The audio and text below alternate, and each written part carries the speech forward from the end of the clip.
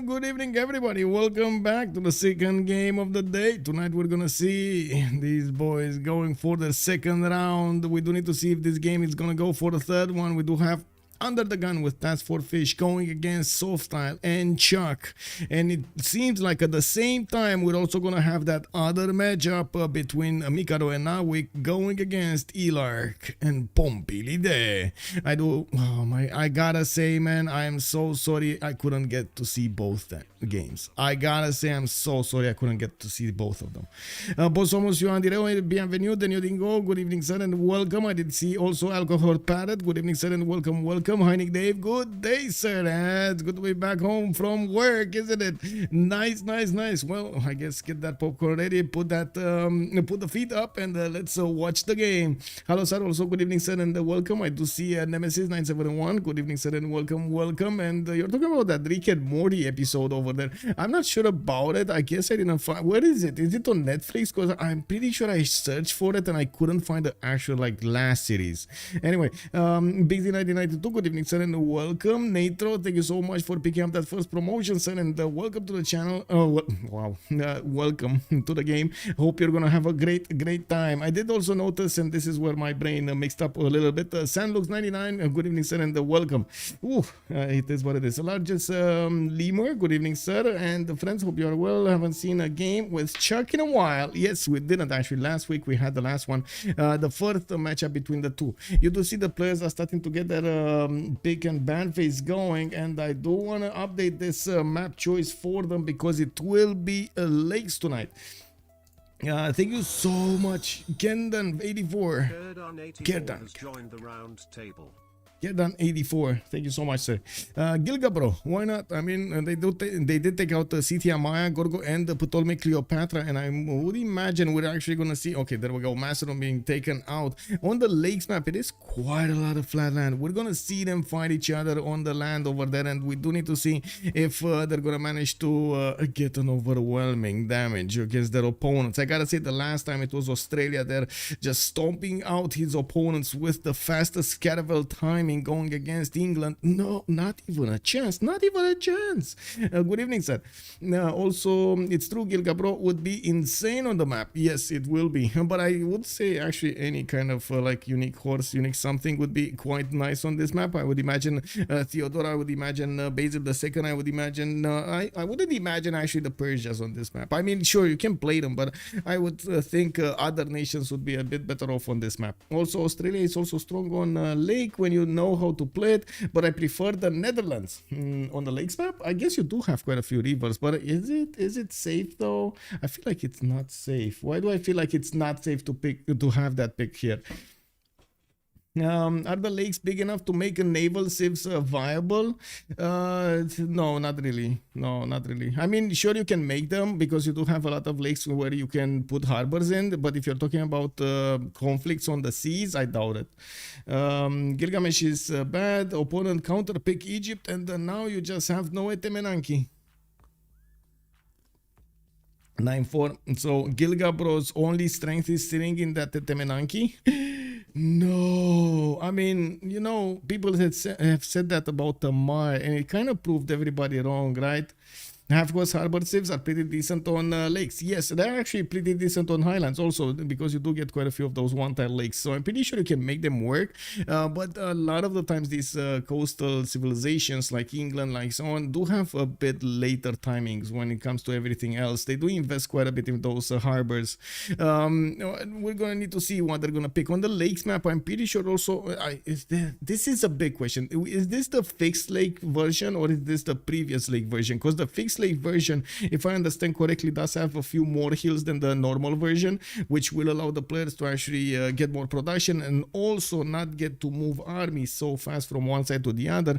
We've seen on the lakes map how fast you can actually get from cap to cap with horses, because you do have a lot of flat land in between, and the horses can cover that land very quickly. You've rivers, you've lakes, you've small sea. Lakes and small sea are a benediction because you can get the polder close to each other, and you literally want to spam them, and it's impossible to pillage them. Yeah, I mean, you're not wrong. I guess that is definitely an advantage. Okay, so I do want to also mention we did have last time SoftStyle and ChucK picking up the first civilization here, while this time around we do have them going for the other side.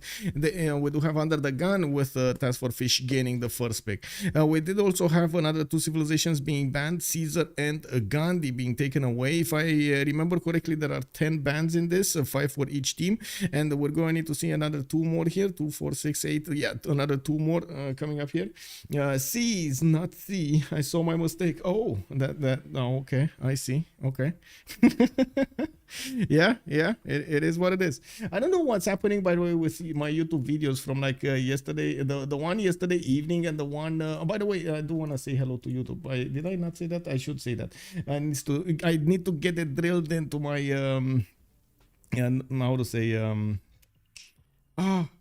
how to say how to say drilled into my muscle memory to actually take a look at it. Hi, Hadman, good evening, sir, and welcome. I hope I answered your question over there in private. Sanom, good evening, sir, and welcome. Papa, say hello there, sir, and welcome. I do hope I'm gonna also click on that like, and I do want to explain what it happened. I do not know exactly why the videos got stuck in processing. You can see them, but they're kind of stuck in processing, so I can't do anything on them. Like I can switch a lot of the settings that I usually switch and so on and so forth. It's kind of a mess, and I'm a bit sad about this. Sent over there a YouTube ticket, you know. Hey, please fix. Like, look at this. What's going on? I mean, you know, hello, help. He doesn't care about YouTube. No like for you. No, I'm sorry. What did I do? What did I do so badly? Anyway, it is what it is. Now let's actually take a look what's going on here. It looks like the first pick is going to be gold, and yes, this is a production civilization. I'm actually extremely surprised we do see the Gallic nation. It's hard to push into the Gallic nation until a point in which, of course, if he doesn't play his cards right, or he doesn't have enough good land to benefit from, well, that's a problem. Anyway, we're gonna need to see how this is gonna develop here. He's still gonna get quite a bit of culture. We did have him a lot of the times actually managing to overwhelm his opponents with his sheer production, but I've seen him fail also that sense. I mean Ambiorix as a nation. I'm not talking about any player in particular. So we're gonna need to see how UnderTheGun or TaskForceFish are gonna try to benefit from Ambiorix's Oppidums, from its early engineers, from his damage bonus. So we do need to see also on the other side with ChucK and SoftStyle going for something I would say a little bit more into the meta than gold. Gold does seem like it's a little bit out of the meta right now. We do have SoftStyle with Cleopatra Egypt, which is gonna get a lot of gold going, and then ChucK is gonna go for Rome, which we've seen it multiple times how good it is. It's a flexible nation, it can do a lot of things. I mean I've talked about the bonuses so many times, I don't know if I should actually check them out right now. TaskForceFish is actually the one who's going to go for Ambiorix, and they're going to pick Montezuma, which again does kind of make sense to actually pick Montezuma in this scenario. You might actually get quite a few benefits from the Eagle Warriors at the beginning with city states around you, and at the same time, and those extra amenity bonuses might shine. You do get, if I remember correctly, 2 continents right on this 4-man map, so there is a possibility for you to get plus 9, maybe even more if you have some coastal resources somewhere that you can find. So we're going to need to see if Montezuma is going to get lucky and spawn next to a continent split, or is he going to be the one that is going to struggle with the +4, +6. Don't get me wrong, that's still very good. Don't get me wrong, that's basically like an extra free general that you get to benefit from, right? It works. If it works, it works. So let's get into the game here, and we're going to need to see how things will evolve. I do want to switch my settings over here so I can put up the prediction on the screen with how many remaps are we going to have. 0, 1, 2 being the question, the possible answers. So let's start up the prediction on YouTube and on Twitch, and let's start it up on YouTube as well to actually see what's going on over here. What do you think will happen? How many remaps? No cheating, by the way, guys. Don't look at each other's answers over there. No cheating on the vote, please. Come on, we're responsible adults right here, right? We're responsible adults. No, okay. Well, at least I hope so. I hope so. Anyway, we do need to take a look what's going on the map. Of course, As you can see, lakes is gonna have a lot of water on it, but a lot of fractalish water. We do have fish with Montezuma actually very close to each other on the northern hemisphere of the land, and by the looks of it, they are also gonna benefit from one very big continent. Wait, there's no second continent? Oh, there is a second continent. Look at this tiny continent. Oh, that is so cute, but it is so wrong. Look at this. Oh my god, it's actually can we have a vote if we're actually gonna have TaskForceFish tell UnderTheGun to get here and get the abilities? It's in the rules. You can try to get the biggest income. What? No. How to win points today? Who will win? Exactly. Battle Cruiser, good evening, sir. Colombia made it. I mean, it didn't really made it in the game, but yeah, I guess it made it through the ban phase. I ran into GPT issues using Goal single player. Yes, you do go quite often in low GPT with at least until late game with Goal. Arctic Atlantis continent makes sense, makes sense. That's where the mothership landed, that's where all of the spooky aliens with shields came out. Hello, the coffin, welcome, sir. Welcome back. The Beasley, also good evening, sir, and welcome. How did you fix actually, I guess, the GPT issue? You just spammed out commercials everywhere? Anyway, let's actually take a look at the city of Alpha. He will have actually quite a few good oppidums with multiple of these stone tiles available for him to improve. I do see in the south he's also going to have an array of strategic resources sprinkled in between some stone tiles that are definitely going to give him a lot of adjacency here. We do have him actually placing the city of Alpha right smack in the middle of all of those stone tiles, and you can't really put the oppidums next to your city center, so it's kind of awkward.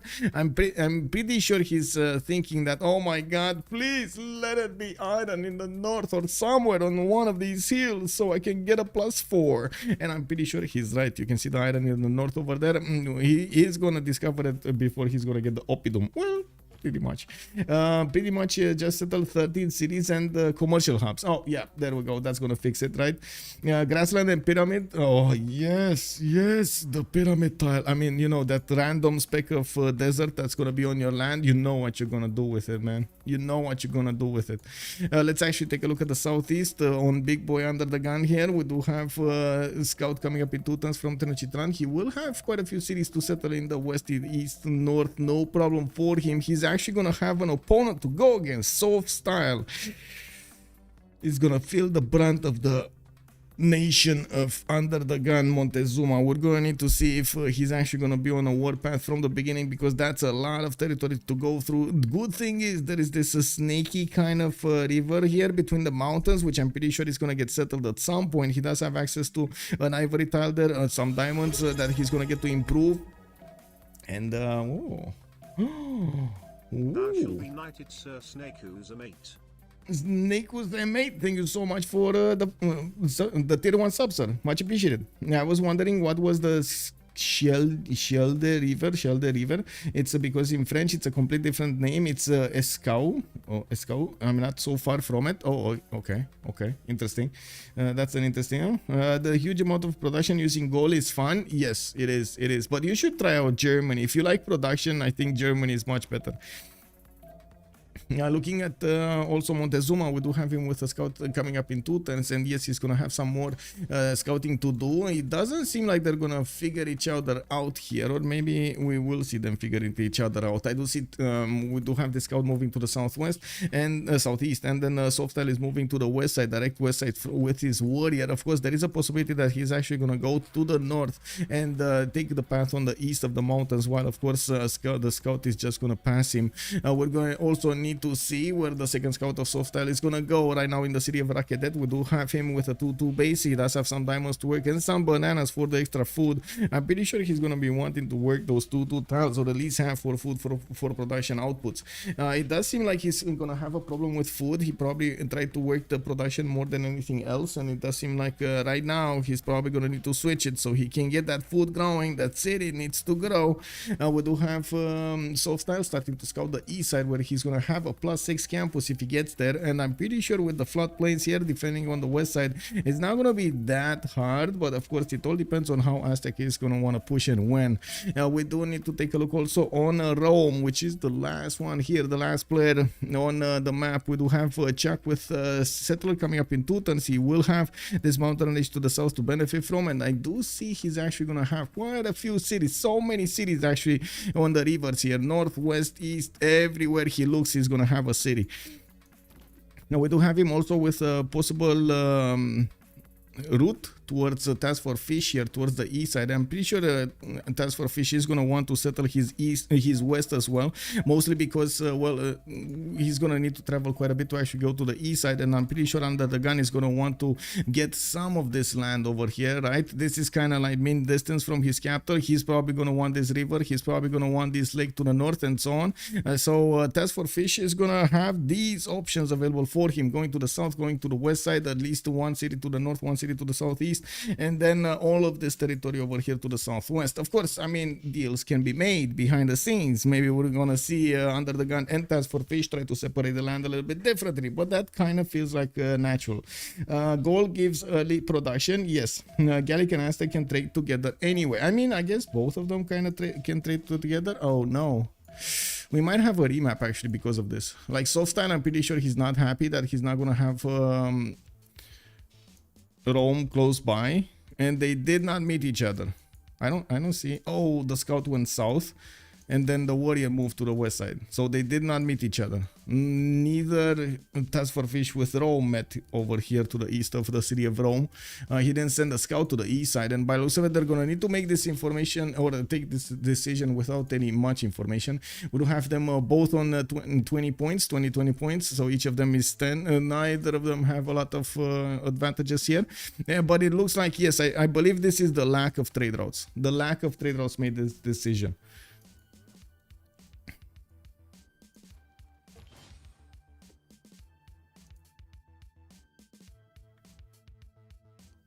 Just waiting for the map to be loaded. Nice naval traders for Gaul and Aztec. Yeah, not wrong. I mean, both of them can settle cities over here on this lake. This would have been amazing. Okay. Okay. Any questions about the tournament, by the way? Is anybody new to the 2 versus 2 and how it works and so on? Do you want me to explain something? Do you want me to answer a question? I mean, might as well as we have a few minutes over here. The fish is on goal. Yeah, Marius BW, good evening, sir. It seems the fewer the players, the more important the gold is. Yes. Also, Quillwhip, these are not kind of the finals. They do need to, or I guess it depends on how you look at it. They do. The winner of this game will play against the loser of the other game being played right now. Ilark with Pompilide versus Mikado and Naui. Then that's gonna be the loser bracket, or I should say the lower bracket finals, and then the winner of that will play again in the upper bracket, the winner of the other one. Ryu Lol, hello there, sir. Do players from the same team spawn near each other, or it's random? It's randomized, but with a few added twists, as in how the spawning works. First of all, basically BBS creates a grid over the map, and it will create the regions for the players to spawn into. It of course will take into account what kind of land they have. So for example, there are civilizations that are more prone, like Egypt over here, to have floodplains. They're going to be with a much higher priority to go for floodplains. The same happens for Canada or Russia in the tundra. The same happens with civilizations like Brazil, for example, who really thrives in rainforest, and the Congo, for example. So there are a few added like twists and turns on the algorithm whenever we're going to have the map generation. We also needed to add more rules to this because of the competitive scene. BBS actually does not allow players to spawn less than 11 or something tiles between them, like it's more than 10 tiles. We used to have a rule that it's going to be a remap if we have somebody less than 8 tiles, like a cap to cap, it's less than 8 tiles, which happened a lot with the original algorithm before we changed it into BBS. Before Jack the Narrator and Wazabaza and so many, like 57 Fan did a lot of good work on it, like so many of them. Kono actually also did a lot of good work on it. and so on. Yeah, I think that's about it. The spawns, right? Did I miss anything? Yeah, okay, there we go. I think I answered the question. Do you all any follow-up? I don't know. Also, Chokela, hello there, sir. One player is usually frontline. Yeah. I mean, somebody's gonna need to fight. Of course, there is a possibility that they're gonna be 1-2, 1-2. I mean, you know, sprinkled in between each other in tandem. Let's actually see. TaskForceFish is gonna be on the. Ooh. Oh, I see. Pio Tahi. I mean, the gods of Civ smile upon the fish today, giving him a prize over here in the form of the great natural wonder, the Pio Tahi. Yeah, he's gonna go skinny dipping over here. Yeah, last game was very fun. Fish and UnderTheGun tried to deny religion to Russia and Byzantium and got themselves handicapped. But yeah, I mean, yeah, you're not wrong.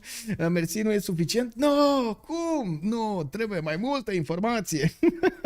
Let's see. What do we have here? Goal is gonna start going to the northwest side where he's gonna have actually Rome to contest that wonder, and by the looks of it, Rome is gonna get there a little bit faster if he sees it. I mean, this is gonna be one of those long bays. We're gonna need to see if Pio Tahi is gonna be discovered here by either of them. We do have some extra gold popping out for TaskForceFish, and yes, he's gonna get another scout. I do see like this time he's not gonna have that many stone tiles, and this is a bit worrying for the Gallic nation. He's not gonna get all of that juicy extra adjacency that he actually thrives on when it comes to getting his oppidums at the production rolling. Yes, he's gonna have a +6 here, but that is gonna be costly, and he's gonna need to get some chops going there.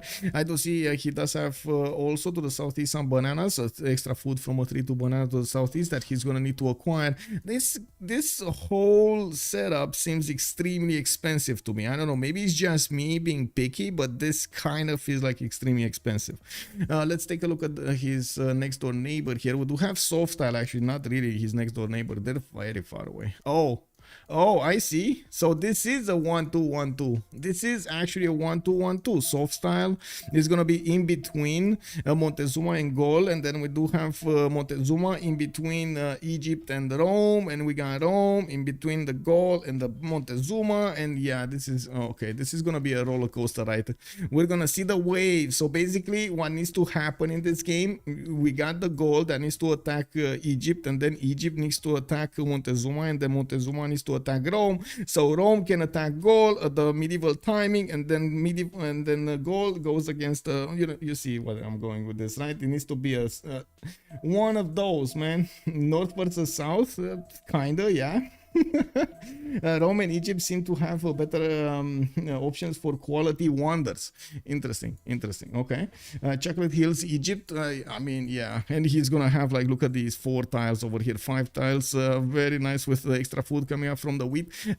This is not Ptolemy. This is actually Cleopatra Egyptian, and yes, he's actually gonna need to get rid of some of these wheat tiles. I don't think he's actually going to keep them, but I do believe he's probably going to try to get a wonder in between, possibly a Temenangi, and we're going to see him try to get that extra science, the extra production for these tiles from the wonder, not to mention getting those extra points of production from Liang. We do see him also popping out a settler in 410s, and looks like he's scouting to the south, where he is going to have the ability to settle on one of these cocoa tiles or go for another one of these settles on floodplains to the south. My god, when it was Ave Machiavelli, right? He was the one that called me out, that was calling floodplains floodable terrain. I mean, it's the same thing, right? Is it different? Like, is floodplains different than floodable terrain? Aztec seems a strange pick in this format. To me, there are plenty better. I don't know about that, because a lot of the players did raise to a very high standard the Tlachi, which is the unique building of Montezuma, which he actually uses in his entertainment complex, right? It replaces the arena.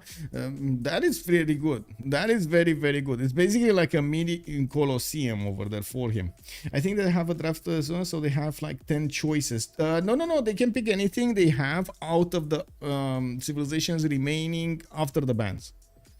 Functionally the same, but cheaper home insurance rates on floodable terrain than floodplains. Okay, interesting. Functionally the same. Okay.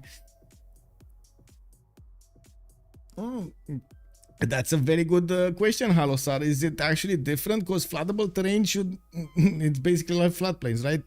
I guess they're flooded by different kind of ocean, like water bodies. One is ocean and the other one is river, or what is it? Anyway, we do have to take a look what's going on here, because it seems like we're gonna have the choice for a remap for them, and of course in a 1-1-1-1 situation, 1-2-1-2 actually situation, neither of them will have the opportunity to go for the gold, and I'm pretty sure they actually know this, or at least they are probably taking this into the consideration. I think we also saw war declaration being sent, so yeah, there we go. I would imagine they saw each other and they do know about Pio Tahi. Both of them are gonna try to contest this wonder. I'm also sure that Rome does not see exactly where the Gesate is, but you can see that the Gesate, the Gallic unit, will see the loyalty pressure over here to the south of Cardiff. And yeah, there we go, there we go. They're gonna want to get this out of the way. I'm actually very curious after the game if Gol made this decision because of the lack of stone tiles, and he did not trust that he's gonna have a lot of horses or a lot of strategic resources around him, or was it because of something else, like the lack of trade routes? I would imagine it would be more hurtful for their opponents to actually not have trade routes, especially in SoftStyle with ChucK. That would have gotten more out of those trade routes, but anyway, it is what it is. Now, insurance rates was a okay, I got it. Lowland are under sea level, don't need a river to be so. Okay.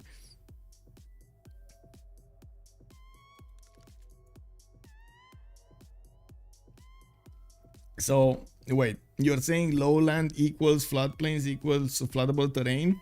Oh my god, we're getting some new words in here. What's going on, man?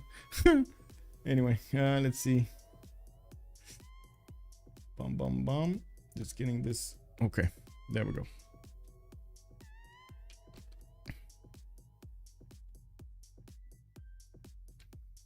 So this is going to be the map, right? We already have the 2 remap choices being done. Let's actually finish up the prediction for 2 remaps. There's no more map to be played, to be chosen, no more remap token to be had, to be used. Let's actually see what they will have on this map. Good luck, have fun. Let's throw it in the ring over here and let's see how this is going to go. 2 remaps have happened on this lakes map, and we're going to complete the prediction. And of course on YouTube I'm going to do the same thing. Well, unfortunately you can't really put points in there. Would have been nice to actually put some points in there. Wow, 0.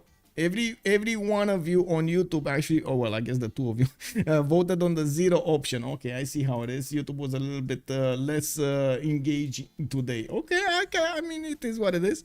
Now let's actually take a look at what's going on the map here. We do have Alpha actually in between quite a few resources, and by the looks of it, he's gonna have access to cotton tiles, some ivory tiles, some bananas, but I don't see that many quarries. So I do see him with a possible marble tile over here to the south, which would have been nice to have it as a settle, but it's not. It's actually gonna be a non-freshwater city here, or no city at all. To be honest, this is a bit underwhelming. Now we do have him with more of these ivory tiles in the north, and I do see he's gonna have some strategic resources where he could use their adjacency towards his oppidums. This is one of the risks you actually take when you try to spawn with coal. Well, the fact that he's gonna have those quarries from the marble tiles is still gonna help him get what he needs for his adjacency.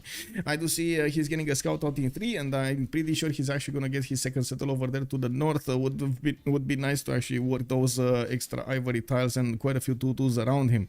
We are gonna need to see how he is also gonna have his neighborhood here on the east side. It looks like ChucK is gonna be behind these lakes, and yes, Rome is gonna pump out a scout soon. He does have the ability to try to go and settle this marble tile to the southwest and get a free amenity, a very quick amenity actually, without any improvements. He is also going to have this ivory settle here to the southeast. Anybody to worry about? Doesn't look like, but they are again in a 1-2-1-2 formation. They're not going to get to trade with each other. Yeah, they're not going to get to trade with each other. It is what it is. The city of Rome is also going to benefit from some reef fish tiles to the southwest. Of course, he doesn't have a sailing boost. I don't think so. And that's going to be a bit of a problem. I don't think Montezuma is going to give it to him. So unless he actually settles on one of these coastal cities here, he's not going to get that boost. It is what it is. Like if you take a look over here, the boost you require to found a city on the coast. I do see he's going to also benefit from an iron tile in the third ring on the east side. And his horses are going to be quite far up in the north. It kind of seems like he stole Gold Settle. Don't you feel like he actually stole the Gallic Settler with like a +8 Oppidum there with another like +4s on the west side, some +6? Oh my god, man. He actually stole that. He got his settle away from him. Egypt has a money traders this time though. Yeah, at least that. And Zanzibar also. Oh my god, this is gonna be so nice for Cleopatra. For SoftStyle. Let's actually take a look next. We do have Tenochtitlan with the scouts coming out, and I do see he's gonna need to start exploring. He does have quite a few resources, but I'm pretty sure this is just one big continent again. We're gonna probably have a sliver. Oh no! This time actually there is a possibility for him to get on the other continent at some point in the game, especially to the west side. He's gonna have access to some ivories here, diamonds in the close city, not bad. And oh, look at this plus. Oh no, he needs to get 2 of them if he wants to get him. No ivory here, unfortunately. It is what it is. The only ivory tile is there, and he just doesn't have enough range. Or no, there could be one settle here, and then 1 2 3. Yes, 1 2 3. There we go. 3 amenities, 1 city to the west of Vilnius. Amazing. Now we do have UnderTheGun with settler coming up in Fortens, and yes, he's gonna have an iron tile right smack in his capital with some honey tiles in the south to improve. I would imagine he's also gonna have access to his Temple of Artemis if he wants to. He just needs to improve these camps. What I do see, he's also gonna have a decent amount of gold extra from the cocoa tiles, and the fact that on his continent he's gonna benefit from some amber. He's gonna get some culture going. Not bad at all. I do see his horses being in the third ring are gonna be quite expensive, and I guess it begs the question if he is gonna settle a city a little bit closer to the horses after he's gonna discover them. I would imagine he already got animal husbandry, and I would imagine he's gonna switch right now his path. Like after animal husbandry mining, you should actually click on campuses, right? Well, I guess he's gonna want to figure out where the city states are. We do have, wait, fish saying second. Okay, what happened? Did his he lost a pop. He lost a pop. But this is turn. Oh, this is turn 6. Oh, this is turn 6. This actually, if he lost a pop, we do have a technical remap here. Egypt, okay, man, I don't want to bet against the fish. Yeah, I mean, don't bet against the fish if you don't want to bet against the fish, you know? The fish is the fish. Yeah. Wait, what happened to this? Okay, there we go. Also battle cruiser. So this is the third remap. No. This is, I don't count technical remaps anyway in that vote. You know, only remap tokens and the remaps happening with remap tokens. Egypt has a many. Oh, okay, I did read through that.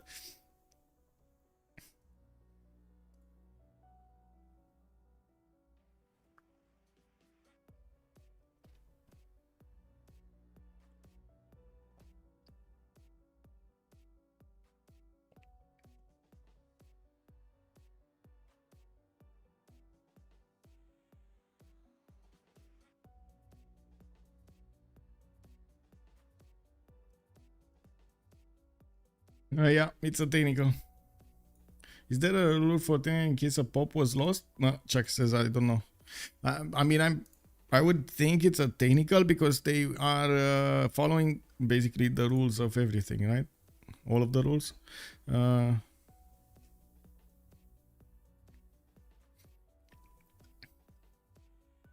Okay, they're asking Colo by the looks of it. There's no wait. Regular arbor. Let me see the rules here. Well, I guess they already checked the rules, right? That's why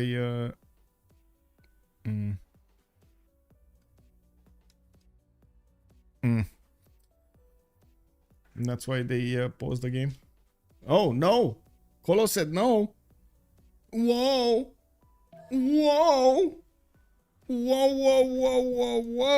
We got Fish over here with a bit of a problem. He lost that production on the settler, lost these 2-3 turns because he lost the population, and now he's gonna need to scramble to get back on the horse. He does have 2 scouts getting out on the east side, and oh my god, guys, oh my god, it is what it is. It happened.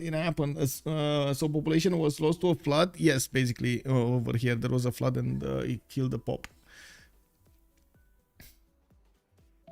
Oh, we can give you a gentleman agreement remap. Oh, that is some nice sportsmanship. ChucK going. Oh, I see how it is. Okay. Wow. Yeah. Plombir, who won last game? It was ChucK with SoftStyle that did manage to win last game. Some amazing performance over there with Australia. Good Fish could use the buff. Yeah. Goal basically lost his entire first few turns. Yes, exactly, and that's the problem right here. Are they actually gonna go for it or not?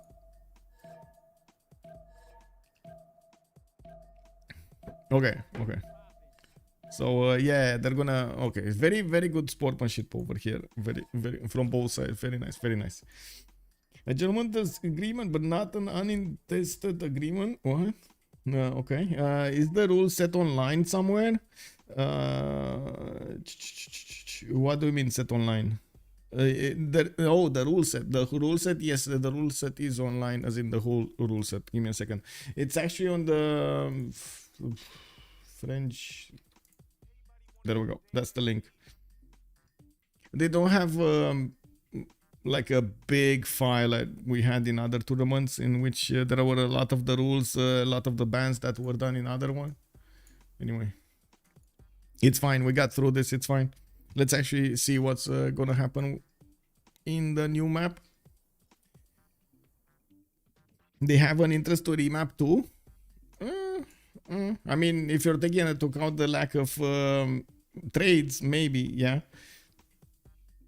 Also, Ofink was mentioning that that's just sportsmanship on the other team if they not remap. Well, they were actually the ones that asked, so I would say that they really are very high sportsmanship material there.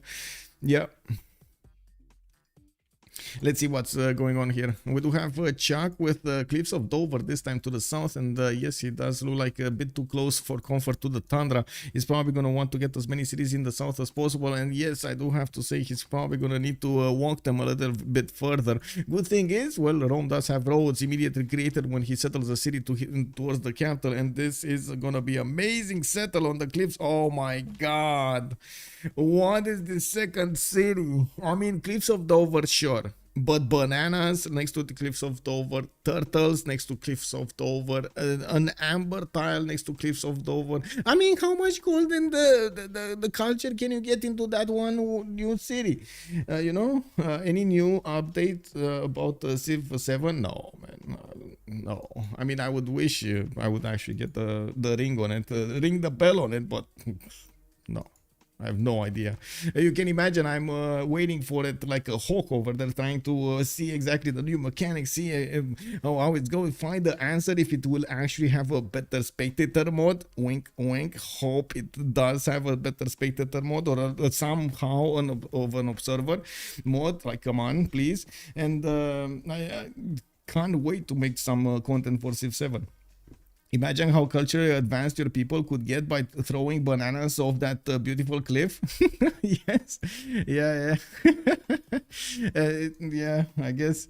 Anyway, we do have ChucK over here also with both strategics right in his capital. He does have his horses in his borders to the northeast, and the iron tile is going to be in the second ring to the north. I do also notice he's going to have quite a few cities to settle in the south. Distance, not that big of a distance between him and TaskForceFish, which I'm pretty sure he's gonna want to handle somehow.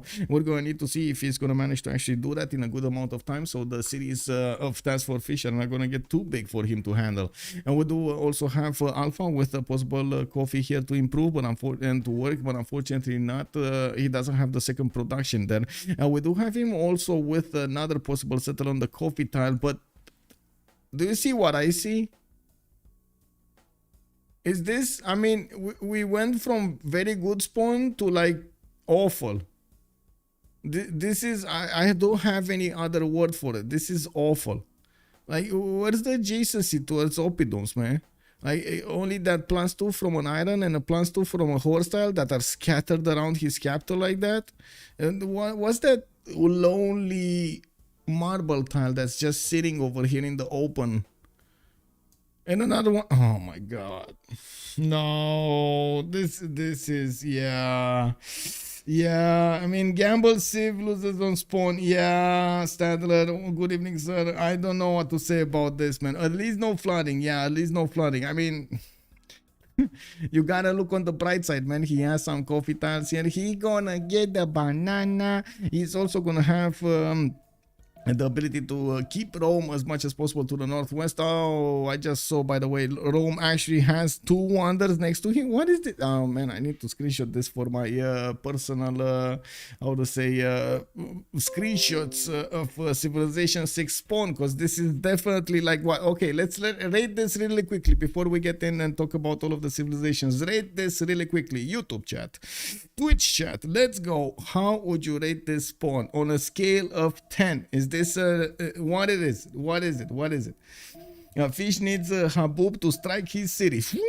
Yeah, the sad goal. Yeah, the Icelandic volcano, you cannot pronounce the name. Yes, that one. Yes, exactly. Rafifi knows, man. He knows. And Bartolome is already calling out some wonder over here, some how to say numbers over here. We got a 9.2, we got an 8.2, baby. Okay, let's see what YouTube said. YouTube, hello, are you there? The Tundra Wonder, not great, and not any reverse. I mean, that's gonna turn great. Like, this is one of those wonders that's definitely gonna turn great. 9 bananas out of 10. Okay, I see. 9 bananas out of 10 it is. I would say it's definitely very high up on those. We do have scouts coming around from Rome, and yes, he is going to discover the cliffs of Dover right about now. We're going to need to see when he's going to figure out Alpha is sitting to his southeast. Freshwater galore, yes. Let's actually take a look. The fish will start exploring his land to the northeast, and I'm pretty sure he's gonna go in the west, in the south as well.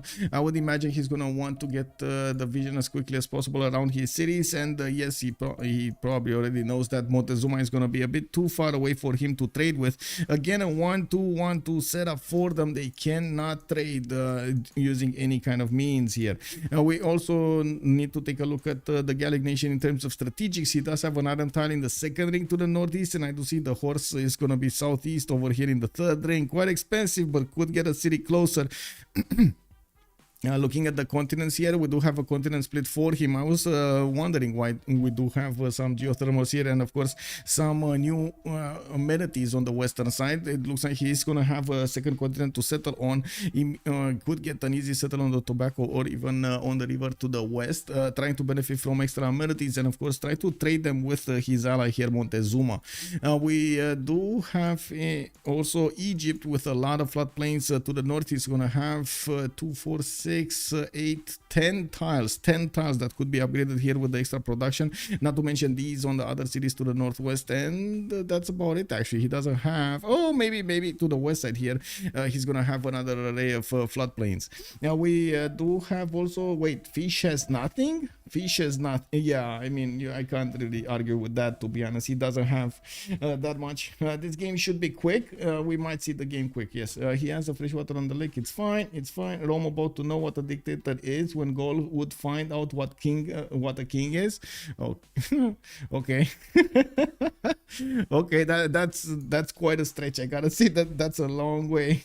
So Rome will conquer Gaul again. We might see him. Well, let's see what's gonna happen. I'm pretty sure this is gonna be a significant boost to his culture. Not only ChucK is gonna have the free monuments, but he's also gonna have the extra 7 points next to Cliffs of Dover and more culture points in Ifaya Yokul. I mean, the man is not even gonna need the theater square during the game. He's just gonna get so much culture out of these cities. Now we do have also to take a look at Egypt, right? Rakedet is pumping out its settler. Then I do see the horses are on the east side in the second ring. He's working bananas and he's working the 1-3 tiles. Could actually use the population 3 to buy out another one of these tiles, even though I think he's actually growing, right? He's wait, oh, I can't see the growth. Never mind. I will see when he is gonna grow.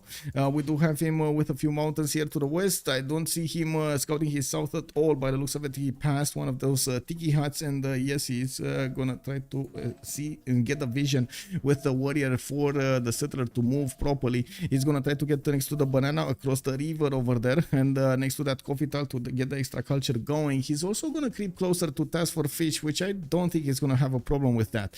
There might be some form of a conflict at some point here between them, but I guess we're gonna need to wait and see how things are gonna play out. There are so many things that could happen that will skew the future.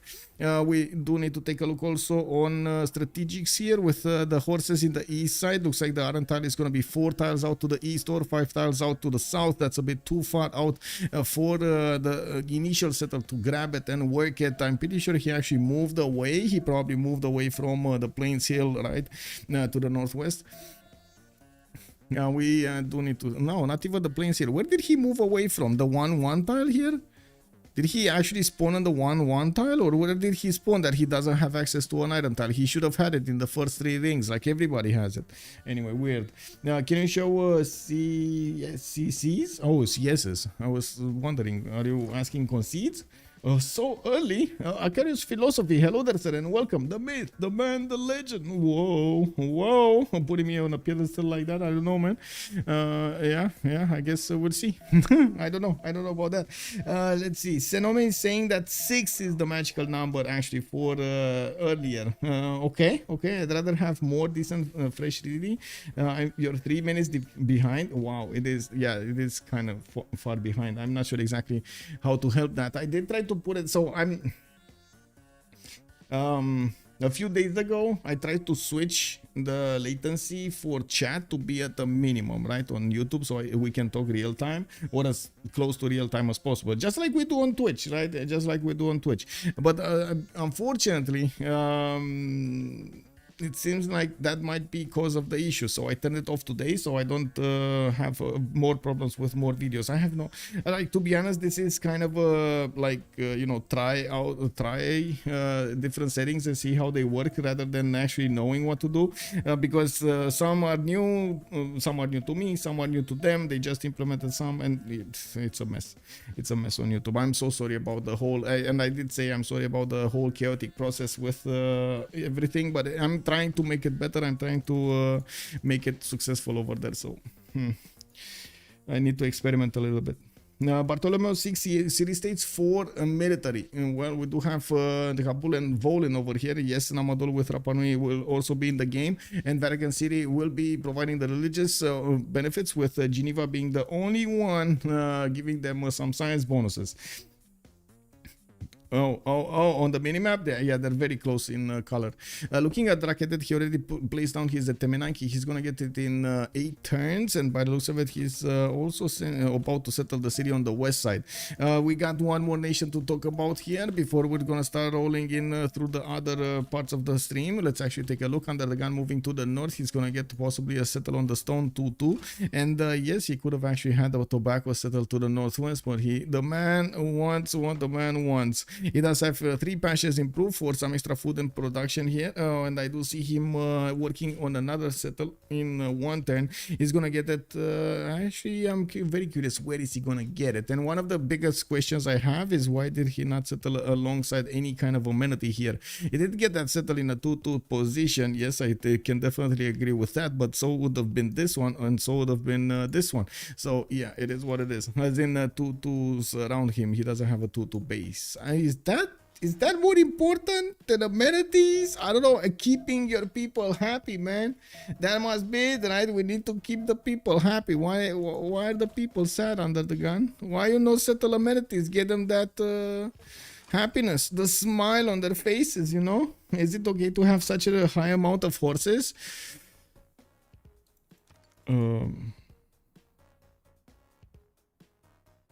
I can only say it in a single expression. You can never have enough horses. There is no such thing. The game wants you to think you have enough forces because it puts some form of an upper limit on how many strategics you want to have. But you can have as many as you can. That's the thing. Settle Maya in danger. Wait, what? Settle Maya in danger? What's mine? What? He must think people would should hungry to be angry and make war. Okay, should be hungry and angry to make war. Okay, I see. That's some deep psychological stuff over there. Pony power is a very limited resource. Yes, exactly. MS Doll knows. Pony power, in at least in Civ6, it is a very limited resource. You gotta use it wisely. It is somehow very exclusive to the nations that can use it. We do have monuments coming up from Tayo. Looks like yes, he's gonna get the new scouts out, and he's moving that settle in the south without any escorts. He does have already his horses improved. Iron tile is gonna be 3 rings out to the southeast, and he has so many resources here.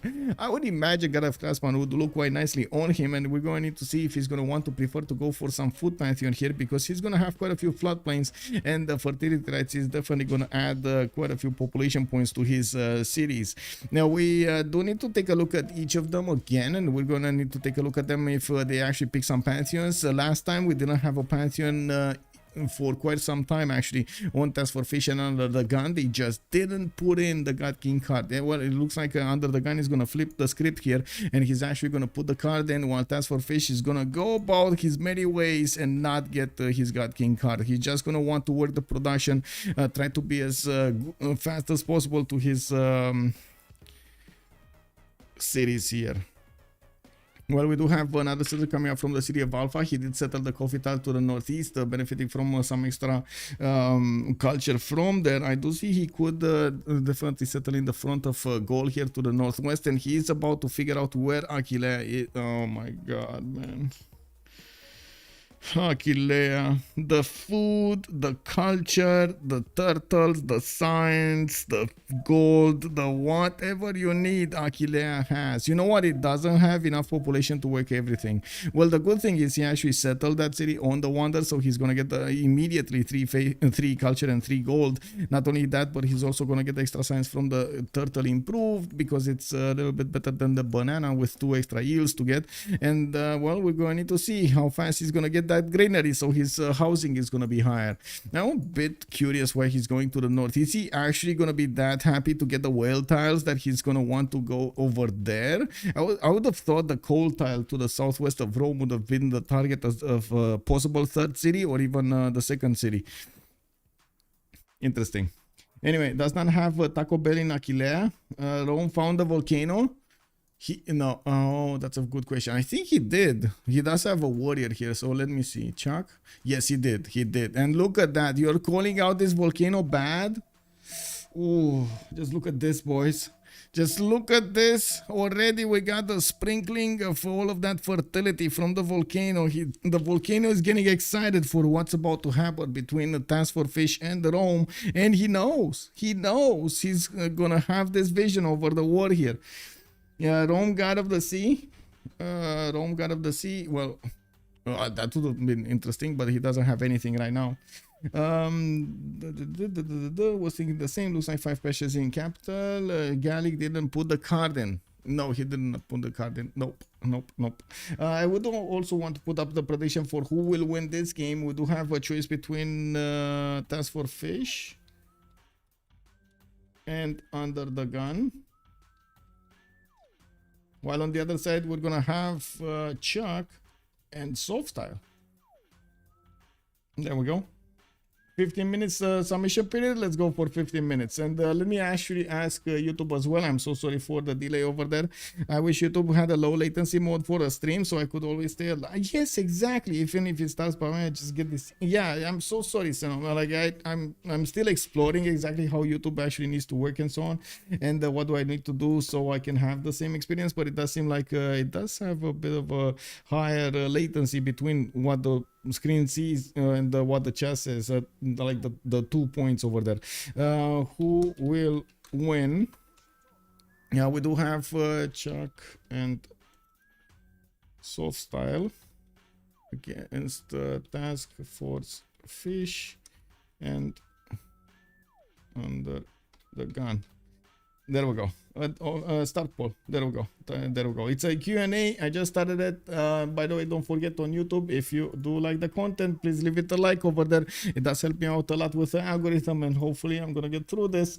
Woohoo! Anyway, let's get back to the game here and see how this is gonna go. We do have a war declaration being sent between the two teams, and I do see SoftStyle is ahead with that 10 science. He must have actually finished the Temenanki here. He didn't get the Pantheon yet, and by the looks of it, SoftStyle is on 1 faith at 10 with 13 faith in the bank.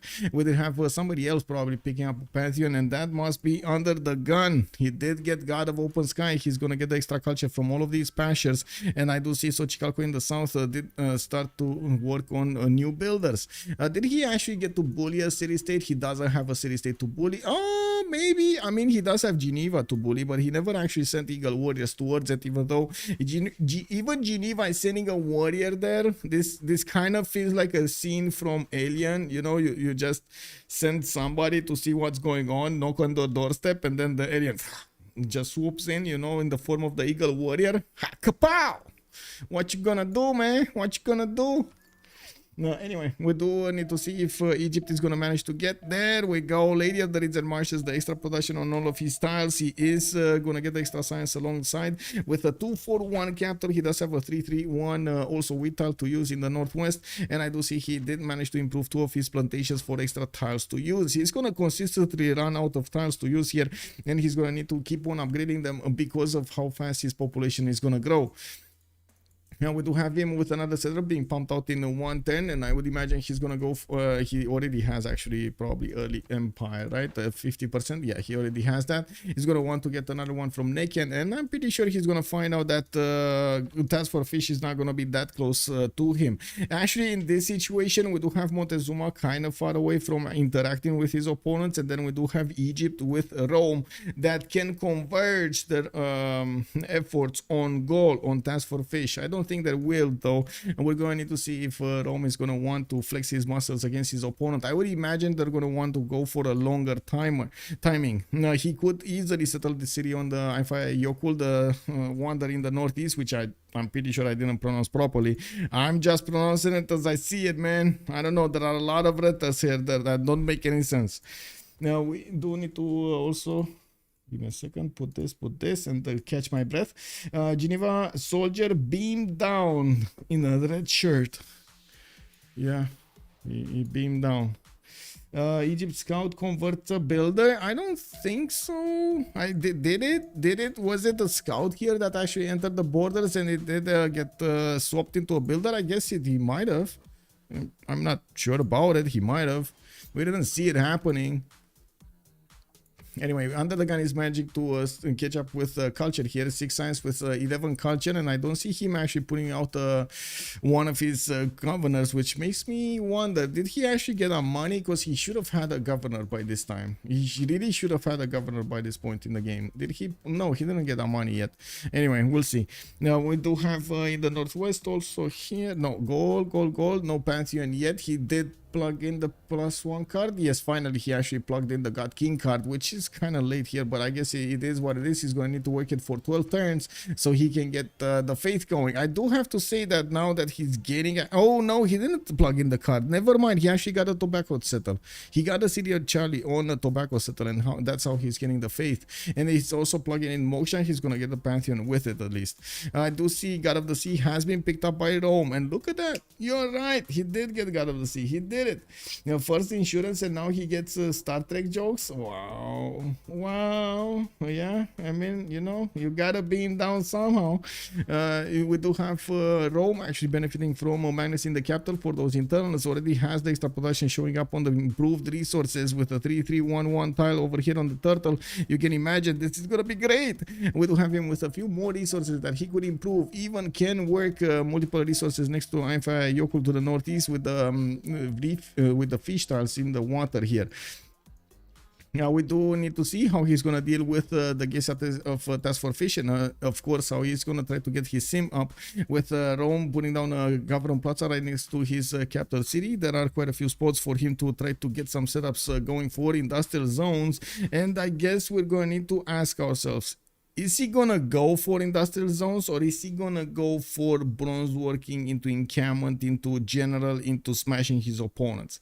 Because most of the time I would say that ChucK does tend to go for the later timing and go for those industrial zones. So I guess in my mind it's a bit of a jumble right now. Like my heart says Max yes, the get RS all has joined the round table. all of the ponies.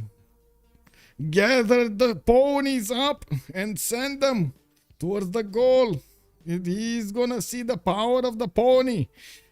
But then my reality kicks in, and then oh no, my head, why did you make me talk about the ponies? No ponies, no ponies. Like let's get some production going. Like can you guys like use a hammer and nails and stuff like that? Let's build stuff, you know, like get some homes, get some stuff going. I mean, come on, let's be peaceful. Later on if you want, we get out the ponies, it's fine. But later on we're gonna have a lot of ponies per centimeter, when of course we're talking about cars. Vroom vroom, 500 ponies.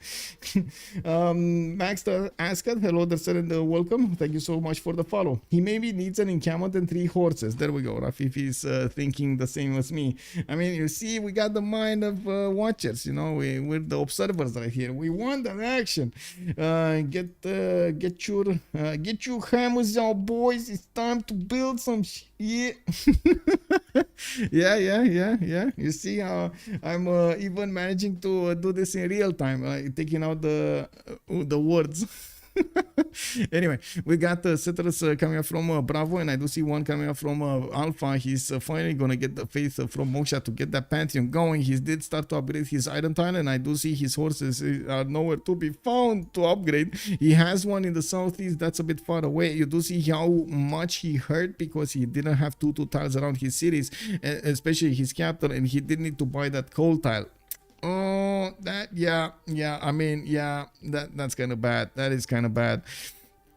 Yeah, that's a very expensive tile. Looking at Montezuma, he did manage to get the production towards new settlers, and yes, he's pre-placing his commercials to lock the production in, getting to build them soon from his other cities. He's gonna want to expand as quickly as possible, and also try to get to the chokes towards the west side. Egypt is not gonna have a hard time to try to fend off attacks from the south of the mountains if he is also gonna manage to get cities there and units to plug the chokes. It's a necessity, not something that you know, you can discard. We do need to see how Egypt is gonna use his next settlers. As you can see, he just popped on from his capital. While he's gonna start moving to the south, we do have a builder in 2 tents coming up from that city center to allow him to build some more stuff over here in his capital, improve the resources. He did manage to improve his plantations on the coffee tile next to the city of Neken, and he's gonna have his turtles improved. That's more amenities there. I do notice that's his only 2 amenities that I can see. Yes, he could get another coffee tile in Neken and maybe try to trade it away with Rome, even though I think they're different continents. They are different continents, right? We didn't see coffee next to Rome, and of course Rome will have the salt mines that he's gonna get to give to his ally, not to mention these whale tiles. I would imagine actually between the 2 teams, ChucK and SoftStyle are a little bit better off with their settles because of the amenity count, and of course because of the higher happiness that they're gonna have in their empires. How are they gonna use that extra happiness? We're gonna need to see. At the moment, they do have better production. ChucK is on 34 and SoftStyle is on 30, while TaskForceFish is 24 and UnderTheGun is 28.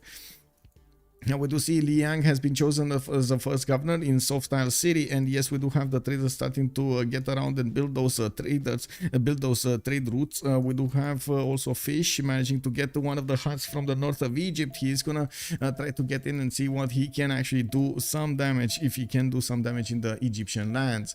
We are turn 26. We've seen it how much it matters that the players do get enough era score to get to the golden age, and if somebody misses it, that is gonna be a disaster. So right now, I'm pretty sure everybody in the game is incentivized to go for that golden age. We do have 4 more turns, not enough time, not a lot of time. 4 more turns. We got the Fish needing 4 points. We got also Egypt needing 2 points. What is the Fish gonna do here? Getting more settlers. Is he gonna get something important here? Iron working, okay, that's the first swordsman. Political philosophy coming up in 3 turns. He should be fine. He should be fine. With political philosophy being discovered and the possible swordsman, he should be fine. Wait, whoa. He needs to hard build swordsman, isn't it? He needs to hard build swordsman. Do aqueducts give adjacency to the Gallic industrials? Yes.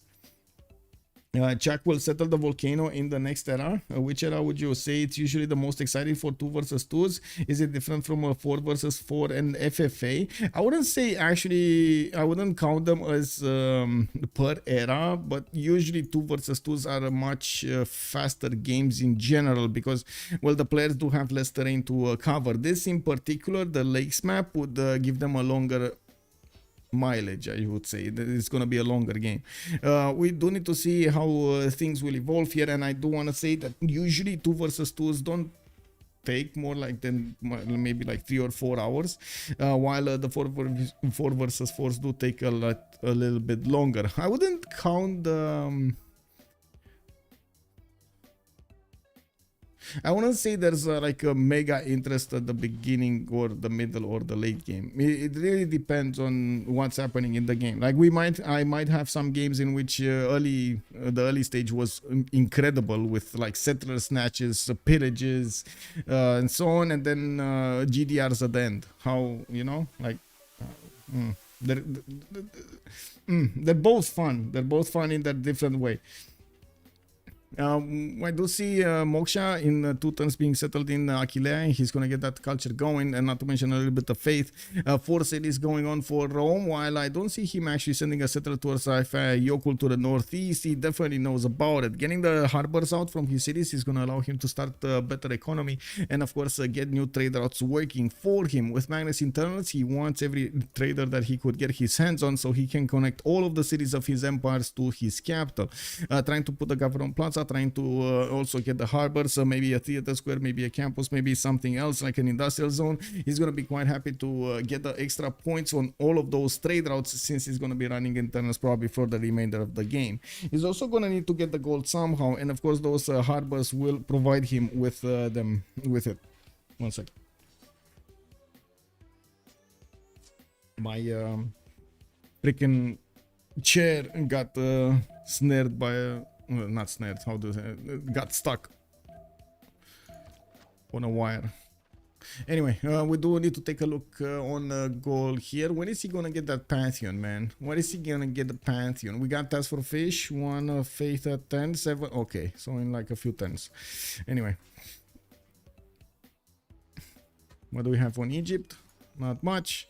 Getting builders. Scout Fish did manage to get the Tiki Hut, and he keeps on moving to the north. He could wrap around and try to go to the North Pole, while I do see he is starting to improve his territory here. No Sphinxes yet. No, there we go. He just put a Sphinx there. Okay, very nice. This is going to give him the extra culture, the faith, and the production on those tiles. Very good. Let's also take a look at those city states. Did anybody try to get them? No, nobody actually wanted to get them. Namadol is, I guess, going to be quite nice on Rome. Do they see Namadol? This is Rapa Nui and this is Namadol. I don't think he sees yeah, I'm pretty sure he doesn't see Namadol. We do have a goal starting up on his Oppidums. He does have a +2 over here to the southeast, and I do see he's gonna get another settler there soon. Now I do also notice with his production, he's trying to train as many of these settlers as he can, while Rome next to him is building up his economy. We do have ChucK with 10 science and 16 culture. TaskForceFish 9 and 15. They're not that far apart not that far apart from each other, but if we look at the production, they are very far apart from each other. ChucK is 47, and he does have 17 gold per turn before he actually finishes the other 3 harbors that he has in the build queues. He's also going to start training up new settlers here, and I'm pretty sure he's going to get a new wave pretty soon of them.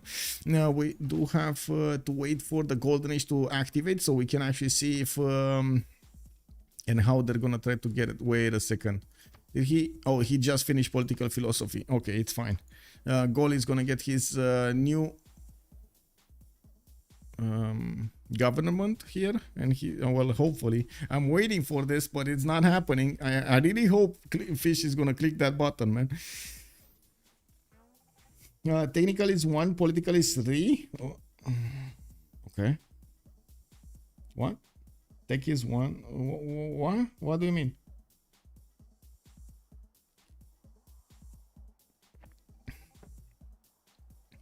Okay, there we go. He did get it. 20 out of 19. What did he get? Oligarchy. He's gonna need oligarchy legacy as soon as possible. So he's probably gonna want to work on his Gavron Plaza specializing building as soon as possible. But anyway, it is what it is.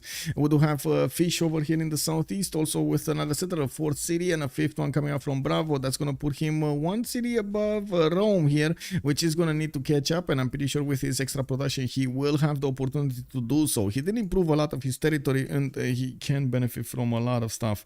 I do see Charlie is going to have a 0 adjacency Oppidum. That is very sad indeed. He didn't have the vision over the Niter on the east side, and he didn't know if he places it on the east he's going to get some extra +2 there. Another Oppidum from the city of Bravo. No, that's the Gavron Plaza. That's the Gavron Plaza from the city of Bravo. Interesting. He didn't want to wait another few turns so he can get that going. I do see the Oppidum here is still gonna be a +2, but this at least has the chance to go for a +4, or no? No. It is what it is. We do have Swanet getting his commercials out, and I do see SoftStyle is going to prioritize his economy also. He does have 16 science with 12 culture. He did choose to go for the pen brush and voice since the golden age has activated. And yes, we do have him placing down his Gavron Plaza in the south of Rakedet over the hill so he can work the floodplains. He does have Aketaten trying to get the builder out in 7, and yes, he could and he should try to get a chop here quicker so he can start placing down the other districts. Aketaten is still 1 pop. It's gonna need the time and of course effort to actually get to the second pop, and I would be really interested to know how he's gonna want to set up everything here. I would have imagined he's actually gonna want to get a setup going with aqueducts and so on, but this commercial is just placed in the middle of what could have been had here, like an aqueduct here and an aqueduct here, industrial zones in between. Commercial has nothing to do, Gavron Plaza has nothing to do with this setup. Of course, yes, he can still get GCC bonus to the west side with the 2 aqueducts, and I'm pretty sure he can still get some good ones, but not +7s. It is what it is. Now we do also need to take a look what's going on here. New builders are getting out, and a 5th city is going to be placed on the other side of the mountains. We do have ChucK also with 12 science and 28 culture. Rome is on 4 cities at the moment, with popping another city from the Aquilea's border. We do have him starting off on his lighthouses. I don't notice he's going to go and improve the amber tile for an extra amenity, and he does have happy citizens already, so he's getting a boost of production, and of course all of the will actually get a little bit of a boost there. 53 production, 12 science, 29 culture, and 34 gold a turn. With that pen brush and voice chugging along, he's getting his culture from each of his districts, and he's getting the gold for them. Era score, I think, points for the golden age. Iron working was first classical. Oh, that's what you mean, the first classical technology. Oh, yeah. Yep. Yeah, he got it. I wasn't worried about it anymore. We do have Fish with pen brush and voice, writing and games and rec. I do see him still trying to get a few new builders out and setting his cities in the north. He's going to be on 5 cities quite quickly, and I do have to say he's going to be 5 cities a little bit faster than ChucK here. Now we do have the Oppidums starting to also acquire the great engineer points, with the first one being Emotep. He's going to get probably a free wonder with it. We do need to see how fast he is actually going to get there. Still, it doesn't have a pantheon. How does he not have a pantheon? He's making 3 faith. Did he use his faith? I'm pretty sure he didn't use his faith button for anything. How come he didn't get a pantheon until now? Wow. Okay, it is what it is. Anyway, 10 science and 23 culture. Does seem like he's going to need some time to catch up here.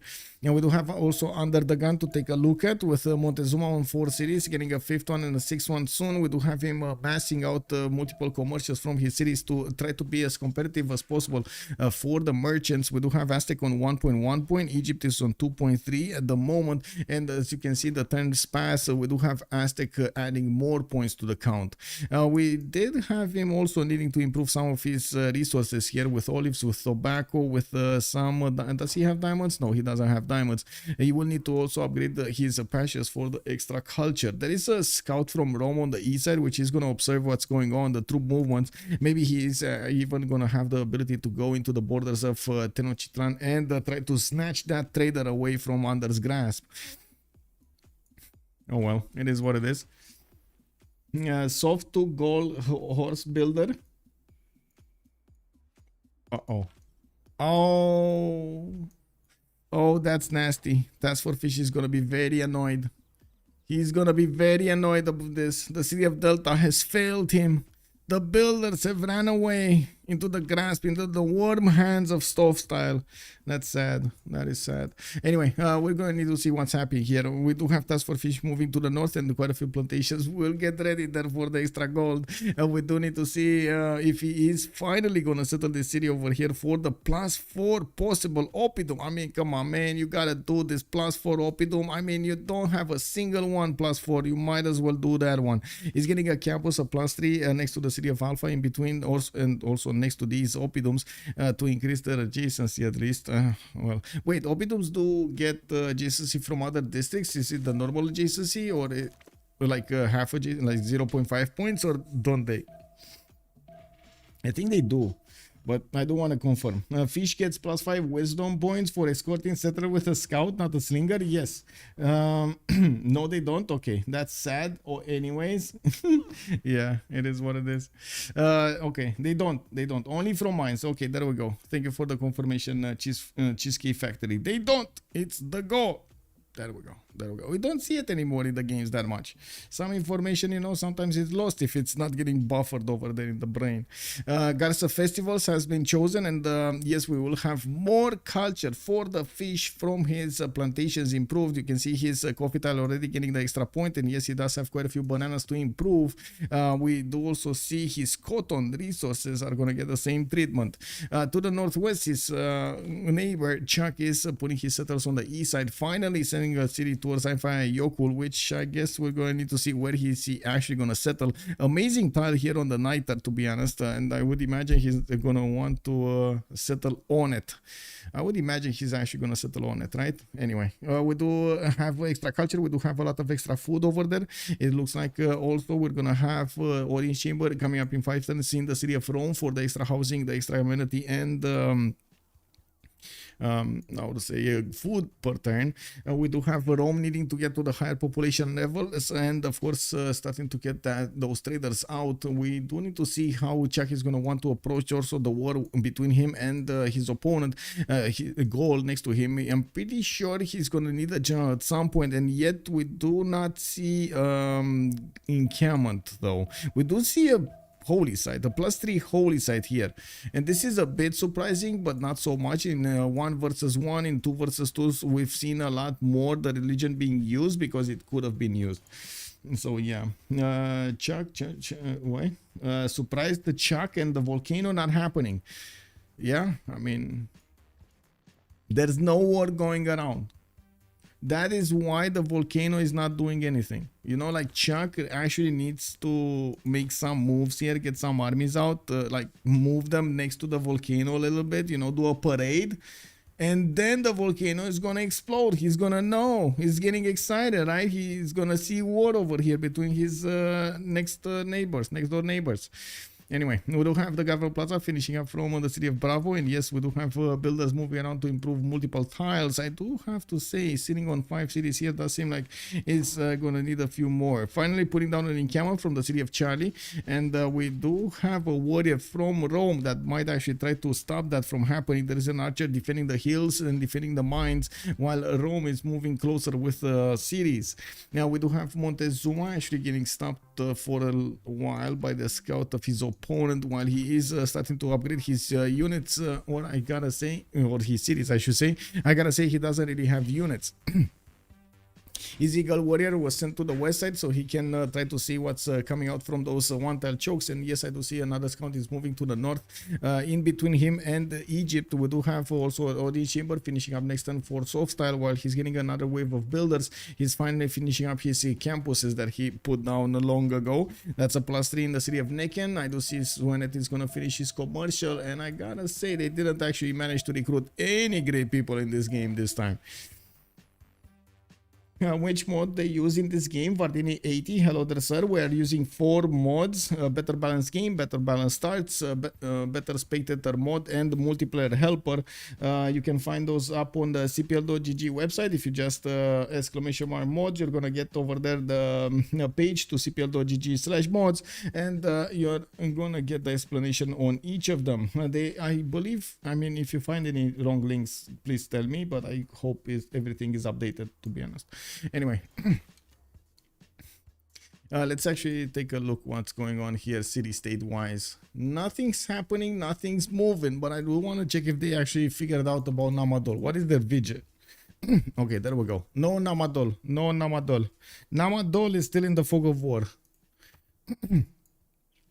And we do have horses coming up from Neken. I do see also from Rakedet, and I'm very curious where is he going to want to send them. He could try to build a few horses and keep sending them towards fish over here from very far away. You never know when you're actually going to catch your opponent by surprise. And of course, he could try to go on the east as well, especially since UnderTheGun is putting cities so close to him. But I doubt it. I seriously doubt that he's going to want to go to the east side. I do also want to say Goal, unfortunately, doesn't have a scout on the east side, or any kind of unit that would give him a heads up that an opponent is coming against him. He is focusing his efforts on the west side, where there is a much more higher likelihood that ChucK is gonna build an army and come against him. We do have Arpinum being settled. I do see Aquilea is gonna put the holy site and finish it. Okay, I see that city state got that city got the holy site. Interesting. I was thinking he's gonna get a campus here. I'm very curious to see what ChucK is gonna choose to go for this. While SoftStyle is on 24 science and 29 culture. Oh my god. Oh my god, look how fast the ChucK actually moved the settler. He's so excited to go on that. And you see, yeah, the volcano got excited. The volcano got excited. He saw the 4 settlers here, right? He saw the encampment. He saw Rome got closer to the edge of the borders of TaskForceFish, and the unit started taking damage. Bam, volcano got excited. The map knew, the game knew. Also, you've probably seen more Civ games than anyone on earth, so I ask you, why are you not the best player? Are the best players not godly at adaptability, click manage, or just godly? Okay, so first of all, in general, it's very hard to say that one is the best over another. We're all humans, and we all have our good days and very bad days. And I would say trying to judge who's the best player, second best player, third best player, fourth best player is more like for ranking and ego stroking than it is actually in technical requirements or reality. I do have a lot of knowledge of the game. I do like to cast the games, watch the other players play, try to coach some players, try to, as much as possible, give visibility over the community, and I do like to play the game as well. The problem is I cannot do both properly at the same time. Like trying to increase the quality of the stream, for example, trying to get versus screens, trying to get animations done, trying to get the websites with graphics and so on and so forth, trying to get my YouTube working is just taking a bit too much of my other time that I cannot play in this one. I cannot, yeah.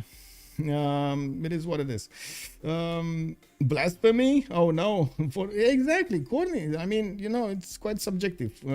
Also, you're gonna see players that are very visible and players that are not so visible that are extremely good. Like players that are very visible but are not that good, and players that are very good but nobody knows about them, or very few people actually know about them. And that's one of the things that I do like to do on my stream. Try as much as possible to have visibility over as much as possible the community online, like different tournaments, see their play styles, see their knowledge of the game, see the different the roads, looking at how they evolved from the first days that they actually came into the Civ community, and of course where they got after a few months and so on and so forth. It's actually quite amazing to me to see all of this evolution going on, and of course the new resources, some new people trying to get in and trying to add more to the community somehow. So you know, it actually does mean, didn't mean to write you off, just never seen you play, so I assume. I mean, I played sometimes when I have time. I'm gonna play at the Civ Give. I'm gonna have, well, there we go. I'm gonna play the Civ Give. I played a few games like a week ago. The biggest issue I have, and I'm sorry, I'm going on a rant. If anybody wants to stop me, just write in the chat and I'm gonna stop. I have this issue in my mind. I'm a like an on-time person, and I have like an OCD whenever I'm late somewhere. Like my mind goes wah if I'm late for something, and I don't like to get into situations in which I need to switch my schedule at the last second, even though I prepared for something.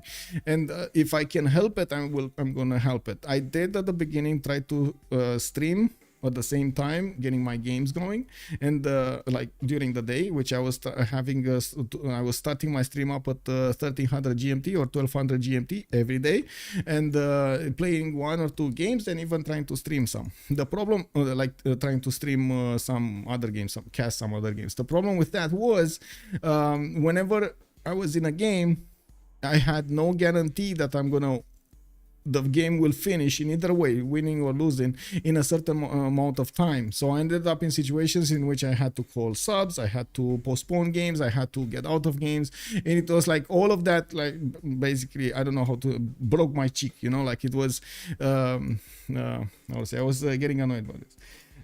So I wanted to stop and try to focus on something, get good at it, and keep going, you know. And I hope I actually am doing a good job. I'm thankful we have a dedicated English speaking caster like you're doing so much for the community. Thank you so much, sir. Also, watching the game without the spectator mode is like watching paint dry. Kick. Lol. Anyway, let's actually come back to the game, and I'm sorry for my rant over there. We do have let's take a look at Montezuma here, because I'm really interested in what's going on. We got 2 nations that are seeing they have horses around. You do see Montezuma is seeing about SoftStyle's first of all garrison defense strength, and he's gonna know that of course his opponent is gonna have a higher strength unit than him, and we do have only 18 garrisons defense strength in the city of Hueslota, while in Racketed we do have already 33, and of course with the horses, if the horses would have been inside, it would have been more. We do have the horses actually being sent to the east side, which was exactly the direction I didn't think he's gonna go. I mean, yes, Gold still is sending a few archers to the east, and he would be quite happy to try to confront any kind of units coming up from SoftStyle. The land between them is a little bit rougher, but I think that's why it works, right? But you do see immediate reaction from both the Fish and UnderTheGun, because they don't have as close as possible visibility to their opponent's borders. Like he doesn't have a unit here, so he can see if Egypt is coming against him, and we do have a unit here from the scout of UnderTheGun, but it's not that far away towards the cities of Egypt, so anything can happen here. We do need to see how SoftStyle is going to want to approach this, but this reaction is very, very, very on point here from both TaskForceFish and UnderTheGun. They immediately started getting horses after they saw the garrison defense strength went up on Egypt. I don't think it matters that much that he has like 168 military strength. That's not that much compared to what numbers we could have had. I want to turn your attention, everybody. Can I have your eyeballs for a second here? Oh my god, I hear the pooping sounds right now. Not those eyeballs, like, you know, just watch. ChucK and SoftStyle. Look at ChucK. What is that 60 culture going on in ChucK's empire? Man, he didn't put a single theater square. A single theater square. Look at this. Oh my god, look at this, guys. 3, 4, 5, 6 culture just coming out from these tiles, and he can get some more. He didn't even need to improve these, man. These are just good as they are. Wow. What's the goal for this year's Civ Give? I understand it's going to be like 50,000 in donations if you can get there, if I remember correctly. I'm going to need to set it up actually for this week. I'm going to try to set up in the next days, so you guys, if you want to donate, of course you can donate pretty early. I'm not sure exactly. I think there will be a meeting at some point that we're going to have to attend to get all of the explanations of what's going to happen in what kind of times and so on and so forth. Like, there's going to be quite a few details that Moise Exos, Raising Zozo, and Nystagmos are gonna need to give us. By the way, again, amazing that they actually are organizing this. This is so cool. We do have to come back to the game here and check out how these armies are gonna get to work. We definitely have ChucK here with the most production in the game, 99 in production at the moment with 246 cities. He is starting up to 210 campuses here in Aquilea and getting a stronger economy, 42 gold. That's actually very good on both SoftStyle and ChucK. They have 42 and 44 gold a turn here. TaskForceFish, of course, lagging behind because gold and commercials don't really mix, do they? They don't really mix, right? Old Triangle is also making a comment. ChucK is too cultured today. Ooh, too cultured, is that a thing? Okay, I guess it is.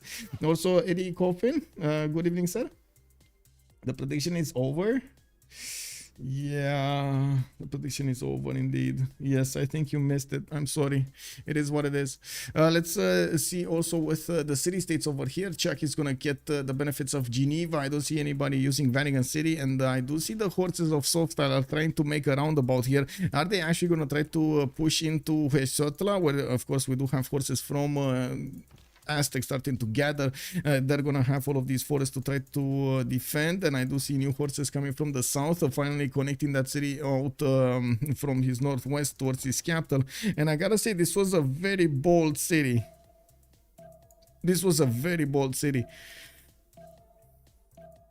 That's also the second, the closest second continent that he's gonna have, right? This is the second continent. This is the closest city that he's gonna have here. He might be interested in taking over Vatican City. Let's see. 1, 2 amenities. Does he have a third one? No. Does he have 3 amenities here? No. Just coffee tiles and that's it.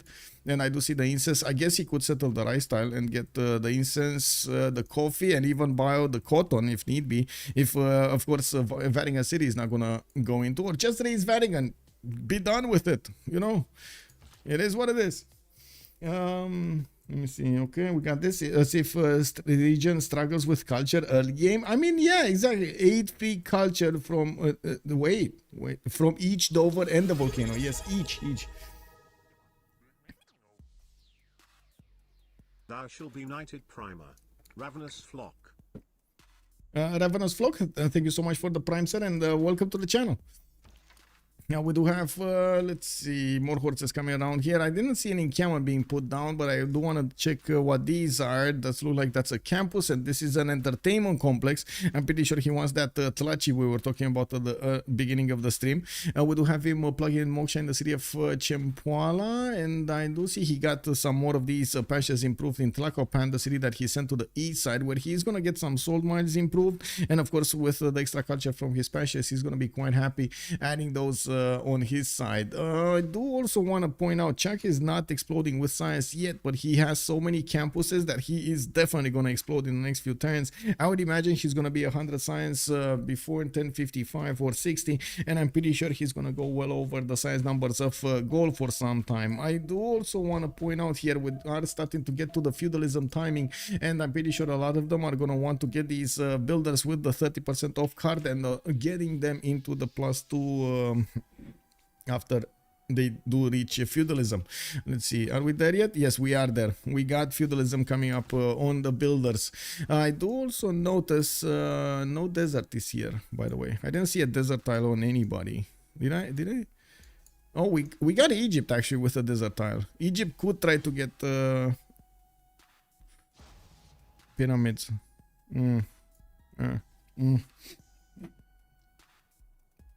Well, I think Egypt actually has found his mark. He's sending a settler to the southwest, getting closer to the borders of TaskForceFish. He did send initially one of his horses in front, so he can see if there are any Gallic units establishing cities here or trying to get some defense going. That river to the west of Edvu is going to be a prime position for him to stage an attack. He does need to get somehow a little bit to the southwest of Edfu if he wants to put TaskForceFish in its place. I do want to say over here, in his place actually, entertainment complex coming up from Delta. If you combine that information with a possible emote that he's gonna get, I would imagine he's gonna want to get Colosseum in this scenario, which is gonna boost him quite a bit in his culture income, and not to mention he's definitely gonna get a lot of amenities. So I would imagine that would be quite a choice here. Now we do have in the Great People Scream Zhang Heng as the first one, and I do want to say that Egypt did manage to recruit Zankian as the first great merchant that gives him an extra trader. We don't have anything else, and I do have to say that Aztec actually lost Coleus to Egypt. He's not going to get the free copy of a luxury resource that would have given him that extra point there. It is what it is. It looks like Vatican City is going to be hit by the Egyptian horses. They are going to try to take that away from their opponents and not allow them to do anything with the faith. I did also notice we didn't have a religion yet. Zoroaster is about to be recruited by Rome, but he still needs quite a few turns, like what, 8 turns for him to get enough points, or I guess a little bit less than that. It is what it is. Wait, you voted for whom? A race between the same team? Colosseum race between Gaul and Montezuma? No. Gaul is not gonna get Colosseum. Sorry, not Gaul. Aztec is not gonna get Colosseum. I'm pretty sure. I'm 100% Aztec just wants his Tlachi, while Gaul will want Colosseum. Let's see, Stonehenge being put down by okay, SoftStyle. He's gonna get the religion. I don't see any kind of holy site or religion coming out from UnderTheGun and TaskForceFish. They still have time to adapt, but if both of their opponents are gonna get the religion here, well, that might be a problem for them. We do need to see how things are gonna evolve here. Finally, UnderTheGun is starting to get on his production with 99 out of 99, by the way, and TaskForceFish is 68. Oh man, I gotta say, so many times the numbers of goal are showing up like this. The lowest production in the lobby for some time. He's trying to get his hanging gardens. He's finishing up his encampment here in the city of Charlie, and I do see he's getting another wave of builders with horses, while his opponent did already manage to recruit Trung Truck. ChucK is starting to get a higher number of science, and I'm pretty sure he didn't even get to double his campuses yet. Yeah, these are gonna get doubled. Oh my god, he's gonna get so many of them.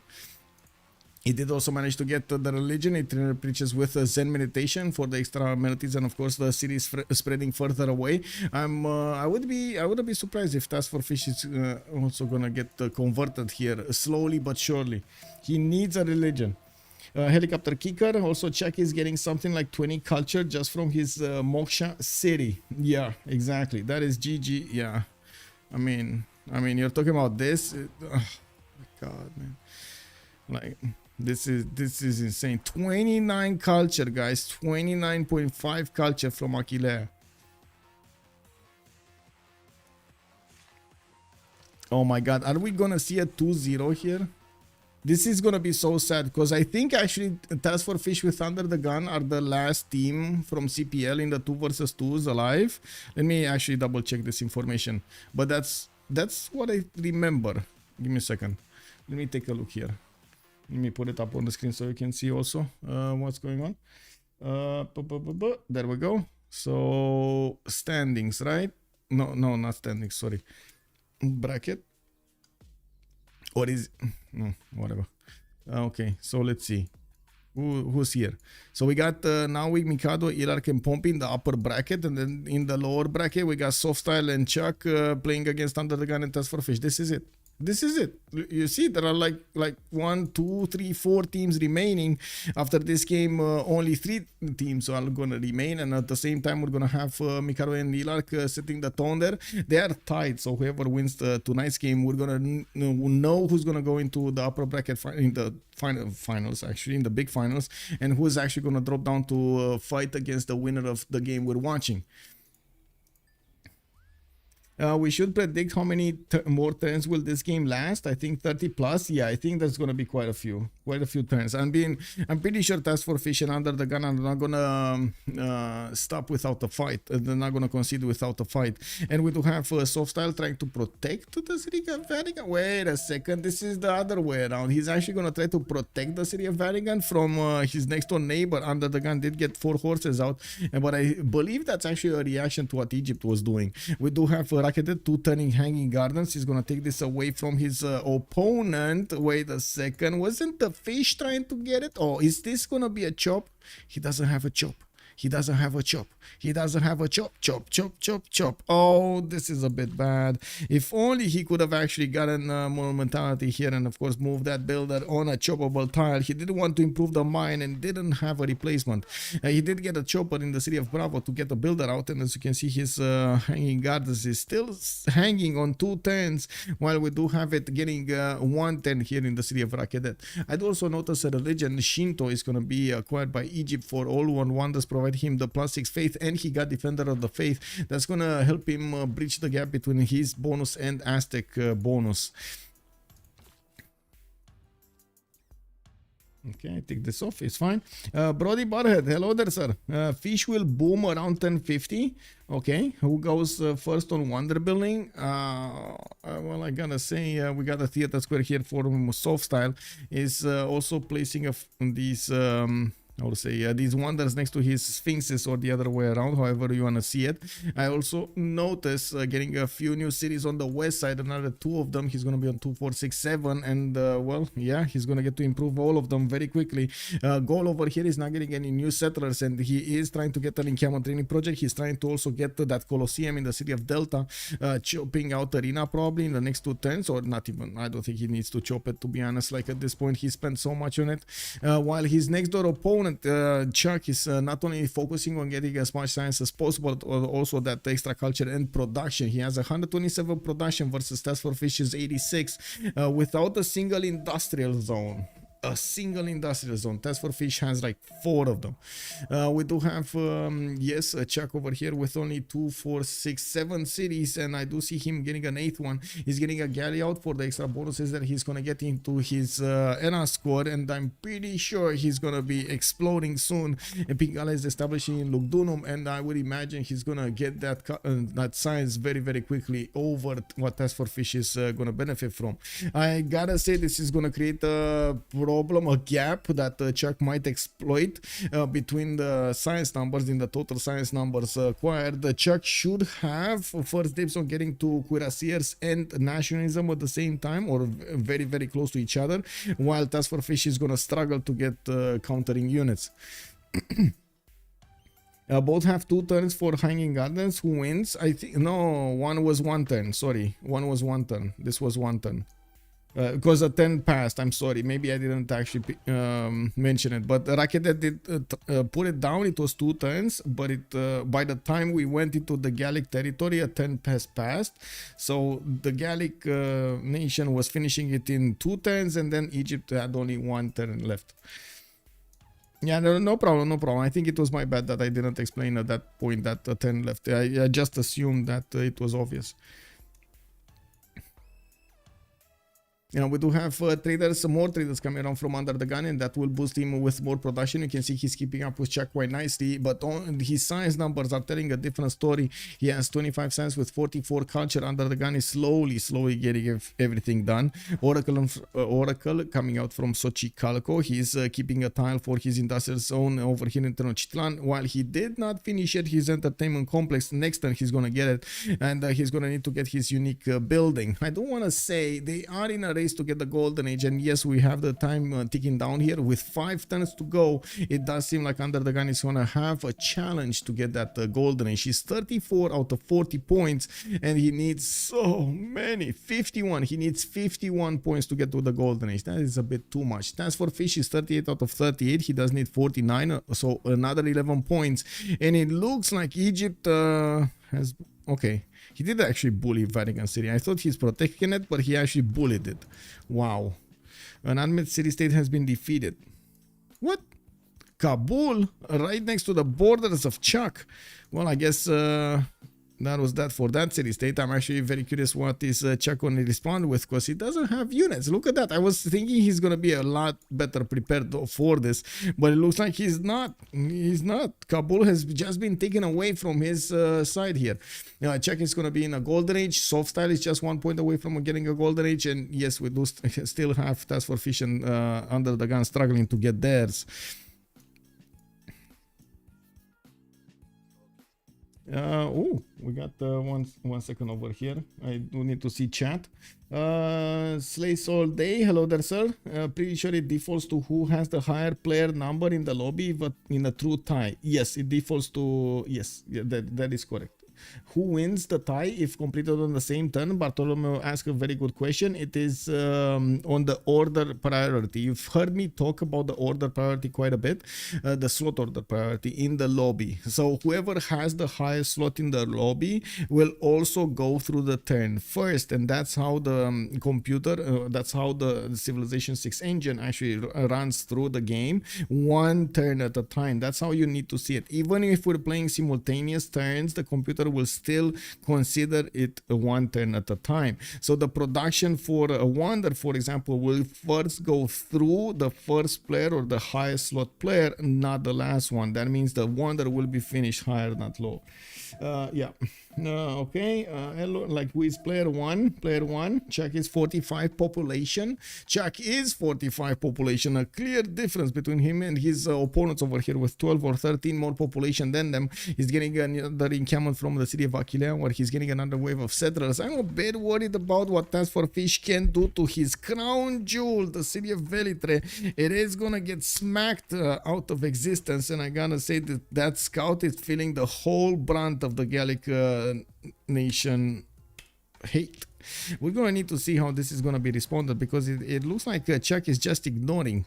He's ignoring the fish. This is so disrespectful over here. Don't get me wrong, you know, it's all for the drama here, but I would imagine we would see more respect coming up from ChucK. You know, a few more units trying to tell your opponents that's, hey, I see you, you're on my border. Hey, you see my shotgun, please get out of my border. You know, that's like basic diplomacy, right? The district placement on goal is just too troll. I want to say it's just too troll, but I guess, to be honest, he didn't have any good placements anyway. Like, I wouldn't really say min-maxing this is that big. And boom! There goes the Colosseum.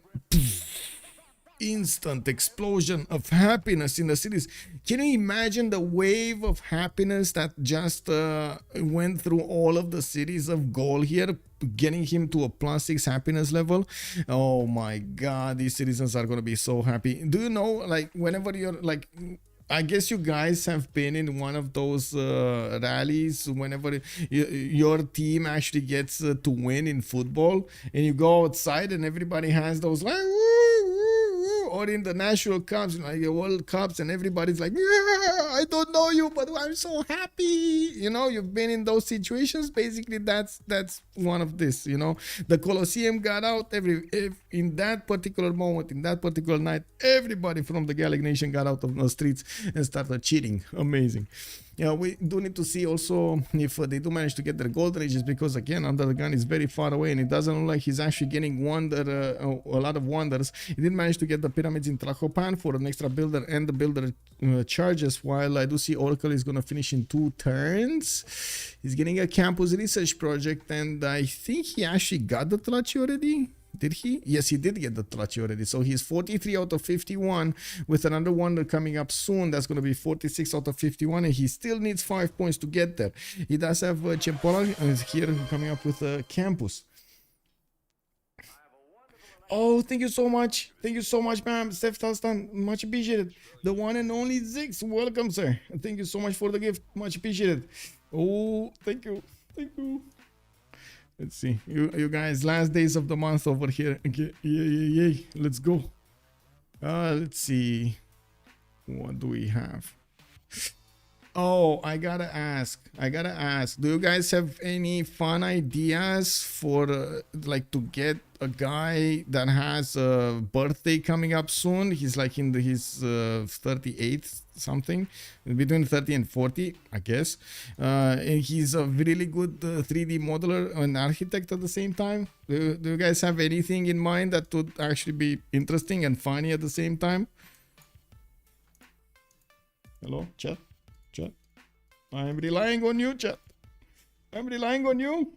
They went to the first gladiator fight in the arena. Well,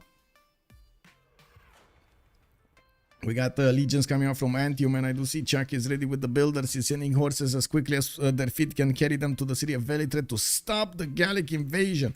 He does have a general to the south. He's getting back in the city of Arpinum, and I do see there's no general here on the Gallic nation.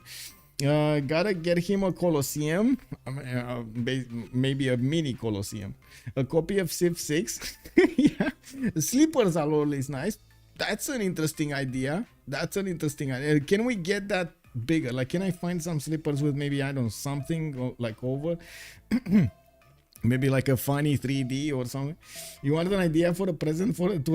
I know, right? Exactly. That's the problem. Like MS DOL. Like, and I'm probably gonna default to like maybe like, you know, a bottle of something, or maybe a T-shirt like a large slot lemur is saying. Because yeah, what me? You know, taco, sleepers, or pizza. Wait, so I make him eat his sleepers? No, he doesn't play Civ. He doesn't. I don't think he even knows what Civ is, to be honest. He plays totally different games. Mickey Mouse sits. Oh, yeah, there we go. Mickey Mouse. Yeah. Maybe some Mickey Mouse sleepers. Oh, that would be funny. Man, I want to see his face. I know it's not for him, but I want to see his face when I give him the slippers, you know. A mini 3D printer are surprisingly cheap. Yeah, not wrong. I would probably give something comfy like slippers. Okay, so I guess we got 2 votes in slippers. Interesting. I don't think I ever gifted somebody slippers. I gifted a lot of weird stuff during my life, but not slippers. Anyway. Get him a barrel of 3D printer ink. Oh, that would be interesting. Yeah, that would be interesting. Yeah. Anyway, maybe something I need to talk to someone. I know somebody that knows something about 3D, and he's gonna walk me through. I know. Anyway, we're gonna need to see what his opinion is gonna be about all of this. Is something getting there? We do have, I believe, the last turn here of the era, and you can see actually SoftStyle is gonna go towards Rapa Nui, so far away across that river. He's gonna benefit from quite a few tiles that are gonna get some extra points. I do see he's putting down his commercial immediately and bought a builder. That's very expensive, Monsieur SoftStyle. Are you having so much gold that you don't care about builders? Buying builders? That's like 150 gold. Just taken out from your coffers. You never know what hit you, man. Anyway, on the right side, it looks like Aztec did manage to push him out of the borders of Vanagon City, and now he has the dibs on that. And we do need to take a look. Did the fish get his golden? Yes, he did. TaskForceFish did manage to get his golden age, trying to push into the lands of his opponent here, ChucK. Definitely putting him on his back foot. We do need to see ChucK getting that science going. He's 71 and 69 right now, and as you can see, he didn't actually pick golden age option yet. He could still go for Pen Brush and Voice, Free Inquiry. Both of them are available choices. I would say if he goes Free Inquiry, he's definitely, oh my god, he's gonna be like double the science and very good culture over the fish. Okay, guys, Free Inquiry. Who wants Free Inquiry on ChucK? Who wants ChucK to go Free Inquiry? Woo! Pick me. I want me. I'm starting the architecture right now in studio currently. Oh, that's so cool, man. Or maybe a new mouse or a keyboard, depending on how good he is. Ah, that's also a very good one. Yeah, a cake themed like a blueprint. How do you cake a theme like a blueprint? How do you theme a cake like a blueprint? I guess you can color it with like the glass or whatever it's. I don't know if I can get that big of a cake though. There's gonna be like, I don't know, 30 people. That's gonna be a big cake, you know what I mean? That's gonna be a very big cake. Anyway, is ChucK not pick? Oh, he did pick a Pen Brush and Voice. Oh, he went for a Pen Brush and Voice, guys. Well, at least he did manage to get his libraries going, and I'm pretty sure he's gonna follow up with universities, putting down new campuses, and still having such a big advantage over his opponent. He is keeping up over him in production, 160 versus 128. Not to mention. The science is double. A bit of a problem with the culture, but I'm sure ChucK is gonna be fine. He gonna be fine with it. And he started putting down a few industrial zones. So I'm pretty sure the aqueducts are gonna follow up in the capital city, so he can get some more here. We're gonna also have 30 minutes for a pause because yes, we're going into the World Congress, and yes, we might have quite an array of options to pick from. It looks like in the lands of SoftStyle here, he's getting his own encampments for the generals, and I do see he's starting to put down theater square 62, 67, not that far away from UnderTheGun's 51 and 77. Okay, let's vote on this, and we're gonna come back pretty soon. Not well, sorry. I think instance. And me and digital. Okay, so 2 minutes and we're coming back, guys.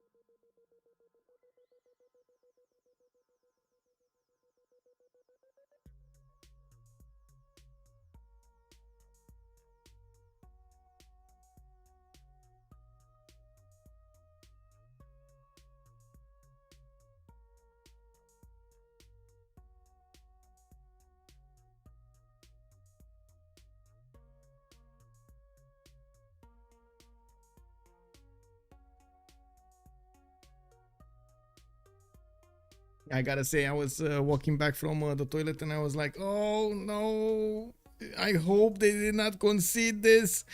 Not again. Anyway, it looks like we're gonna have another break over here for 2 minutes. Did any of you guys play for Jurassic Park 2? It's amazing.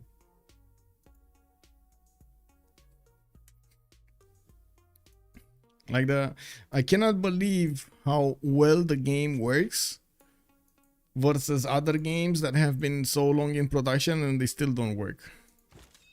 As in, like, you know, FPS wise and so on, like, and very good graphics. That just is amazing. That game is amazing. They have their own engines and everything. You can do some blueprint style design. Interesting. You can get stuff printed on cakes. Yeah, I mean, I need to know a place to do that, I guess. I need to take a look. I have 1 week to figure out something. I did notice the like t-shirts are really easy to come by, right? The t-shirts with some custom graphics on them, like a message or something, would be quite easy to get. What? Not easy. Fast to get. It's like 1 or 2 days of delivery. In the US, you can do it at the Dairy Queen. Yeah, I mean, I'm not in the US, man. Yeah.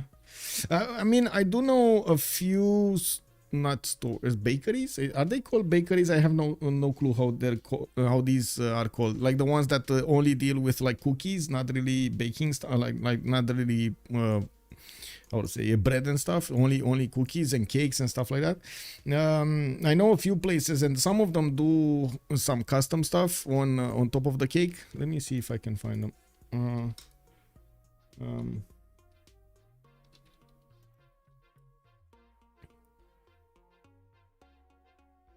The problem is they're one in front of each other, and they have very similar names, and I'm not sure exactly which one is which, to be honest.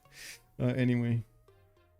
Oh, they got the full treatment with how to say, with Christmas now. Wow. Okay. Caramel tort, royal tort, chocolate tort, red velvet tort. I don't see any. No.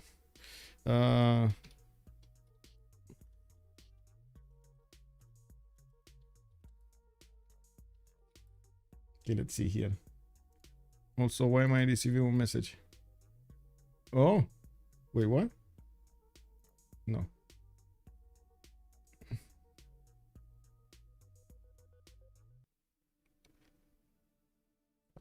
Okay. Call the bakery and ask them if there are any wedding cakes that never got picked up. Then you can have a different design put on it.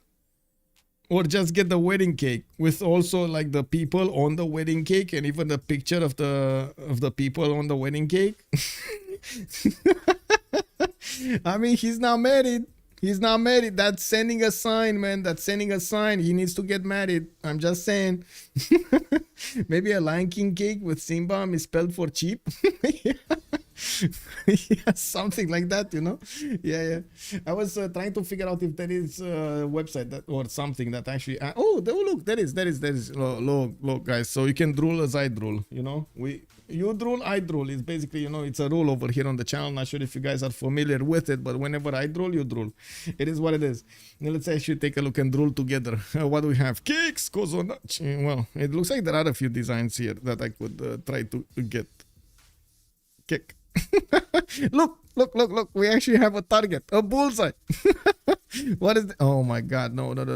Oh, Lord of the Rings one. Happy birthday, my precious. What? Oh my god. What? Oh, okay. It's basically Matthew, my precious Matthew. I thought it says male, and I was thinking, what? You're actually what? Saying male, my precious male. What? Anyway, there are definitely quite a few cakes there. I get him a wedding cake with you, and him on the top really freak him out. Exactly, right? Could do that. Oh my god, that is an idea. That is a cool idea. Yes. And you know what? Like display it in front of all of my friends over there, like all of our like just common friends, and put it on the table. And then everybody come and ask him, are you getting married? Are you getting married? Are you getting married? And he's gonna go wild. He's gonna explode, bro. We're gonna see him fuming. You know how in those cartoons you can see the steam popping out of his ears? That's exactly what's gonna happen. Let me see. Tick this off and let's get back to the game. Let me actually put my chats where they need to be so I can see the whole information. We do have ChucK trying to go on the other coast on the west side. He doesn't fancy going on the east or in the south anymore, and it looks like he's gonna disembark towards the lands of Aztec. Now that will give him the option to actually get an attack going against Aztec with maybe some corsairs. It's gonna be a much easier time for him to actually get an army directly across than actually around the territory through Geneva. We do have Aztec starting to pre-build some heavy chariots, and I do have to say the goal pattern on TaskForceFish and UnderTheGun is not that great. We do have on the other side 50 and 77, while on their side they only have 21 and 45. We do need to take a look at the World Congress. No merit is for Marble. Looks like Monarchy is going to gain a wildcard policy slot, and yes, we do have Rome gaining 2 Diplo victory points here. Yeah, we do have UnderTheGun with the horses in the north, just keeping tabs on what's going on here. Looks like he did levy the city-state of Vatican, and he's just keeping an eye out. We do have also Fish managing to get a few new settlers, 2, 4, 6, 8, 9 settlers at the moment. He's managing to get also the culture coming up from all of his styles, and hard building knights. I would imagine that he's gonna try to go against ChucK and try to see exactly what's going on while ChucK is spreading his religion around. He did discover the Corsair technology castles.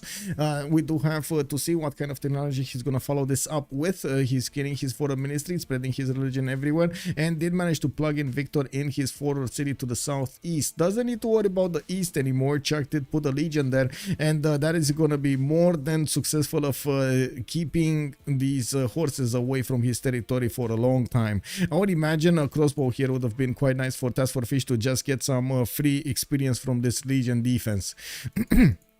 We do need to see also Cleopatra's territory with Penbrush and Voice the second time around. He is on 62 science and 77 culture, putting down more campuses with a +3 here. Nekin is getting the libraries in, and I do see he's going to get another one of these campuses from Swenet.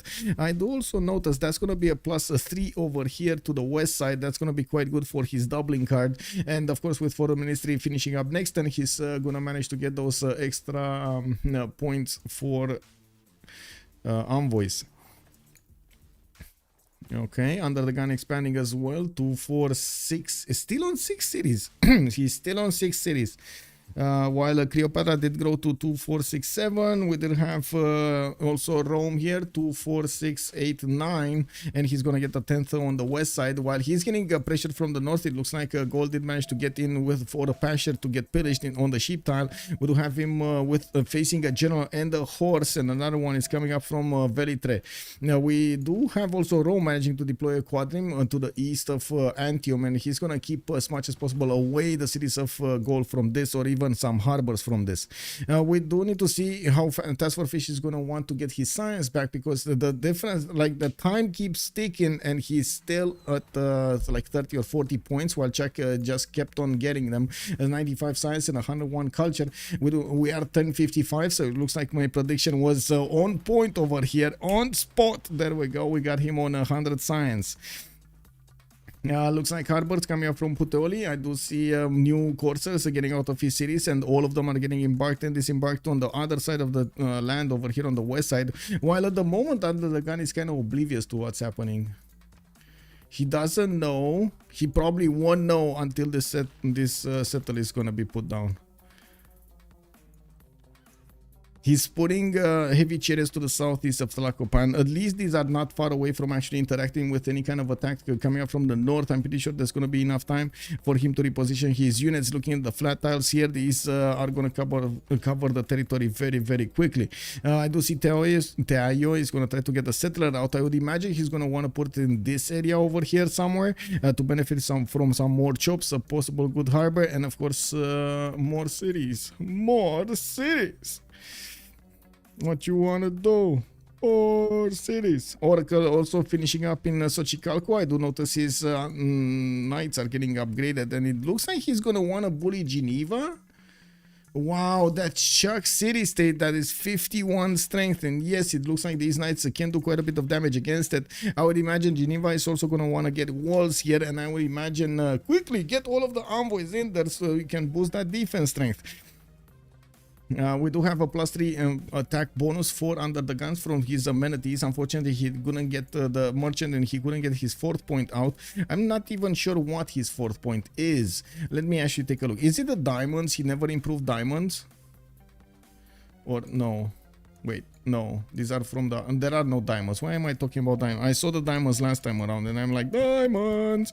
No, it's not the diamonds. Never mind. Let me come back to this. So, amber tile, tobacco tile, he has both, right? He did improve one olive tile. Wait, no, he doesn't. Didn't he settle a tobacco tile? No. What is this? Okay, this is amber. He settled on amber in the south. Improved salt over here, 2 of them. Okay, that's his 2nd one. He got a tobacco tile. That's his 3rd one. Okay, and what's his 4th? Olive. So olive, amber, salt, and tobacco. Why doesn't he have 4? Hello? Okay, there we go. He has 4. He probably upgraded recently one of those tiles, and we just didn't catch it. Okay, never mind. He went from a +3 to a +4. Okay. Now let's see. We do have Goddess of Festivals here for TaskForceFish, checking along with for those coffee tiles. He did manage to place another city on the east side that's going to be a bit closer to Egypt, and you do see that Egypt with the UNO is going to get a lot of production here, or I should say improvements. We do have him with 80 science at the moment, with 84 culture. He is still very big when it comes to those science points, and no free inquiry for them, for either of them, ChucK or SoftStyle. You can see both of them did manage to get over 1,000 science, while TaskForceFish and UnderTheGun are struggling to get to that number. Now we do have foreign ministry coming up from all of them. I don't think anybody wants to get jiggy with any kind of something else, trying to go for intelligence agency or the other one. While I'm pretty sure they're going to need to hard build spies so they can get the extra diplomatic visibility over their opponents, we don't see them yet being plugged in. New campuses coming out from the cities of Rome. I would imagine he's going to go very tall here very quickly, or I should say very high in science very quickly when he's going to finish all of those and get the libraries in. The economy is still standing strong here for ChucK and SoftStyle. They can rely on themselves with no issues, while TaskForceFish and UnderTheGun are still finding it hard to get that going. I do want to mention what's happening here. We do have UnderTheGun getting the lead in the production with 191 over ChucK's 180. The food generation is totally different, definitely a lot more food on ChucK, while SoftStyle is managing to get the science up. Unfortunately, the production is not there. 152 versus goals 167. 125 retained his knighthood for 21 months. Thanks for the streams, Michael. Always good to watch after work. Thank you so much, Trojan man. Much appreciated, sir. Glad you enjoyed them. Also, yeah. Okay, there we go. I see. We do have intelligence agency. Oh, I see. So Fish is gonna try to dirty himself with intelligence agency to try to get that free spy and try to get an advantage over ChucK here.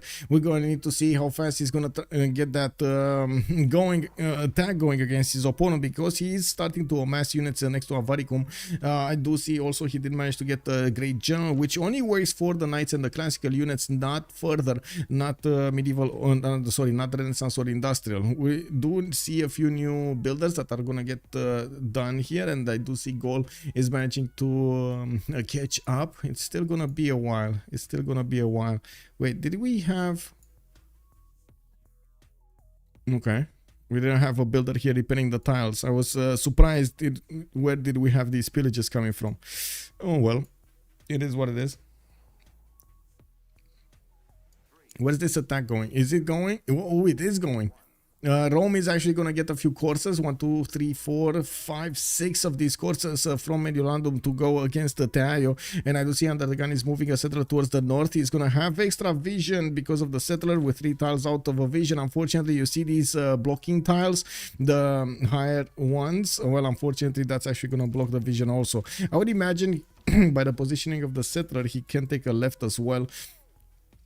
But unfortunately, if he actually goes to the right, he might be overwhelmed here. These courses do two-shot them quite easily. They do have the general bonus and of course the military alliance bonus, and I do want to see how fast ChucK is going to manage to get to his military science, because that's going to allow him to discover the CAD technology and upgrade these courses into much stronger units. Actually the preferred units of choice to go for the pillages, if I might say.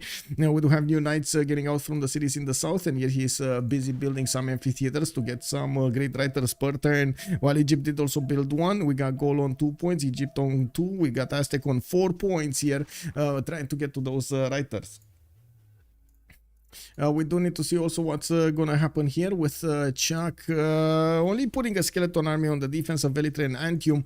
I do see he's gonna need to fend off the attack from TaskForceFish coming into his territory, into Arpinum. He does have the production capability of Achillea, and of course soon he's capturing his other city, Lugdunum, to put these units into effect here in the city of Arpinum. 2 turning knights from Achillea. He does want to finish the campus. Is it that important? I would imagine units are going to be quite important here, because these knights are going to breach through the initial one, through the initial defense, that horse, in just 1 turn. We do have a possibility for him to buy out the tile and upgrade this horse next turn immediately into a courser, but that would be tricky if he doesn't have the first moves. We do have a ChucK with 622 strength, and by the looks of it, they didn't really figure out where that army is, and it doesn't seem like UnderTheGun is that worried, but I guess it all depends on what he's going to put here in the production of Teaio. If he's going to put walls, if he's going to put a unit, I would imagine he already knows what might come against him. We do have the courses of ChucK with also pretty good idea to get to Tlacopan. Unfortunately, the city of Geneva did not get walls, and it will go down. These knights did manage to make quick work of that city center. Did I stutter? Did I see some here? Click on buttons. Who won the Congress? I mean, I guess it depends on who won the Congress. Marb, no amenities. It was on Montezuma and the Gold. That's TaskForceFish and UnderTheGun. World ideology, monarchy. It's monarchy. Everybody wanted to get monarchy except me and the computer. And then we do have this one, A in North slots, but A in ChucK, A in UnderTheGun. It looks like ChucK did win with 1 more point. Oh my god, anonymous gifter, thank you so much for the 5 gifted subs. Much appreciated, sir. We got Floppy, we got Alberta, we got Riz Bram, we got Case Van. Hello there, sirs, and welcome. Oh, also Joy077. Hello there, guys, and again, thank you so much, Anonymous Gifter. Project Cisco, whoa, hello there, sir. Wow, showing up either in Twitch and then poof into YouTube chat. Okay, I see how it is. Settler is gonna be taken down. Under the gun, he's gonna need to either delete this settler, try to get back into his lands. He has his horse very far away from getting in there, and that poor swordsman is trembling right now. We do have ChucK with quite a few courses and a general with the ability to go against that and take away the city of Under the Gun. It was a baby. It was a baby. He didn't get that. We're going to need to see him settle that new city, and I do see him just putting more courses on the map. I'm pretty sure he's going to be quite happy to just use his production to give time, to buy time to Egypt. We do also have a bit of a problem on the east side. ChucK is going to put spearmen into production, and I do see him getting a few new knights from his capital city and his other cities here. His horse has been taken down by the Fishian knights, and yes, there we go, spearmen coming up into the production queues. He's going to need to get pikemen or even higher if he wants to defend that city center. You've seen what happened to Geneva. I'm pretty sure these knights do have enough strength to go through 40-ish defense strength. We do also notice in the north nothing is happening. Kabul is still trying to get a builder trained, while yes, in the main cities of TaskForceFish, 2 times 4 intelligence agency we're going to need to wait for it. TaskForceFish is still struggling to get his science up, 53 science and 128 culture, while ChucK is 96 and 114 for a long time now. We do have him military tactics next turn, which will allow him to upgrade his spearmen into pikemen, and I would imagine his yeah, well, he's gonna take a few hits from the knights. It is what it is.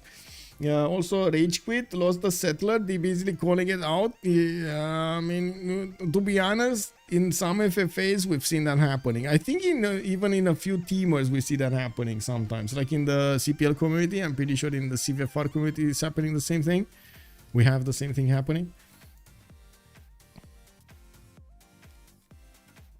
Zenome is also saying that he left for a little bit and then the Gallic nation blew up. Yeah, that's for fish, man. He the fish is swimming right now. We're gonna need to see if ChucK is gonna get to plug this. I do believe so, and of course with the new capabilities of production here, I would imagine ChucK is also gonna go over TaskForceFish's numbers much faster. If he does want to go for industrialization, he's going to have a massive difference between him and the fish. Also, I would want to mention much better industrial zone adjacency here for the fish. For ChucK. He's going to get another aqueduct from the city of Rome. He's now just busy building other stuff, and then he's going to get it. And he's definitely going to get, there we go, industrial zone here. Another +2. With an aqueduct soon. Walls are getting out in Arpinum next turn. There is still a legion to deal with, which can be upgraded into a meta times if he wants to. He does have a pikeman over here, also keeping another tile next to that city center. While I do see fish can do so much damage against even the legions. Oh my god, that legion didn't know what hit it. We do have the walls getting out from Arpinum, and then the knight is gonna replace the legion on the front line. We do have another knight from the capital, and as you can see, he's trying to balance out how much effort he needs to be doing to defend his opponent with how much effort he needs to be doing on attacking his opponent here. He's the one that took a settler from his opponent, and he's waving that flag in front of Under the Gun city of Teayo. He's like, ooh, ooh, you see the settler? It's mine now. Oh, you don't know what I'm gonna do to the settler. Oh, let me get back home. Oh my god, yes. You can imagine over here Under the Gun is gonna be so mad that he lost that settler to his opponent. You do have ChucK also getting with the courses a little bit inside of the borders. He's gonna get a few pillages, but nothing much. I would say another mine, and that's about it. I'm pretty sure Under the Gun's defenders are gonna try to wrap around the units of ChucK and push them back into their own territory. Well, I guess we're going to need to see how things will evolve, and of course I do want to ask the big question. Did Montezuma get his city on the other continent? No. He did not get a city on the other continent. Like, you remember when we were talking about this city on the rice tile? You would have had the ability to get the cotton, to get the incel. Well, he did not. It is what it is. Settler stolen. Settler on the cattle tile. Wait, what? Another settler? What settler? What settler? What cattle tile? Bartolomeo. Which one? My friend. Which one? Is there another one? I didn't see. Fish is starting to heat up. Yeah, he's. But I gotta say, he's gonna have a problem. Like these are strong units to go against without a clear pathway towards the city center, and also without the catapults. There's like so many things missing here. Well, I guess he's gonna try to do some pillages and be as much of a nuisance as possible. He's definitely slowing down ChucK. He wasn't planning on doing this. And I do see ChucK is on 101 science versus Fish's 57. While he did manage to get 119 culture and 200 production, we do have him still building up his production capabilities for the new workshops and, of course, the industrial zones to get the adjacency points. I do see in the Fish's territory, we did have him getting into his Opidooms. No. Yeah, there we go. There's like no workshop here. No workshop. He still has a lot of potential when it comes to the production. We do have also campuses coming around from SoftStyle cities. He's on 98 science with 105 culture. Looks like he still is going to get an army against somebody while he is building up horses. I would be very curious what is he gonna try to do here. Gunpowder in 4 turns with the enlightenment in 2. He could try to get the calf timing going against UnderTheGun, while UnderTheGun is being fresher than the force to get an army to defend the city of Tayo. You can imagine SoftStyle's opener over here would be quite a problem for Huexotla.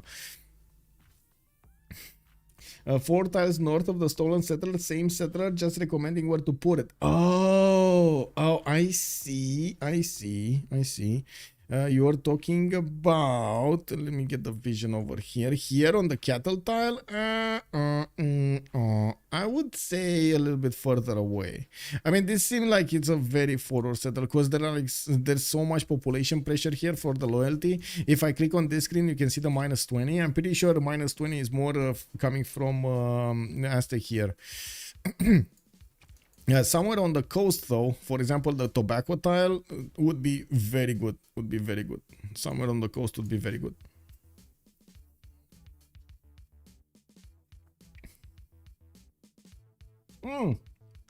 Yeah, exactly, the Beasley. I forgot for a second there also. We do have him getting his general here, and yes, he does have a general for his army, getting new commercials and getting the science up. And I do see him going for printing, while ChucK is going to go Butters and the nationalism. I would imagine that ChucK is going to want to get to his industrialization as quickly as possible, or at least quicker than TaskForceFish. We do have a wave of more science giving buildings here, universities and the libraries coming up from him, while he's managing to plug the choke here. He's going to need to deal with the Knight of the Fish, the fishy fish. Well, and there is I think enough, there are enough units over here to push back the fish. We do have him also with new knights coming up from the city of Rome. He stopped getting his industrial zone, unfortunately, and I don't see him putting out a bath there. We do have also a harbor in Mediolandum while he was being pushed by UnderTheGun. You can see that UnderTheGun is chasing him so he can get back his settler. I would imagine that the units of ChucK are strong enough to withstand the damage from these other units of Aztec. Otherwise, he would have attacked by now. He did manage to finish Geneva off and, of course, taken away quite a bit of science boost on their opponents. In the city-state screen, we do have SoftStyle keeping Rapa Nui while UnderTheGun is keeping Namadol. UnderTheGun keeping Namadol. I guess he does have a few points. No, he doesn't. He doesn't have any points coming up from that city. Or wait, do the cities on the lakes count? I think only the cities on the coast count, right? If I remember correctly. Oh no, it's or lake tiles. Okay, so he's getting the lake tiles also. Give me a second. He's getting the lake tiles also. Where is it? Where is it? So that's 1, 2. Oasis counts? No. So he's just getting a bit of like 2 culture. Wow. Wow. That's not big, guys. That's not really big. Anyway, workshops coming around from the cities of Rome. We do have him keeping an eye out on the Fishian army and looking at his tech side. He's getting cartography in 2 turns with nationalism in 4 in the civic tree. TaskForceFish is barely getting banking, while UnderTheGun is going to try to go top 3 right now on astrology in 1 turn. That's going to be quite a long way from getting his industrialization. He's also going to have a massive army. I'm talking about Under the Gun that could try to keep on going towards Mediolanum. I would imagine that ChucK is going to need to get the defensive army to help that city stay alive, while of course he's going to try to use the defensive capabilities of the land here. The city on the cattle tile that you mentioned is going to be actually quite good to defend, but not from loyalty. The loyalty is the problem. Yeah, like 5 Knights changed Rome's game plan. Yes, Aztec is like kicked Anhill. Corsa's doing a Zerg rush towards Rome.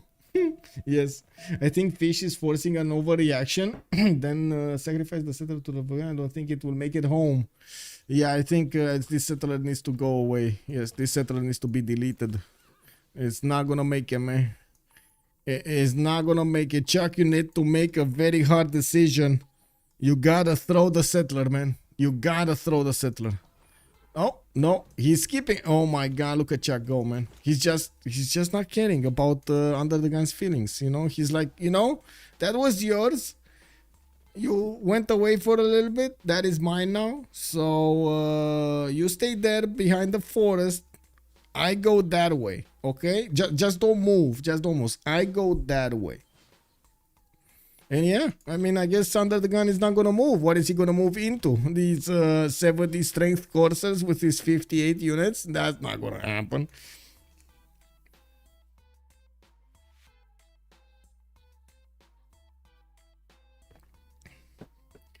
Also, what is Cisco sharing here in YouTube chat? What is that?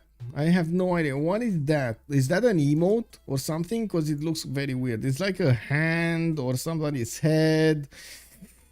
A splatter of paint. I have no idea what that emote is, by the way. It's Cisco. Now, imagine losing a 4-hour game to save a settler that you stole. Yeah, true. True. It is what it is. I mean, he's to be honest, he's keeping Under the Gun busy, you know, he's keeping him on his toes. It is what it is. And I really hope this general is actually going to make it to safety, because otherwise he's going to be... Oh, there we go. He's moving it.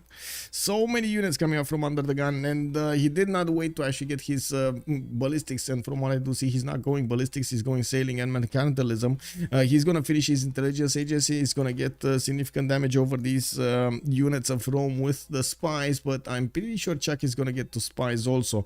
We do need to see where he's going to put them in. While he did manage to push back the units of gold, he did not overreact at all on this. He just got enough units so he can actually plug the choke and push back the Gallic Knights. No crossbows though.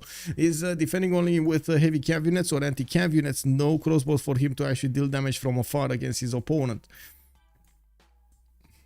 Mamivata deleted. Did he delete it? Wait, I didn't see it. Yeah, he deleted. There we go. He deleted it. It is what it is.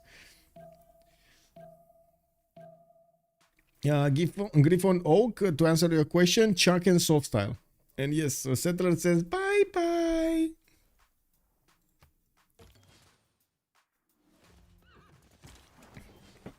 Okay, we got a general going there. And yes, the Corsairs are gonna need to get the defensive positions next to the city of Mediolanum and try to fend off any kind of attackers. You can see Under the Gun is moving some siege units with his military towards the northeast, while he's gonna get spied on by Egypt. We were watching Egypt getting a massive Corsair army in the cities of Rakedet, and he did upgrade them. Now Under the Gun's whole massive army is being deployed to the east side, and it's not like they have any more gold. Where did the gold go?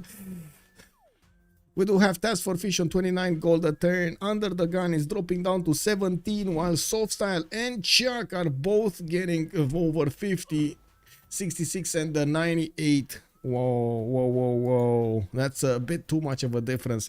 Then I would actually be curious to see if they're gonna use the spies to try to rip some gold away. What is this? What is this one knight taking Giza? What do you mean? Hello? What is this one knight actually getting to Giza? Can he buy a unit there? He has enough gold to buy... Oh no, he doesn't have the unit, right? He doesn't have a horse anymore. Maybe he has... No, he has men at arms here already, so he can't buy that one either.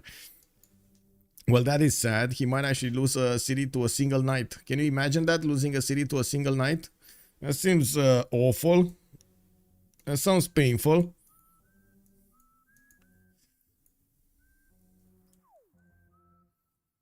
He just put the city, didn't see the knight. Oh, I see. That must have been funny. And I guess this builder also came out of the city because it's a 5-charge builder. It's a new one from the city of Giza. So he probably... Did he get Ancestral Hall here in his Governor Plaza? No, Audience Chamber. Okay, so he didn't pop that with that.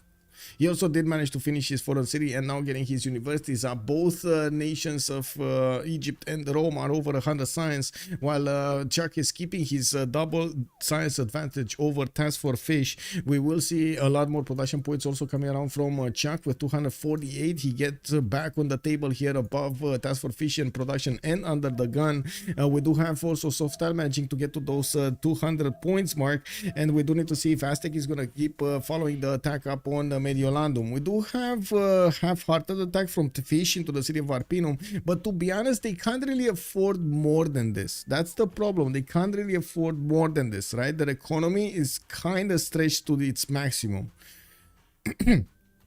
ChucK getting 150 science and 142 culture, 250 production, finishing up his industrial zone from the capital city. This is going to be amazing when he's going to get also vertical integration over here for Magnus. We do have him upgrading most of the tiles in Velitre, and I do see he didn't quite want to upgrade those units either. We do have SoftStyle also getting into the borders of his opponent, not only going to get to smash a few of the units of UnderTheGun, but going to rip off the gold from these mines, and even maybe get an opportunity to get the city of Suecotla away from his opponent, away from UnderTheGun. There are possible 5 hits that he can do against that city center, and I'm pretty sure he can attack that city center twice.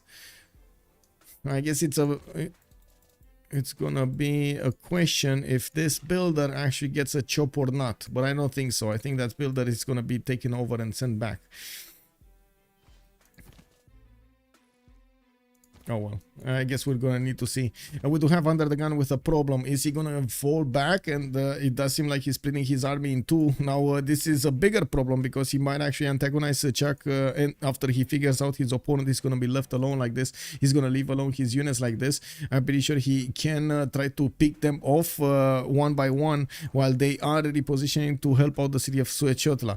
We do not have fast units coming out from his cities. He's gonna take 2 turns to actually get the coursers out of Tenochtitlan and Chempoala, while I do see he's using Xochicalco for that goal as well. It's going to take them quite a bit of time to not only produce train but also be sent to the northern city. We do need to take a look. Wait. Is there some sort of a 2-player championship or just a match? Griffon, we're talking about a championship here. I can give you, I guess, the link to the brackets because I guess you can see for yourself. We had 62 teams enter the tournament, and it was a Swiss, I believe, tournament. Double elimination tournament. This is the challenge 1 link. Okay, so Suecotla. Okay, looks like he's not looking for the mines. He's gonna look for the city. He's gonna try to take away another one from UnderTheGun, and he might, to be honest, UnderTheGun did underestimate a little bit the abilities of his opponent to go against his cities, and I'm pretty sure with these coursers wrapping around that city Suecotla and the time these Knights of Aztec do need to get there, unless he gets walls next turn, that's not gonna happen. That city's gonna go down. Oh, he's gonna get walls next turn. Kick. Never mind. This is not going down. It is what it is. Or is he gonna attack through the horses? I don't think he's gonna attack through the horses. Yeah, I'm pretty sure he's not. Also, there's a lot of damage taken on these courses whenever he's attacking that city center, to be honest. That is a problem. Now, we do need him to slow this down, but to be honest, he pillaged what he could have pillaged, and it is what it is. He stopped there. So, yeah, that city is not going anywhere. We do have Fish also retreating back to his city of Juliet from attacking Arpinum. Looks like ChucK is going to get his production capabilities higher. 256, a tie with TaskForceFish right now. I do see Fish finally got over 100 science, while ChucK is on 161. He still keeps its edge. I do have to say he's doing a lot of campus research projects, so those numbers are a bit inflated. They're trying to go for Isaac Newton, while Rome is going to need to get his own great scientist point. points per turn. He's on 14 right now, and I don't see him getting any projects. So it's a very high probability that goal over here is actually going to get that Newton. He does need 155 points, and I do see goal over here is on 43. He's going to need 4 projects or 3 projects at least. Actually, I don't know how many points passively he's making. 6. Yeah, 3 projects. So 1. He's going for a lot more actually. He's going for like 5 projects here. Okay, sure. Here's one of this. Now we do have universities, Necken and Rakedet. I do also notice markets in the northwest. Apu commercials, more production capabilities for SoftStyle. He broke that 200 mark, and I do also notice we're starting to tick down the clock until the next World Congress. While the penalties on this World Congress on what was it, olives or what was it, marble are gonna go away. We will have wildcard the policy slot being taken away from monarchy as well, because that's the bonus of this era.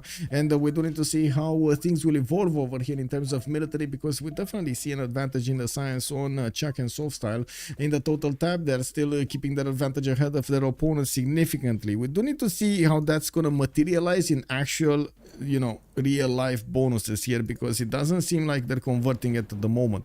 We got a lot of gold being pillaged over here in the city of Aztec to the northwest, and as you can see, SoftStyle is just banking on those results here. Gonna lose a few units, but to be honest, he already paid for all of the courses with the gold he got from the mines. It's fine. He has also slowed down UnderTheGun significantly, and as you can see, it's putting quite a bit of pressure on his opponent, forcing him to get bigger and bigger military science in 3 turns from UnderTheGun. We do have SoftStyle also going for that military science. Siege tactics in 2. I gotta mention, if SoftStyle is not gonna start to build up a replacement army to send to the east of Rakedet, he might be attacked by Aztec when he's gonna get military science and upgrade a lot of these horses with the coursers with the knights next to them. He's gonna go with the calves on the city of Rakedet, and that might be a problem, might be a cause for concern here for SoftStyle, especially since he's trying to get to his own calves, but his military is already deployed in his opponent's borders, right, in Aztec, and he cannot do anything about it. He cannot upgrade these units unless he retreats them back into his own territory. Does he have the gold to upgrade anything, Aztec? Wait, maybe he can get the gold. I wasn't thinking about that, but maybe he can get the gold. Does he have any more maze tiles, crab tiles? No, I don't see any maze tile that he could pillage. Ugh. Maybe gold? No, they kind of got everything, right? There's the maze tile here, but nobody's gonna get that. I think they kind of how to say it when you gather it. There's a word, right?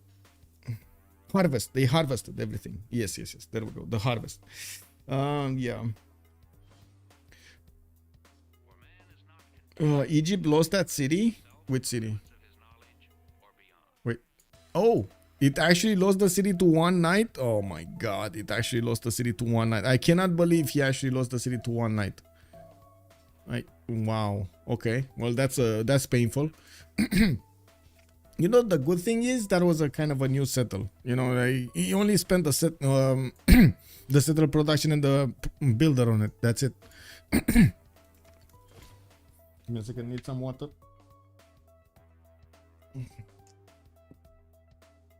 A lot of gold cities following ChucK's religion. That Zen meditation with something. Yeah, he's converting his opponent.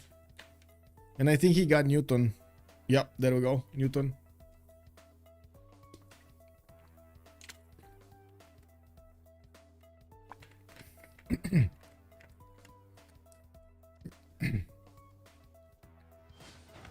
Okay.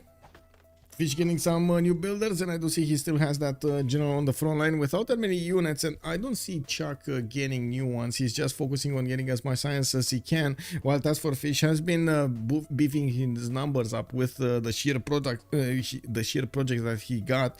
Well, that's kind of taken taken a toll on him. We didn't have him getting Newton, and I'm pretty sure he's gonna be happy receiving a free library and a free university in one of his districts, and that's it. He got to activate it, another 2 science points on each of those universities from then on. He still is getting a few knights out, and I do see new campuses, while his next door opponent here is going to get his own universities and new campuses. He's going to have the much stronger economy. ChucK is on 58 gold at the moment, with new harbors getting out for possible trade routes. I do see new industrial zones, while on the east side there are some possibilities for new cities. We're going to need to see if he's going to settle the south anymore. I wouldn't say actually the east side. No, sorry, I take that back. There's like no possibilities for new cities on the east side. I initially wanted to say something related to the trade routes, because to be honest, it did feel like he needs more gold with 58. He has more than TaskForceFish, but he needs some more. But then, well, yeah, that thought just went down when I realized that all of these are internals. Is he using the gold internal one? No, he could plug in the card if he wants to, but he's considering the amenities are much stronger on this one. Of course, liberalism, Republican legacy. Okay, Republican legacy, no oligarchy here. I guess he's gonna play calves now, and of course he could have actually gotten, where's this one, the triangle trade for the extra gold on the trade routes for the internals. That's gonna make him so much gold, so much gold. He has so many trade routes, Anyway. We do need to see how Montezuma is also going to push back the units of Egypt. SoftStyle did not manage to get Suez Shuttle, but he did pay for the courses and only lost like 3 of them or 2 of them. We do have him putting new units in production, and as you can see, UnderTheGun is Celestial Navigation in top 3. I would imagine these Egyptian courses are going to get their upgrades into calves pretty soon, and we do need to see how ChucK is going to use his industrialization advantage. TaskForceFish is military science in 1 turn, and I do see he did not get his industrialization yet. He's going to need to go for the top 3. The massive difference in science is starting to show up over here. It's going to give ChucK a lot better tempo going into the next phase of the game, with 287 production to start with. He's getting another bath over here in Rome in the south. That's going to beef up that industrial zone, making it a +7, while or more actually. He's gonna get more. While I do see the encampment just got a great people. I don't think that was an important one, to be honest. Was that Ib? Oh, never mind. It was an important one. That is Khaldun. Khaldun. It's yeah, I mean, why not? 200 science, 144 culture, get it going. We're also 3 turns away from switching the era, and looking at the era score, it does seem like ChucK is gonna manage to roll the 3rd era for reform the coinage. Unfortunately, without that many externals, that's gonna be a wah. And we do have SoftStyle going for Dark Age, TaskForceFish Dark Age, UnderTheGun Dark Age. Nobody else in the game did manage to get enough points. New campuses being bought over here, or I should say chopped over here. He's getting the libraries in them, and I'm pretty sure he's going to be quite happy getting so much more science out of these empires. We got him on 2, 4, 6, 8, 9 cities, and he's still chugging along with the most science in the game, the most production in the game, but not the most culture anymore. It is TaskForceFish that managed to get 200 culture with 142 science. He's probably still working on projects though. Yeah, he's still working on projects. He has 3 more projects to go: Foxtrot, Alpha, and Charlie. That's actually what's beefing his science up. He's probably on 110 naturally, while of course the scientific projects over here are giving the rest of the bonuses. I thought Team Fish was dead. Now looks like someone is getting nuked late game. Yeah, they do need to fix this. But I would imagine Rome is actually going to be on point late game. It's very hard to actually deal with Aztec. I would like, between all of these civilizations, the worst one to deal with is Aztec late game. Like Aztec bombers with possible +6 on them or +8 on them. That is just so bad. We've seen what happens when he gets to +12. It's just like no stopping those. Okay, we got another general, Timur. We're starting to roll into the medieval Renaissance ones. And looking at this, he did manage to get UnderTheGun for the 3 envoys. Rome did manage to get, he has the Admiral, that's pretty good. Free trade route, why not? Cleopatra did get the Fadlan for the extra trade route also. And looks like Marco Polo has been recruited by Aztec for the extra trade route. So they got, okay, Aztec got the free trader while it looks like Cleopatra got the other ones. The 2 extra trade routes, but no free trader for him. Okay, sure. It looks like advantage Cleopatra. That's a W on Cleopatra on SoftStyle. Okay, a wave of seeming buildings here for SoftStyle. He's getting a unit in Uno. Finally, another one of these courses to fend off attacks from TaskForceFish. To be honest, that wasn't really an attack. That was a lonely knight that got bored and he started hitting a city. That's basically what happened there. And you can imagine the state of the defense in the lands of SoftStyle if that was easy to do. I would imagine a lot of corruption going around his empire there, man. They got caught out of position. Does ChucK have crusade? That's a very good question. I don't think so, but let's see. No. Stewardship and what? Oh. Stewardship and what? Oh my god. I mean, there's no surprise that he's getting so much science. And there we go. TaskForceFish started finishing up his projects and he started going down in his science. That's gonna be a very big problem in the next part of the game. I mean, sure, he's gonna have like armies, like tank armies fighting off GDRs or something from ChucK. I don't know about that. They're gonna get one shot. Like, I'm pretty sure whoever gets 2 nukes first here is gonna win. I would imagine also probably helicopters or tank armies are gonna be very, very strong to go against Gaul. And we're gonna need to see how the encampment count coming out next part of the game. With ChucK only having 2 of these encampments, he doesn't have a lot of oil per turn. He doesn't know about his other oil tiles that are helping him get some resources here. I do see one. I do see a second one in Kume. And I would imagine one for... Yeah, there we go. He can settle another city here in the Tundra and work the oil and the coal for the extra 2 resources they're gonna give him. ChucK3 has joined the round table. DShell3, thank you so much for the follow, sir. Much appreciated. I thought team, okay, no, it's just that ChucK hasn't industrialization yet. Yeah, but he just got it, right? 363 production coming up on ChucK with new industrial zones also chugging along. I do see he still needs to upgrade and chop a lot of his tiles to make everything work with the mines. While you can see he's getting also a wave of shipyards. He's going to need to, oh my god, I just realized he's going to have a shipyard in his capital, a +4 shipyard that can turn into a +8 with an industrial zone also that's a +10. Oh, that is beautiful. That is so nice. Would have been nice to not have this tobacco tile here though. That is so annoying. It is what it is, you know. You win some, you lose some. It is what it is. I'd also want to mention that Rapa Nui wasn't actually used by SoftStyle other than having the city giving him some extra culture points. Usually you do want to put some Moais over here on the volcanic soil tiles, but it looks like, yeah, he doesn't have enough of them. He's going to also get pillaged in the city of Viunu, where he did deploy a few courses to defend against the Fishian Knight. That knight is still getting the library, stopping the city of Viunu going for a university. We do have encampment coming out from Edfu. He did finish one from Iwunu. I do see one from Swenet, and that's about it. He's again, the same thing will be asked of SoftStyle if he's gonna go for an attack against Aztec with some tank armies and or helicopters, or try to wait for bombers or some later on technology. I'm pretty sure funds will also make quite a bit of an impact with UnderTheGun on 11 gold per turn and TaskForceFish on 24. Does look like their funds are drying up while their opponents are not only getting more funds but they're also getting much bigger stats than them. Like, it looks like their scaling is much better right here.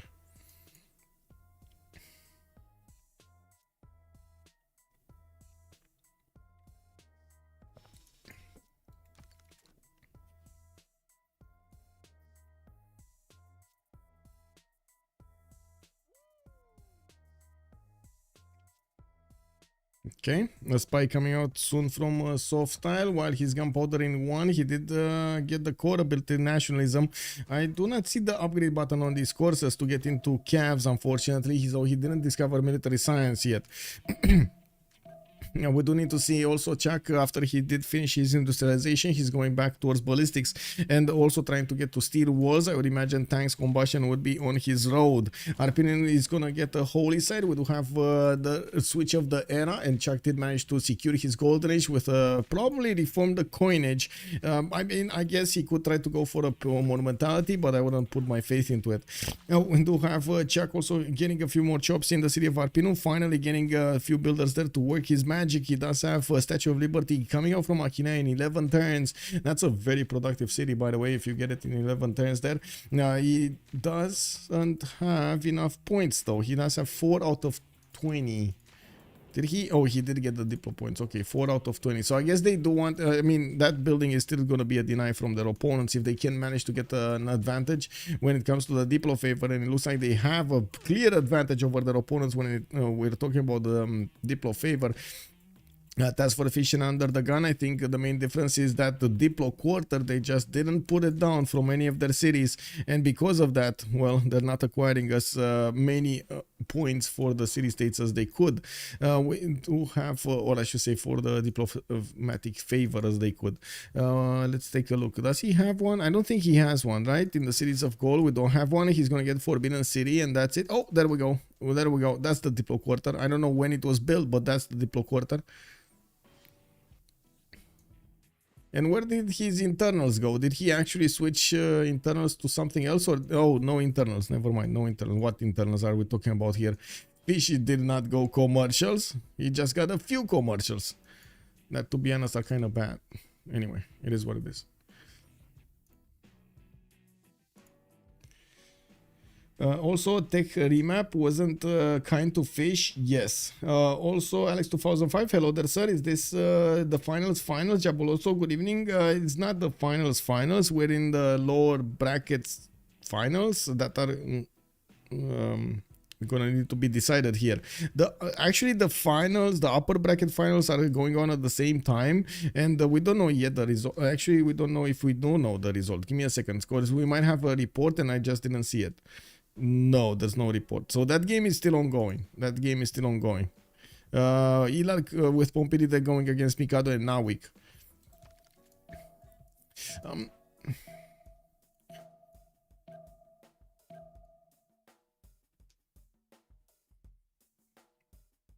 Okay, so we're gonna have 2 minutes of the pause. Unfortunately, it is the plus damage, the +5 Congress here. That might be a problem. Oh well, it is what it is. 2 minutes of the pause and we're coming back to see 8 GPT. They went down to 8 GPT. That is a problem. That is a big problem. The grand finals are upon us. Yes, that is so true. The grand finals are very soon. Probably in 2 weeks, maximum of 2 weeks. Be right back.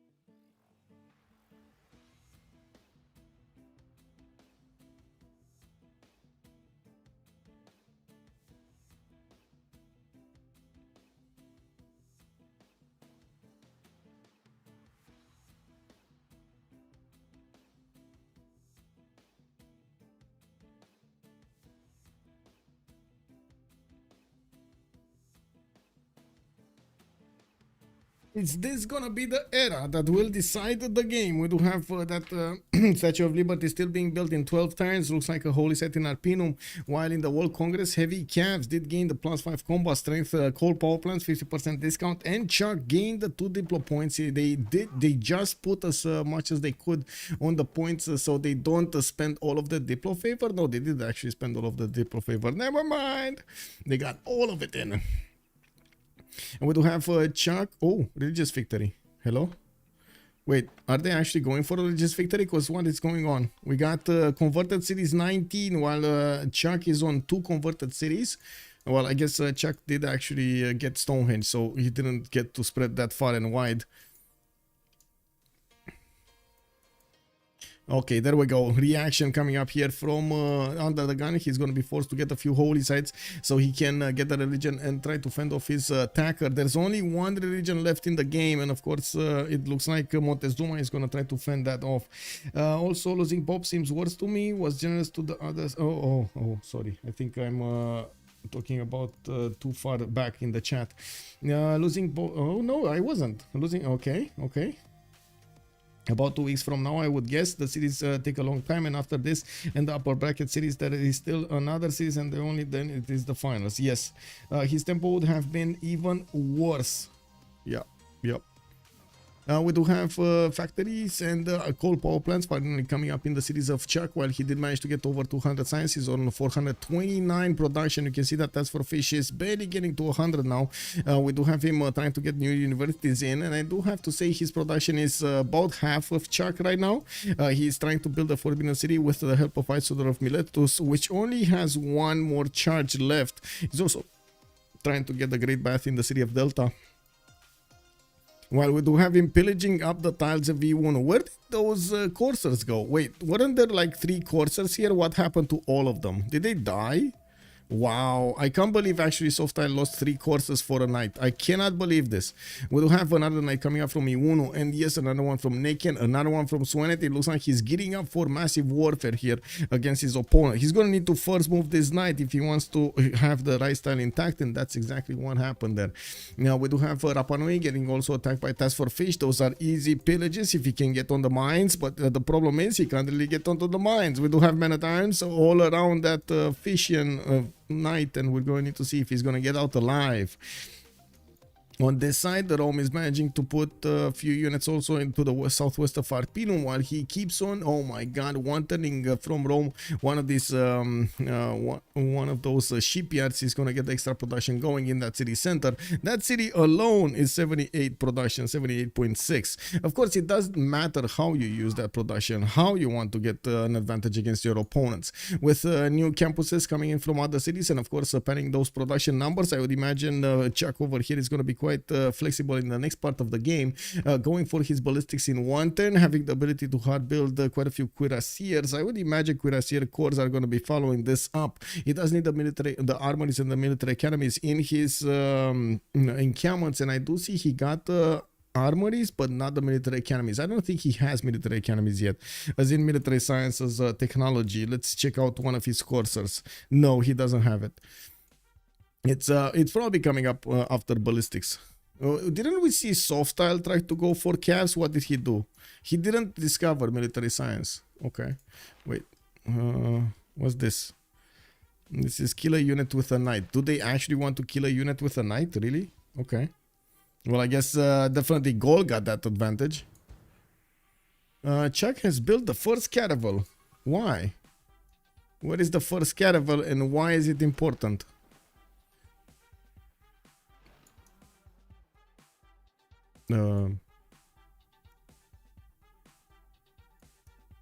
Did he delete it? Did he get it and delete it? Because I don't see it anywhere. This is ChucK, right? This is Rome, right? Yeah. I don't see it anywhere. Do you guys see the caravel? Like, it's not here. It's not here. It's not here. It's not here. It's not here. It's not here. It's not here. It's not here. It's not here. It's not here. It's nowhere. The invisible caravel. Now, what is the other series before the finals? Yeah, the lower series. Yes. It's the winner of the upcoming match will play against the winner of the upper bracket. So basically the loser, the winner, wait, the winner bracket finals, or I should say the upper bracket finals, will have a loser, right? So the loser of that series will need to play against the winner of this one to have the proper finals for the lower series. Yes. Okay, he's soon seen for an ironclad here in ChucK's territory. Not bad. We do have in the great people screen, actually looking at the scientist screen, we're not going to be that far off from getting Einstein. I do see in the engineer screen, well, we still don't have very expensive engineers, to be honest. 120 points is fine, especially since Rome is making 12 points. Aztec is on 6. We got the goal also on 12 points. Rome is on 9 great general points. Aztec is on 11. Egypt is on 4, while goal is on 1. And that's a bit unfortunate. The goal over here is going to need to roll a lot of projects if he wants to get the modern ones, and that is going to take a lot of production out of him that he could have spent on building units. And of course the goal pattern here is telling a different story. UnderTheGun, which kinda should have had the biggest goal pattern here from them, he's not actually, and he's spamming out holy sites from each of his cities. I saw like 3 holy sites being built here in the lands of Aztec. He's seriously trying to defend that religious victory, which is going to be a pain in the... We do have him needing to also fend off the attacks of ChucK soon, because I'm pretty sure ChucK is going to try to get to a higher technology and get a timing attack going against his opponent. They do have the goal, they have the means to attack. Forgot how double elimination works. No worries, it's fine.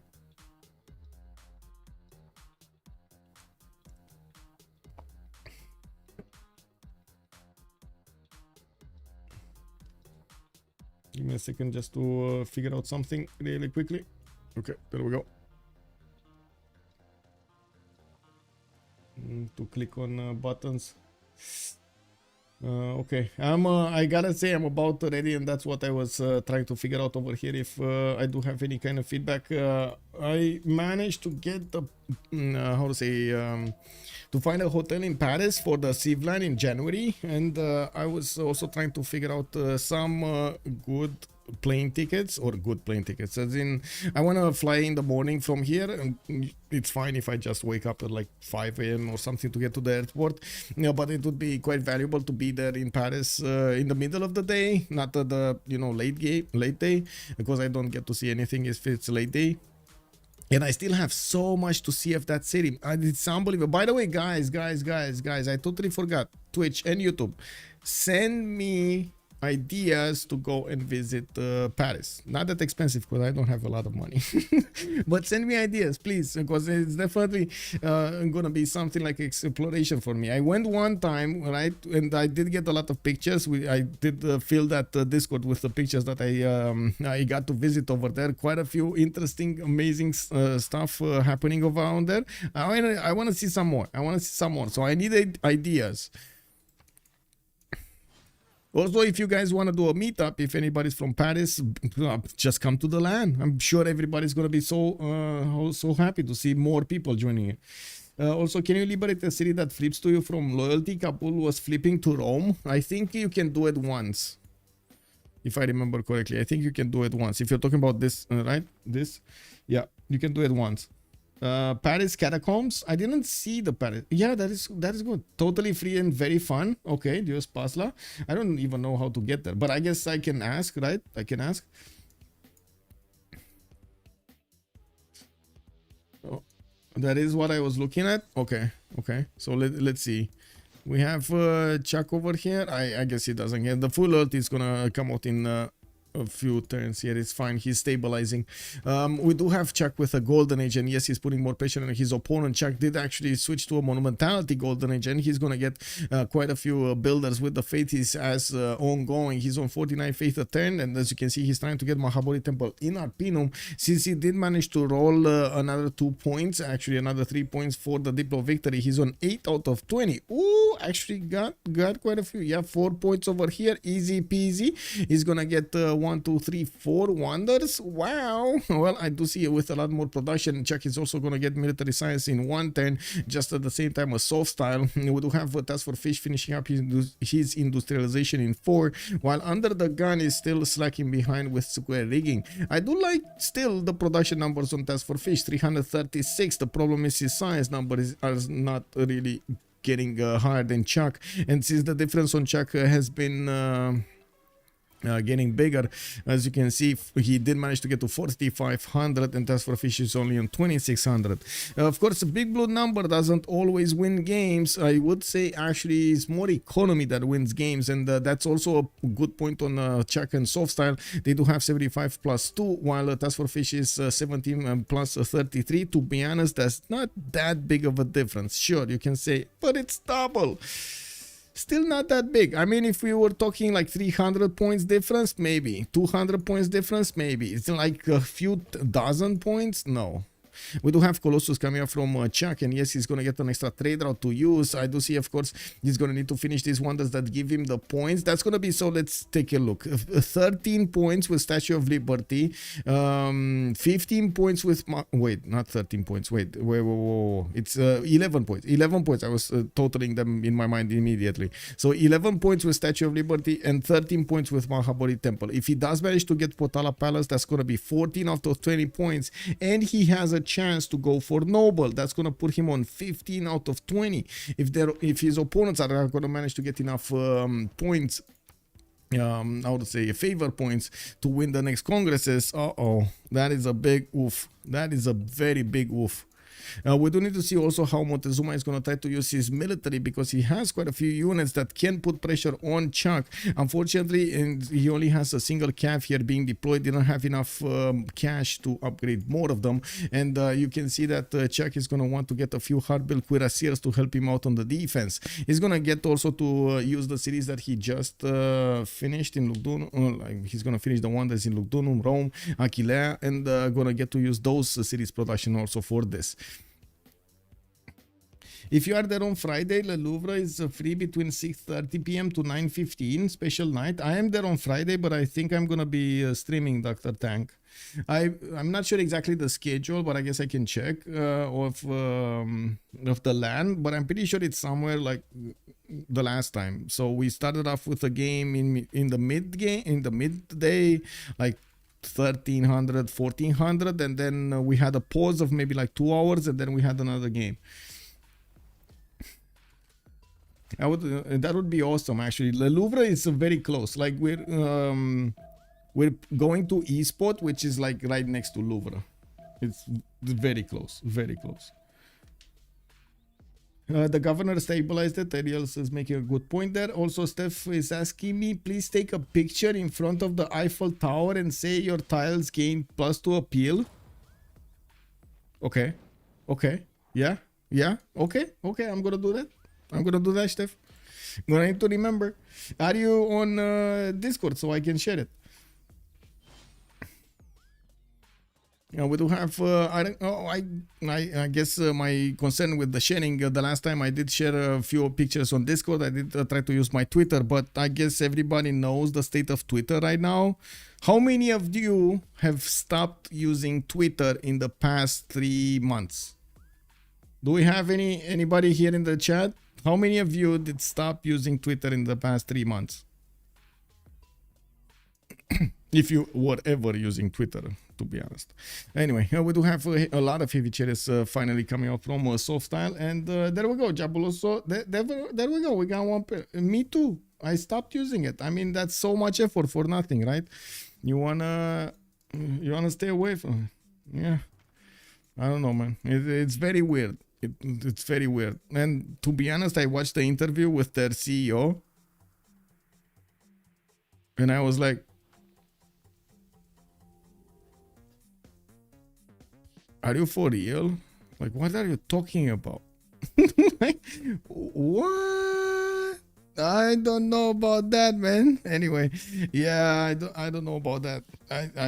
I think actually, to be honest, I have the idea in my mind still gathering shape over there that Elon Musk actually bought Twitter to put it in the ground. Like, basically put a cross on it. He's killing Twitter. He's killing he's not making Twitter anything else. He's just killing it. Twitter has once been nice, but lately it is just better to stay away from it. Yes, exactly. I mean, you know, I mean, he's killing Twitter. That's it. I don't know for what reason, but there must be a reason they're doing that, right? Anyway, we do have Ravenna with industrial zones. I do see he's gonna get Angkor Wat also over here from his capital. That will boost him with one population in each of his cities. He's gonna be very happy when he's gonna have that. Of course, all of these population points do matter when it comes to all of the yields of the city. Not only the tiles they use, but also the other yields, the science and the culture. Also, let me see. He got hold of an immense amount of data to aid in training his AI. He has one of the most advanced AI also on the planet. Yeah, maybe, but to be honest, I wouldn't trust Twitter data as far as I throw it. Like, if it's just me, I wouldn't trust it because it's riddled with other bots and shifting through data, trying to make sense of who's a bot and who's real. That's like you create the premise for failure. So not only is he gonna lose Twitter, but he's also gonna lose his AI competitiveness. Anyway, we do have encampments in Rakedet. I do also notice heavy chariots from the northern cities. All of the army is amassing in Iunu, and yes, we do have a lot of cuirassiers that will bang on the doorstep of TaskForceFish in just a few moments. The fish needs to put into the production right now some units if he wants to fend this attack off. He's finishing up metal casting while he did finish his industrialization. His production numbers do look good, 398 production, and they're definitely higher than SoftStyle. We do have Rome also activating his great people over here as close as possible to the borders of Gaul, so he can actually spread that religion around. Vatican City, it has been taken over, and UnderTheGun is going to try to he's trying to go through the 61 strength ancient walls over here, but yeah, it's not gonna happen, man. That's not gonna happen. Wait. The fact that he swapped the name of an already established brand to something so generic as this just shows you. I mean, that's what I'm saying. He's killing it. He basically like put an X on it, you know? Like he's killing it. I'm telling you, like Twitter is dead. I don't know. I guess I don't know why the charade is, but I guess he couldn't kill it without immediately. He needed some sort of how to say some sort of time and the sequence of events that would justify the actions of actually taking it down. So he's creating the premises for that. Anyway, I guess I just got into conspiracy theories right now. That's only my thought. I never saw this idea on the YouTube being floated around, but that's just how it looks from an outside perspective. That is what happened to the caravel. ChucK popped the caravel admiral for religious spread and deleted it because he didn't want to pay upkeep. Yeah, that makes sense. Yeah, that definitely makes sense, Ariels. That definitely makes sense. And yes, he's spreading actually into the cities of Gaul quite nicely. He did convert his capital, and that capital is going to help him convert all of the other cities, especially with Moksha. Moksha becomes actually an enemy of TaskForceFish. We do have all of the cuirassiers now able to move, and they're starting to reposition to the southwest of V1. They are starting to get some support help from Bombard's upcoming in training here, and we're going to need to see him get that army into the cities of TaskForceFish. I gotta say, even if Fish is going to get some of his knights out, he's going to require gold to upgrade them, and they're not sitting in the best situations here. Even with mercenaries, it's not going to be that easy for Fish to upgrade anything. He's going to try to get another settler on the east side, and he did put the Shun Tzu general right in front of the Egyptian army, trying to use the general's awareness, or I should say his name, to stop the army of Egypt. This is basically like Leonidas, but without the hot gates. You know, it's Leonidas all alone in the fields, in the hills, trying to stop an Egyptian army with no army of his own. It is what it is. You know, sometimes you gotta do it alone. Do you play anything else besides Civ? Yes. So I like playing City Skylines, which, by the way, I'm still working on the freaking video I want to get on YouTube. I'm trying to generalize it as much as possible with some like best things that you need to do, all you need to know basically in City Skylines, but without going into, oh my god, so many details, like the perfect lines that you need to go, I would say the macro management decisions that you need to get and how you need to approach them. I recently got with the autumn sale that Jurassic Park 2, and another one that I didn't open. I wanted just to finish my collection here of the Anno games. Anno 1800 was also on a sale. They were like very, very cheap. Also Escape from Tarkov. Escape from Tarkov, I guess it's a bit of my time. With Escape from Tarkov, I'm getting shorts actually for YouTube, trying to build up some audience there in the FPS genre. It's gonna take some time, and also there are like the Escape from Tarkov scene is extremely effervescent right now. It's extremely heated. They're actually trying to get into an esport as well, and the game developers are coming towards the players with a mode that they can use in a competitive scene, like the arena over there. So yeah, but anyway, I don't like streaming it though. I mean, I can stream it for like a raid or two, but I don't like even playing multiple raids at a time. It's just, I don't know, maybe I don't have the patience for it. Maybe it's gonna be different. Anyway, we do have ChucK here getting his 13 out of 20 points for the deploy. You can see he did finish his Mahabali Temple and Statue of Liberty, and I do notice he's 8 turns away from getting Oxford University. While he's not gonna keep pushing, his ally is gonna push, and with the Cuirassier Corps, he's gonna have a very, very strong units to go against the fish. We do need to see when the Bombard is gonna join the fight, because that will be needed to push through the fortification health of his opponent. Fish did manage to get 150 fortification in India, 150 fortification in Gulf, and I would say, wait, where's the third one? Oh, in Kabul. He got the third one over here. No, he didn't. That's 75. Where is the third one? Okay. Oh, well, it is what it is. Wait, you don't get 3, you get 2 on the walls? I guess wall engineer was 2. I guess it is what it is. Or did I misinterpret that? I don't know why I always remember it. There are 3 charges on him. Anyway, I got Stellaris and never played it once.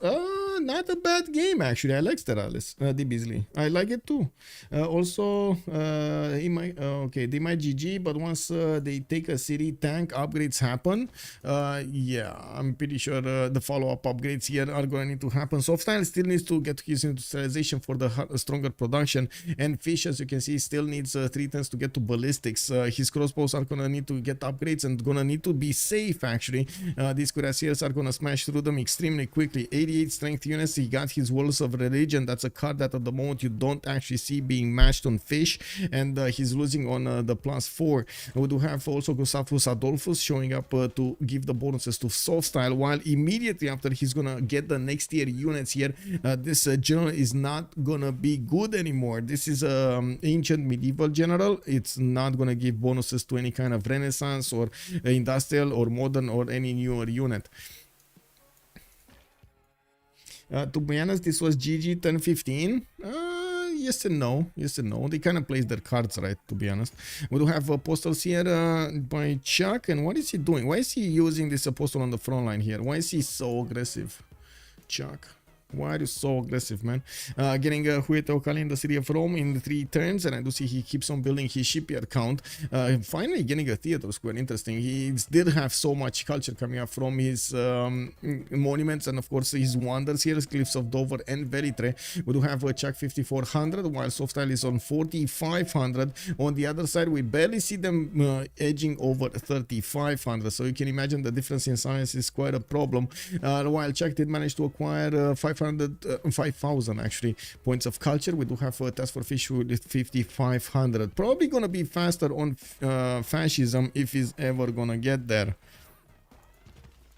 Okay, these night cores are gonna be 2-shot if they're not gonna be upgraded by the Cuirassier cores. Wait, SoftStyle can get another core here. Yes, can get another core. A bit, well, I guess he does want to clamp them up for the flanking bonus, right? Yeah. I can never figure out what is the exact difference between lakes and highlands. They are so similar. It's the amount of hills, Jabuloso. It's the amount of hills. I measure more bodies of water plus more flat land. No, I think actually the main difference here between highlands and lakes is the amount of hills. Is not that much of anything else. Maybe a few more mountains, because I guess the map is gonna be higher in elevation, but that's it. Rome had like 50 culture before they even put down a theater square. Exactly, right? Yeah, he did. We do have a great library. Is showing up for Under the Gun in the city of Teayo, and he didn't actually get a religion here. Confucianism, four-color music, and the tithe.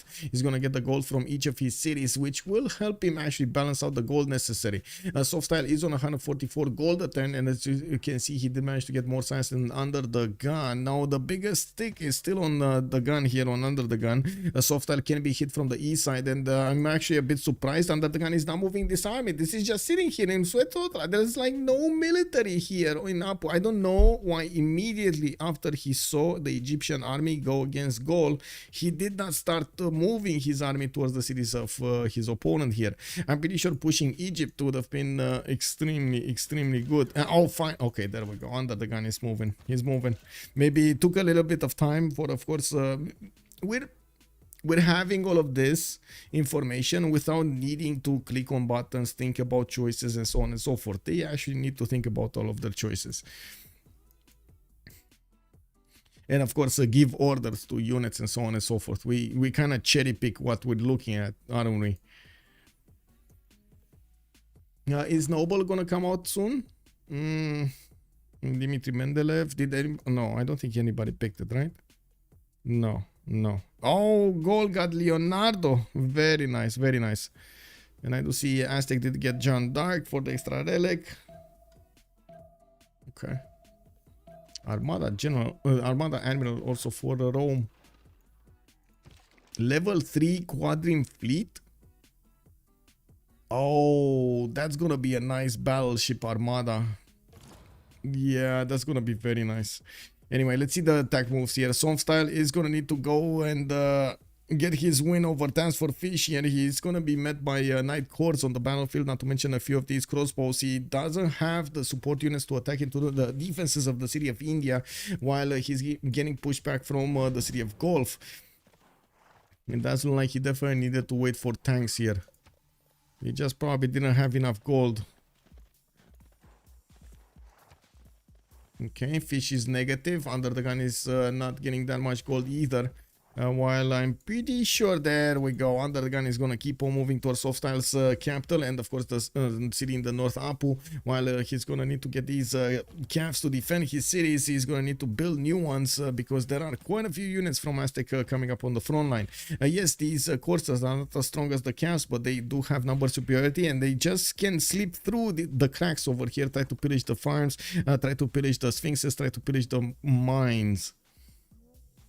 Highlands being the ultimate late game map, and lakes somewhere in between. Yes, he does have +4 luxury, but that's not that big actually. That's not that big on Aztec. It's still good, but it's not that big. Let's see what's happening here. Did he get to pounce on one? Yes, just one single knight. Now, walls going up in Delta. Looks like Fish is going to try to get as many packing shots as he can on the southeast side, while we do have field cannons getting ready from Arpinum. I do see ChucK is going to finish Hueteo Kaliwat. He did get Angkor Wat. He's on 264 science with 113 culture. Only 29 gold at 10, 664 points of production. He's okay, getting defended by his opponent here. I do see he forced Aztec to build a bigger, very big military here, and it doesn't seem like any victory condition will activate without a concede soon. We're at 83, and it doesn't, I mean, yes, we kind of see there's quite a bit of an advantage on ChucK and SoftStyle, but there still are ways for their opponents to keep on defending until we're probably going to see something very late, like a nuke, like a GDR or something, like jet bombers.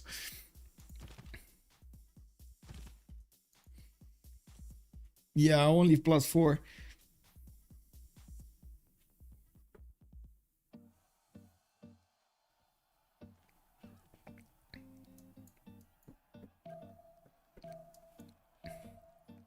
Yeah, 2 turning calves is not enough. Why is he building a water? Oh no. Oh no, SoftStyle. Uh-oh. I mean, I guess he didn't know. He didn't know how many units are coming against him. UnderTheGun is gonna get new calves out, and I do see he... Oh no, he actually didn't get that. Oh, it's fine, it's fine. He actually pushed back the knight. It's fine. It's fine. It's fine. I thought initially he's gonna actually try to put cav on the hill so he doesn't let those units wrap around, but it's fine, I guess. We do have Apu getting wrapped around by a few courses. They're getting their hoofs on the mines here to pillage the gold, and that will be very good, especially for TaskForceFish to get the gold to upgrade his units. We do have him getting his parking shots right on the front line, which will get the necessary strength to defend against these cuirassiers. We don't actually see any kind of oh my god being done over here by SoftStyle. He still needs to core up some more of his units, and as you can see, his general is trailing behind. That's not actually a good one, that's only a promotion one. We do have Gustavus Adolphus in between these other units that are allowing them to have an extra +5. Shunsu on the other side is going to give the points to these knights, but not for long, especially when he's going to get the ballistics next turn. He's going to get the upgrades in the cuirassiers, and that general bonus, poof. I don't think he has a lot of generals either, like general points. He has 1 general point, and as you can see, he's on 84 out of 270, while Aztec is on 13 points, Egypt is on 5, and Rome is on 11. Okay, bombards. Well, I guess they're gonna make them work for it. We do have a commercial coming up from Rome, which is very surprising because he did actually get a harbor there. I would have imagined something like something else actually from Rome, like a theater square or an even how to say the other one, aerodrome would have been preferred over a commercial. I'm very surprised about this. I don't know why he's doing it. What do you think he's doing? Why do you think he's getting a commercial here? Is it just for the points? Is he gonna get a splendid one at least? Is that a +4? No, it's a +2. ChucK. So he already has the harbor, right, for the extra gold, the shipyard, the lighthouse. It doesn't really... I guess you can get a lot more gold, like with the bank and so on. Is that what he's thinking? Because he's using a lot of the internals. He is using that. Does he not have the... No. Skyscrapers. I mean, come on. Switch this. Like skyscrapers, come on. You don't need it anymore. Like you're one turning anyway, you Oxford University, and you don't need it for anything else. Just put a +4 gold card, I guess. Anyway. Like looking at how many trade routes he has, 1, 2, 3, 4, 5, 6, 7, 8, 9, 10, 4, 11, 12. Is this a trade route? No. 12 trade routes? I mean, that's 48 gold a turn right there. ChucK. Anyway.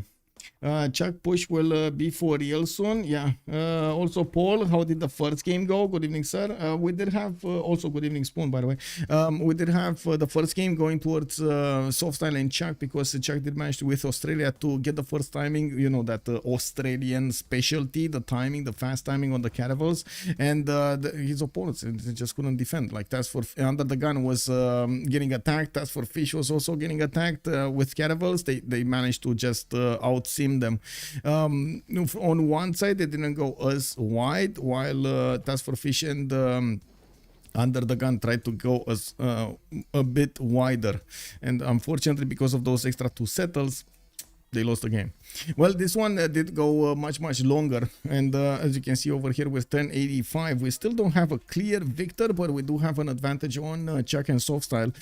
They are actually pushing through their opponent's territory right now and trying to pillage a few of these tiles, trying to also force their opponents to upgrade as many units as he can. It's very hard to push through Gallic territory, especially because of the Opidums receiving the wall damage as well, and the shots, the available shots. We do have him also with the Eburonis trade that is going to give him a bit more points, a bit more teeth, but unfortunately his economy is in shambles. -55 gold a turn, while we do have UnderTheGun getting trying to get some more gold over there, 97. He's also struggling to get into the lands of Egypt and pillage those tiles. Only got to pillage 3 mines, and we're going to need to see if he's going to get some more. Think nukes end the game. Yeah, also, wait, Kabul is rebelling again? Oh, Kabul is rebelling again. Lol. Rebelling in 19 turns. Probably one of these cities got an extra population count. That's putting more pressure on Kabul.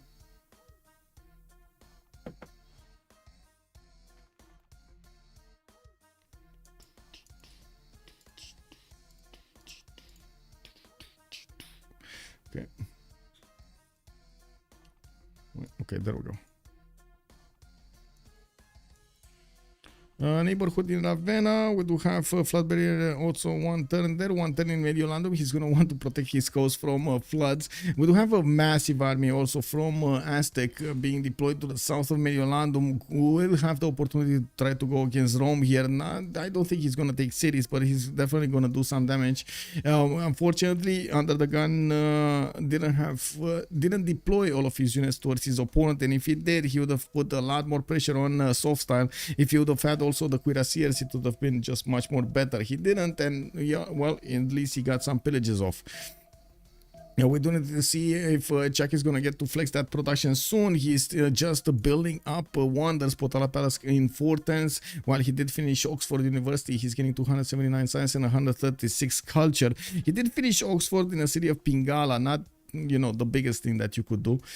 We do have him also with the field cannons about to deploy into Gallic front line, and I do see he doesn't really build an army here. He's not building an army. What's happening in the Diplo screen?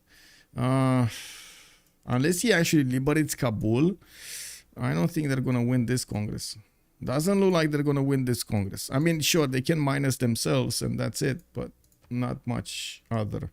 So 13 out of 20 Potala, 14 out of 20 Noble, 15 out of 20. Still needs 5 points from the Congress. He cannot get from any other place, well, except the very late game bonuses like Seasteads is going to come out very late, which is where is Seasteads?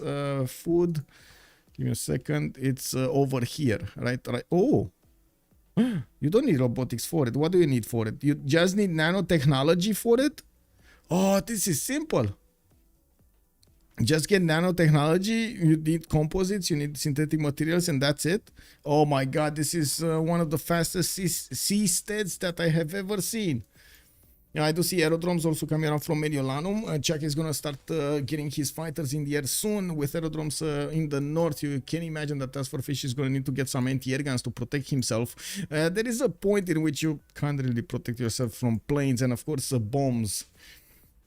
Tiki-takis.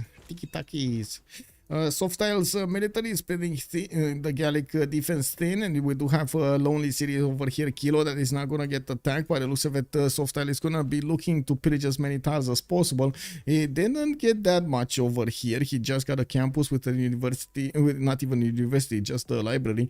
While I do see he's going to get the pillages on marble tile and one of these mines. That's about it. We don't have encampments from the goal, and that's another big thing. He's trying to get the projects, but it's going to take a long time until he actually recruits one of the modern ones.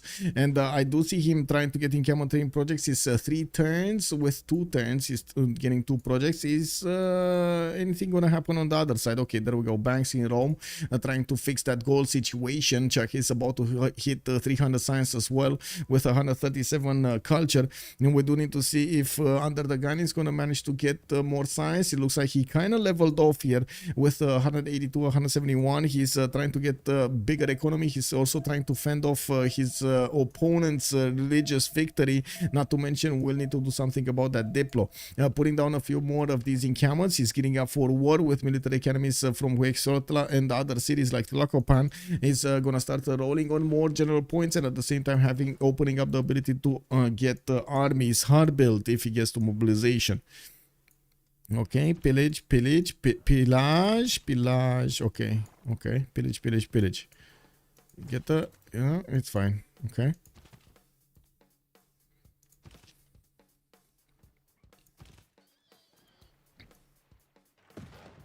Oof, that's one dead cuirassier. The field cannons with the frigates and the walls did manage to make quick work of that.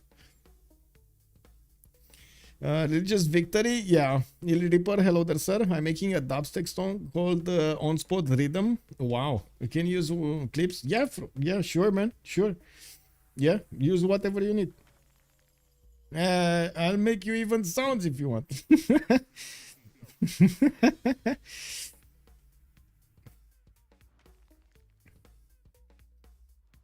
I think he just wants pillages for the gold. Yes, I think so myself. I think the same here. He just wants the pillages for the gold. Oh, there we go. He got another lumber mill pillage. Why not? We do have ChucK finally deploying that field cannon in Camel, so he's gonna get to attack the Fishian units here. We do have an aerodrome also getting out from Arpinum, and 2 turns for Potala Palace to finish in Achillea.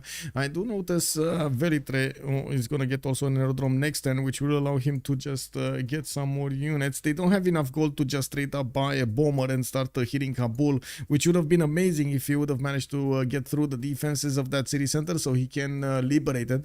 It's 12 turns for a rebellion. That's a bit too late. Looking at the score, it does seem like UnderTheGun is going to get his golden, while TaskForceFish might be in a normal age. He does have 87 out of 88, and it looks like he might get Dandara if nobody's actually going to pressure this. He is still getting those projects. I do see he's going to roll another one in Echo and another one in Charlie 1 turn after. Terracotta Army is going to be built by UnderTheGun, and Temple of Artemis. Okay, so he's struggling to get to that. Struggling, like I would say, putting more effort into getting that golden age. Well, he did get the golden age. Okay, interesting. He already got the golden age. It is what it is.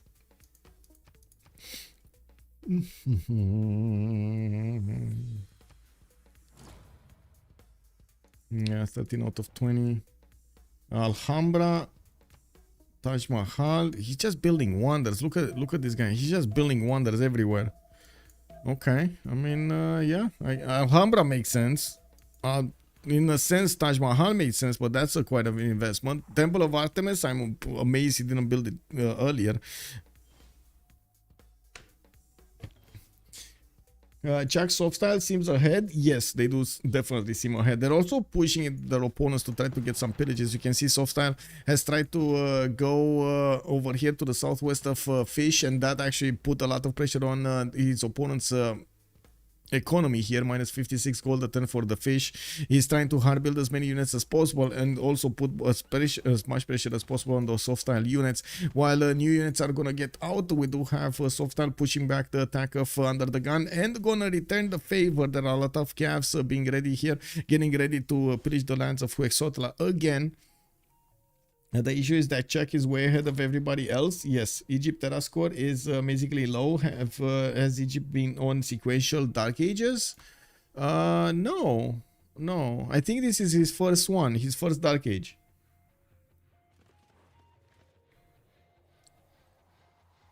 Nah, Reaper, don't worry, man. Just show it to me. I'm not that, how to say. I mean, the only time I need to defend my work is somebody is like ripping it off, right? Is trying to like get an advantage from.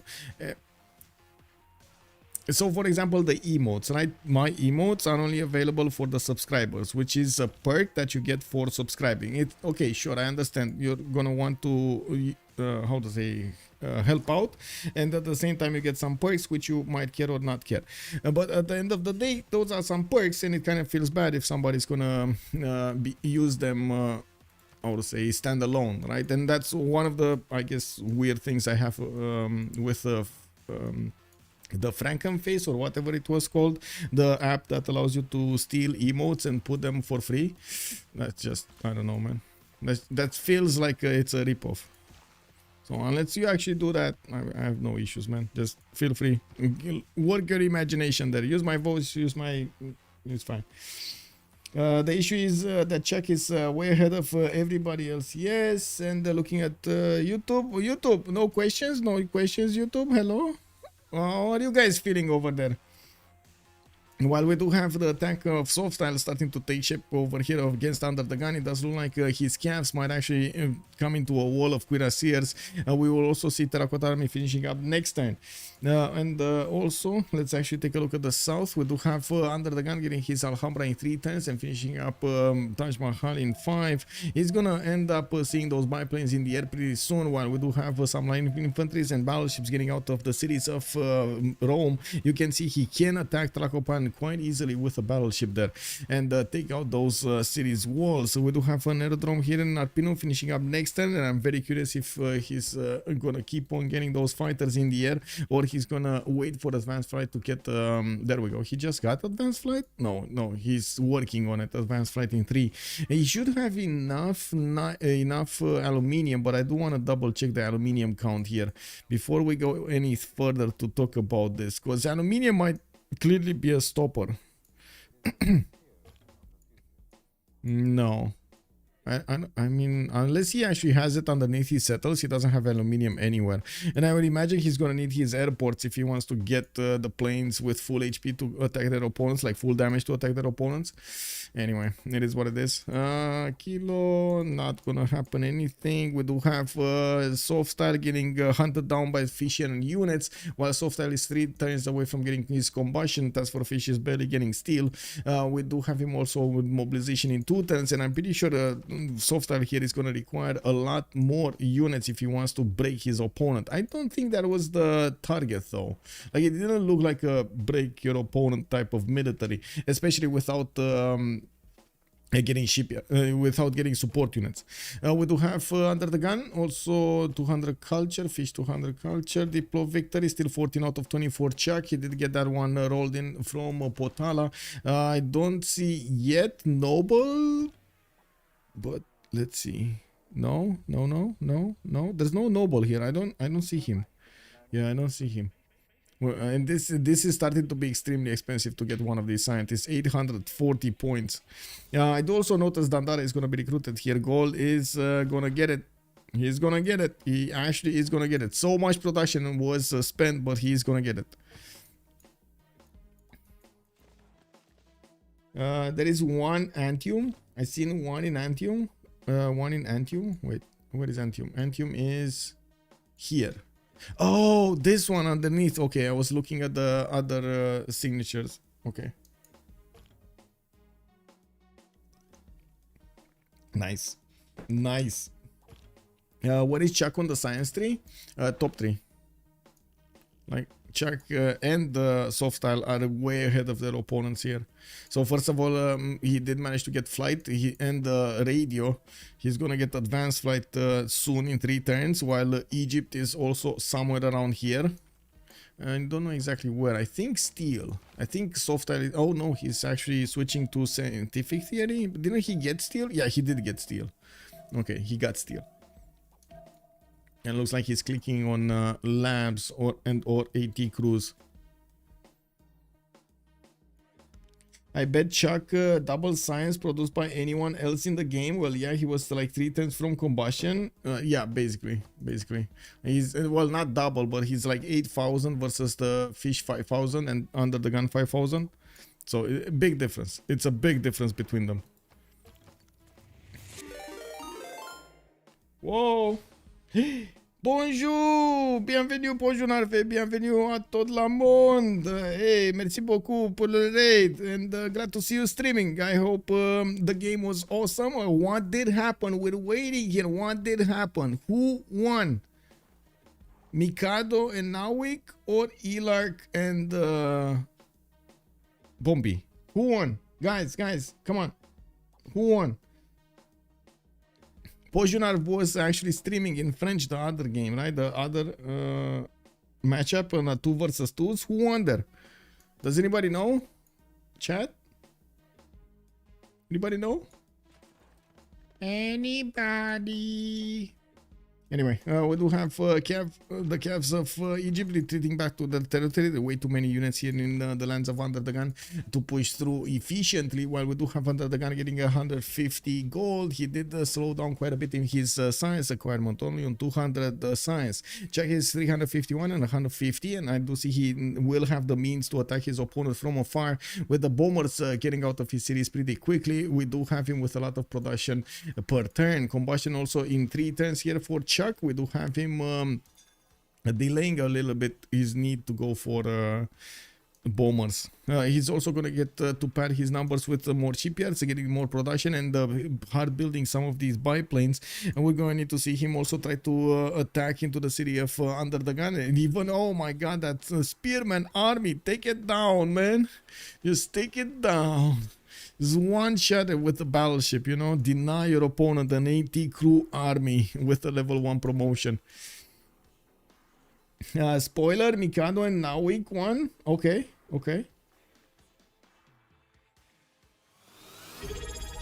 That's amazing, actually. Okay. So Mikado and Nawik. Evil Siku. Evil CQ, like your name, and hello there, sir. And thank you so much for the prime. Much appreciated, sir. Thank you, thank you. Yeah, we do have a spy, also another spy actually coming up from ChucK. Looks like he's getting an account to counter spray from his capital, with though his opponents didn't actually manage to meet properly. They did not discover that Roman city, the main capital. We do have a spy here in Arpinum. We do have a spy in Mediolandum. I do see UnderTheGun is trying to gain sources with both of them, or at least this one is getting sources. We do need to see if they're actually going to try to put them offensively in some of the commercials of his opponents, but to be honest, he only has Rome to deal with and maybe Antium to deal with. Siku has joined the round table. With much pleasure, and thank you so much for the follow. Much appreciated. Trojan man, I would rather see hoplite armies. Hoplite armies, yes. Hoplite armies, yes. When oh, that got taken down. Look at that. He got wiped off clean. Oh my god, it is what it is. Anyway, the plains are gonna be defended by these Knight Corps and the Cuirassier Corps in the lands of Mediolandum. I do also notice he's getting a lot more biplanes here to fend off attackers. I'm very curious when advanced flight course he's putting it off for combustion. It doesn't look like it's a good idea. It's not like he's actually gonna upgrade that much, but I'm pretty sure he would like at least a tank army or a few tank corps to go against Tlacopan, especially since he's gonna try to go against UnderTheGun here. The steel wall cities, they're gonna need to have much stronger damage on his units. He's gonna need to have much stronger damage on his units.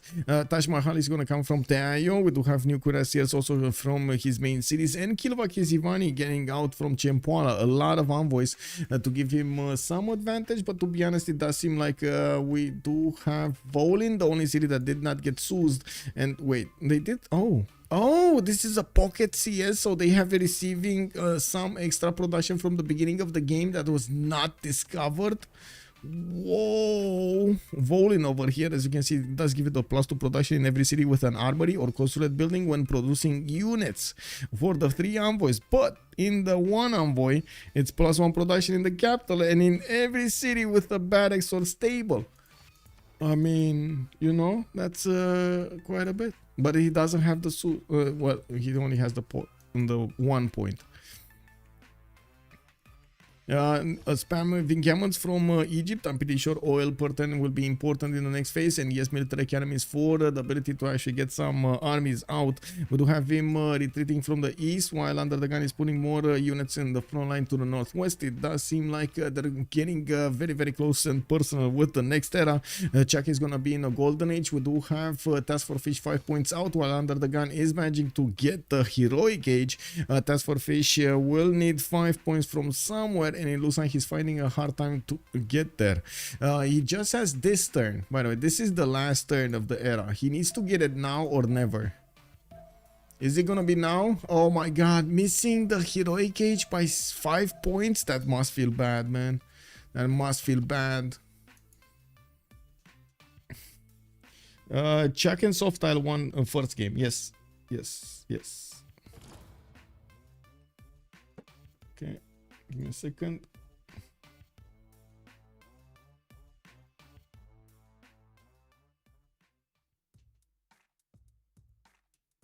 Okay, we got the Cuirassier armies being deployed to the northwest. Biplanes are coming out, but no fighters are being shown here. Of course, Fish is aware that his opponent is going to get fighters, I'm pretty sure, and bombers. We're going to need to see him try to prepare his defense with a lot more Cuirassiers getting out of his cities. I'm pretty sure tanks are on his mind. We do have him with a few city locations that could use battleships, which are much more effective in anti-air than anything else. We do have India, Charlie, Echo managing to get those tiles next to their capital, but that's it. Next to their city center, I mean. Okay, another battleship here. No, we do have a single plane deployed. That's the biplane. It looks like it moved into the city center of Mediolanum.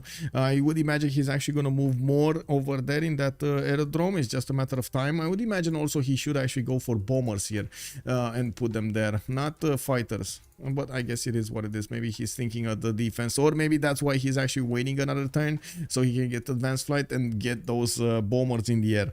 Now he will need to upgrade these fighters first. The biplanes are going to do more damage against the units of TaskForceFish, and we do have 2 of them being deployed in Arpinum. They can do very, very nasty things to the Fishian army. In the Eels tab, we do have UnderTheGun on 100 gold. TaskForceFish is 15, while on the other side is 115 plus 51.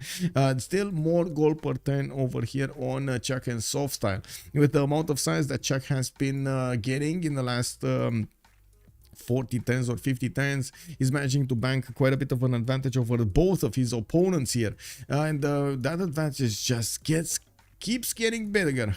We do have a few more seconds and we're gonna have another World Congress, and I can't wait to actually throw some water on my eyes over here, because it seems like I kept them open so much that they are not humid anymore, and it's weird with the lenses to not have them humid anymore. It is what it is.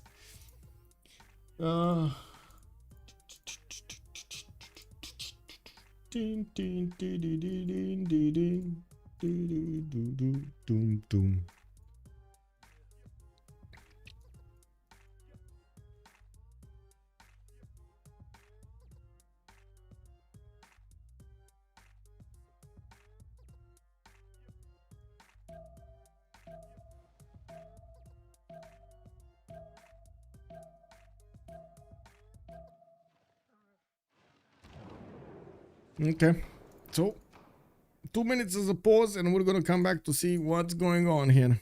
Another +5 Congress, by the way. Whoa. Okay, well that's a problem. We'll see who's gonna get those points of era score.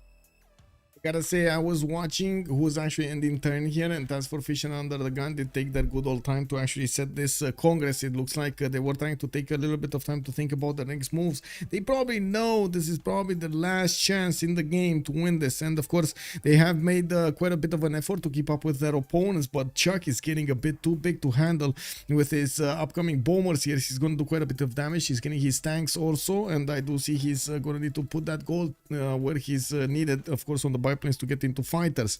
Not a lot of gold. We do have SoftStyle with 1200 gold. ChucK is on 322, and that makes me think, did we have any pillages going around? That's a lot of gold to not have pillages. Did he?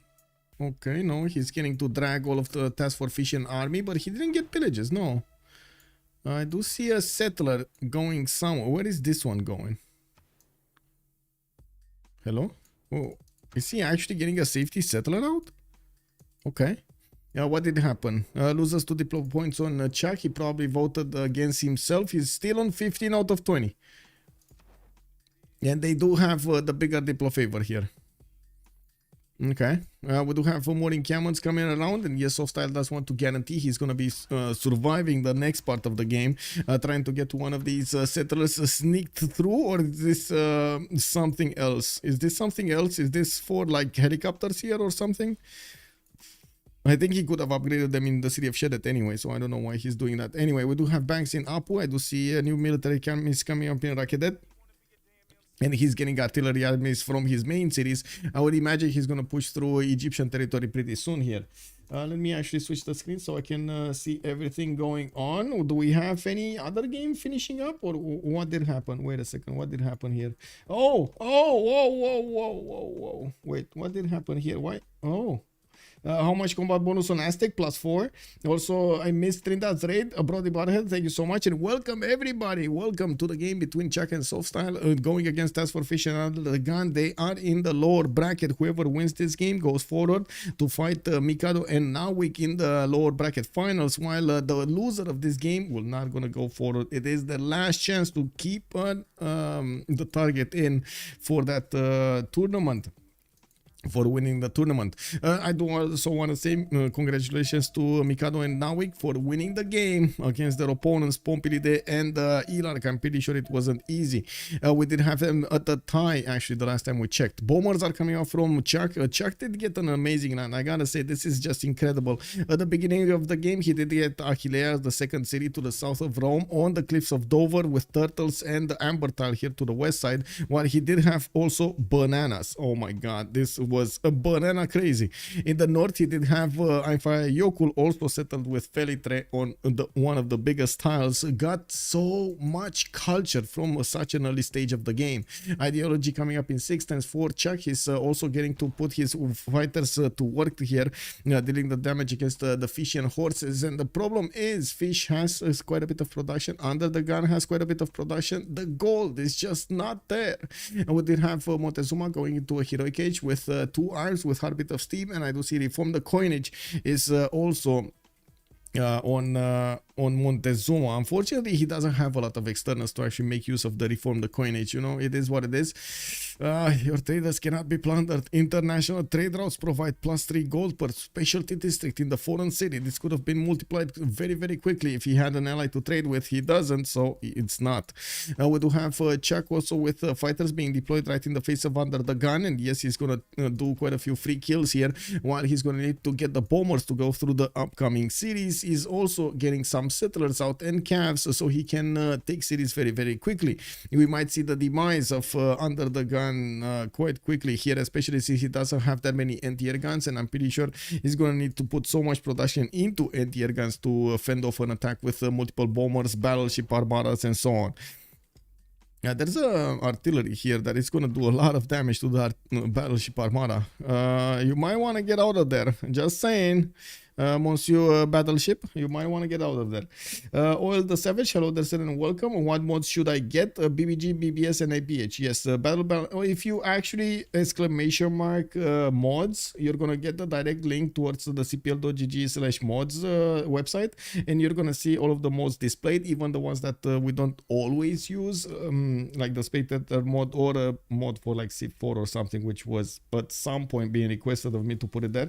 But anyway, you can find the information there, and also the links towards their respective Steam community workshop lockers. Note there what people use for competitive play. Yes, the mods we are using them for competitive play. Hello there, Cake Colo. How are you doing, sir? Good evening. How is it? How are you doing tonight? Are you ready for Christmas? Oh, that's gonna be quite a while there. We do have SoftStyle also upgrading his oil tiles, gonna get more production from those tiles. He does have some coal, and I do see he's sending that settler all alone through the north. It does look like he's banking on the fact that Fish is way more busy to defend the city of Juliet and try to fend off attacks from his east side than thinking about the north. And yes, he's gonna pass that settler quite quickly over there. Fish is also trying to get some pillages from Rapa Nui, especially this mine over here underneath the Corsair, which is definitely gonna get it. It's just a matter of time. We do need to take a look what's going on here. Tlacopan didn't get hit another time. The battleship Armada did move away, and yes, we do have a tank core upgraded, which will make that city much stronger. The Quartorum did get settled right in the face of his opponent, and UnderTheGun is gonna need to somehow counterattack into this, take that city away. Even though ChucK, it does seem like he's very prepared to not only get his upcoming units from the Cavs in helicopters, but also deploying those bombers right on the front line with fighter support, so he can deal the damage against the cities of UnderTheGun and take them quickly. And we do have the bombers being deployed in the city of Mediolandum's aerodrome, while I'm pretty sure he needs to get another one. It's probably somewhere in the build queues. There we go. On Pinum, another bomber. We do have them also with a decent economy going right now on both sides. Both ChucK and SoftStyle, and of course TaskForceFish UnderTheGun are having a decent amount of economy. With ChucK benefiting from almost double the points. Well, I mean, not really double the points, is it? Almost double the points, but not really. Of science for so much longer than TaskForceFish did get his science up, and UnderTheGun, he still has a serious amount of advantage against his opponents. 4,000 points of science extra. That is a lot. That is a lot.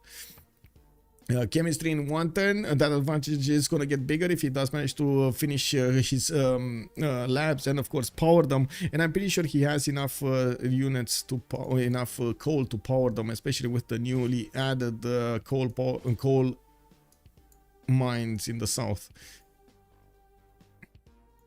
Do we have an attack from UnderTheGun? Not really. He only upgraded 2 tanks to the northwest, but I'm pretty sure this is more of a defensive army than anything.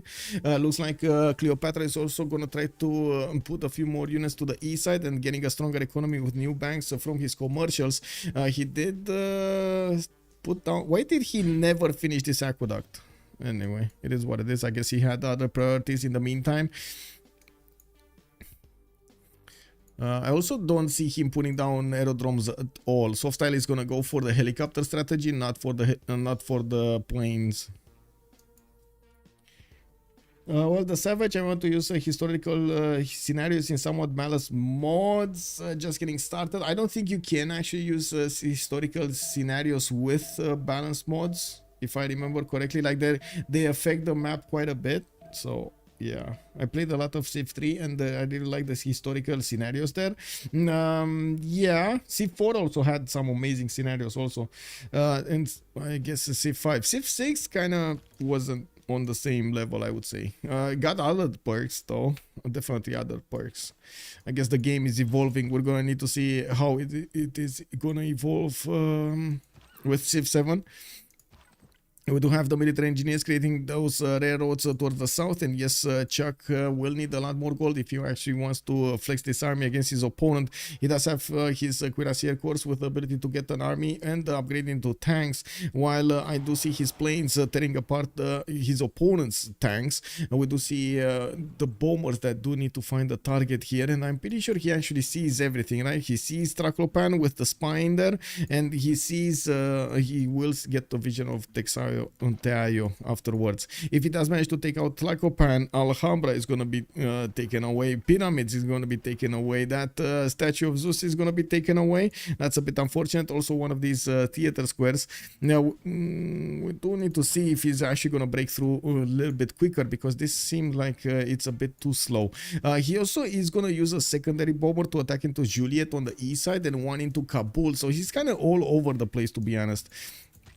We're going to need to see him also punch through with a line infantry to take over the city of Kabul. This is a gold mine of Diplo favor points. He already has a lot of Diplo favor banked up on SoftStyle, and yes, it's considerably more than TaskForceFish and UnderTheGun. There is a serious chance they might actually get to the 5 points in the next World Congress. And how are their opponents going to smash through their opponents to get a victory condition before the World Congress? That's the problem. 17 more turns. Time is ticking down, and we're going to need to see how UnderTheGun and TaskForceFish are going to fix this problem.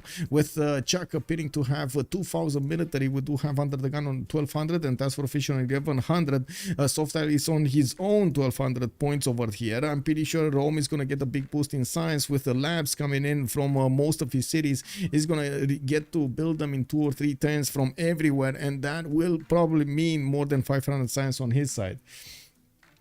Big game, hello there sir. Also Lee, hello ma'am, how are you doing? Good evening. Also let's see, what did you guys write here? They make the game, but they don't add content. There is BBS, I think, adds content. I'm not sure if BBG or BBS adds content, but they do add you the wonders. The new wonders were added with one of the mods. I'm not sure which one. Helicopters in 4. Yes, hard to say. Smile. Okay, yeah, and he will get the science point over the scientist. So is it probably over in max 17? Yes, I'm thinking max 17. If he gets the scientist right now, Aztec is the first one, Gaul is the second one, and I don't see Rome with that many points. But of course, we're going to need to see who's going to take Alan Turing and who's going to spend those points on him. So he reveals the next ones. Noble is the target. We're talking about Noble here. No more gold, by the way, in TaskForceFish and UnderTheGun. They tried to buy something or upgrade something, and they lost all of their funds. Looks like Trakopan is getting upgraded here with that tank army, trying to fend off attacks. And yes, he does have an anti-air gun in both of his front cities, east and northwest. While I do see the bomber is probably going to take a few hits, we do need to see if it's going to survive the counter attack here.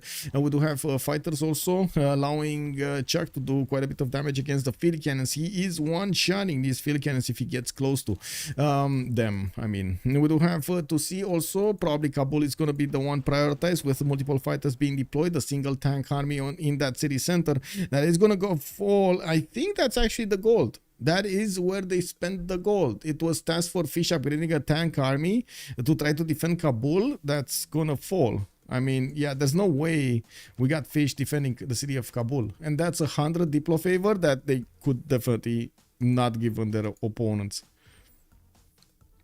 ChucK is on 15 out of 20 Diplo points, and he will get a lot more points from the next one, from the next Congress.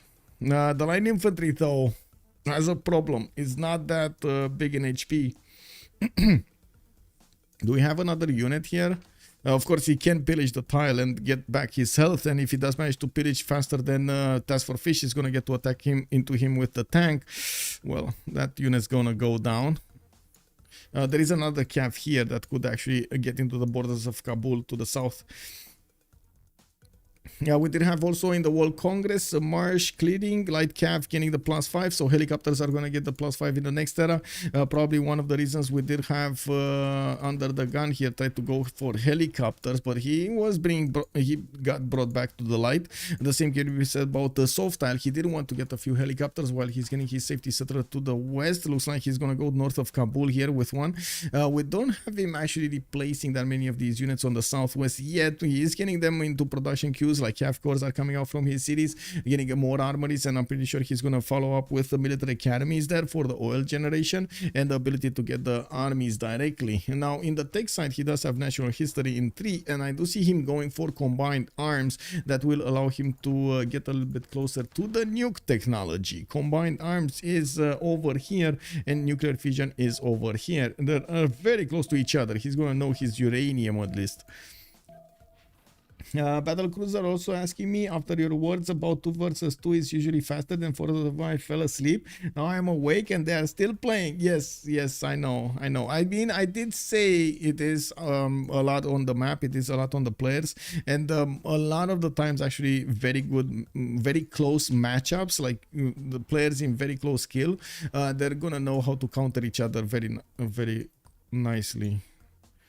Oh, I see SoftStyle might actually get that city next turn. That tank army of fish is getting out of there. He doesn't want to have anything about this, and it looks like there are 2 calves that might be in for Kabul. It's fine. Kabul is going down. It is what it is. Let's see ChucK science. 500 science already. ChucK is 499 actually, but he does have 1 more research lab to finish. 3 more research labs to finish. We do have a tank core also being deployed towards the city of Juliet, while I am pretty sure he's going to need to get a lot more bombers. He's also going to get observation balloons to add another range to his possible artilleries, but he doesn't have any artillery. Where is his artillery? Anyway, ChucK is also going to have a 900 production to work, and as you can see, he's putting a bit more effort in the southwest as well, getting that aerodrome down and trying to fix the rebellion in the city of Durekortorum, still attacking with the fighters, the units of his opponent, and dwindling the number of health points they have. No attack coming out from UnderTheGun to go against Egypt. He just doesn't have enough strength to do so. Not to mention enough gold. In the gold situation, looks like TaskForceFish did manage to go up to 92. Probably one of the reasons is that he didn't build that big of an army, or he did manage to army them up. Because to be honest, he did. Oh, wait, he did lose so many units. Where are his units? Didn't he have like such a big military here? Did he lose everything because he armied them up? I guess so. He cored them and armied them up. And I can't believe he's actually still hunting down the Cuirassier Corps. This is like now to say like the one from Rings of Power or whatever it was, the main character that was just sent all over the world to just hunt down somebody, and all she saw was that somebody in front of her face, and that's it. She had a target. She didn't hear anything else. What was it? The elf from Rings of Power. What was her name? I totally forgot. It's our least favorite WinCon. Feels cheesy. You mean the Diplo win? Yeah. Galadriel. There we go. Bartholomew knows. Oh, there we go. There is a cultured man. There we go. He knows his Rings of Power. He knows. When's the second series coming around? Because I definitely want to see Galadriel some more. Did Better Spectator mode get changed that you can see hidden text, Commander Keen? No. It's just I clicked on food so I can see where how to say the unrevealed ones are. You have 100 culture per comment. I mean, that's a way of farming culture, isn't it? Yeah, but it feels anticlimactic every time. Yeah and no. I mean, the Diplo victory is kind of something you can see coming, like from a mile away, and it's slow moving, and you're just like so annoyed because they still add more points, and it becomes critical at some point, and you just see the victory screen, you know? Yeah, what's Aztec attack bonus? +4. I think. Let me double check, but it's yeah, it is +4. He has +4 luxury attack bonus. Like I said 2 hours ago, it's going to be nukes. Yes, the Beasley saw this. He did see this. I have to admit, he did.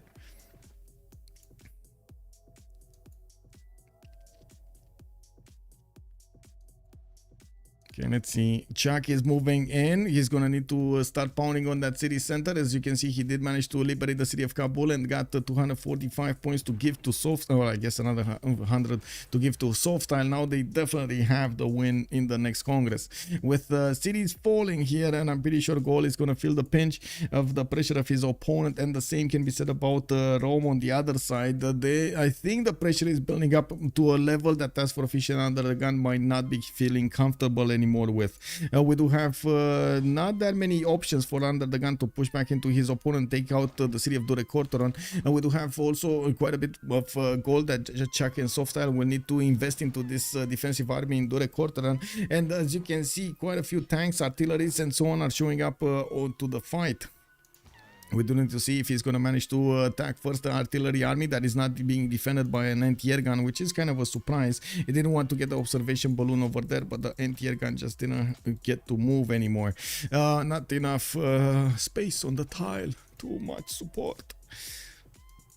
Yeah, we also have the battleship armadas being pushed out from the borders of Tlacoban because, of course, the artilleries are going to get enough range and damage to take those battleship armadas down. Tank armies. Oh, I thought that's a tank army. No, that's a tank army is coming up in 4 tens from Aquilea. We do have Rome trying to get the swords for the amenities and the housing. That's a 15 pop city already. And while UnderTheGun is going to build the Petra. Wait, what? Oh my god, he's actually... Oh, he did build the Petra. Never mind. Not that he will build. He did build the Petra. Interesting. Well, I guess he did get more gold on the soul mines.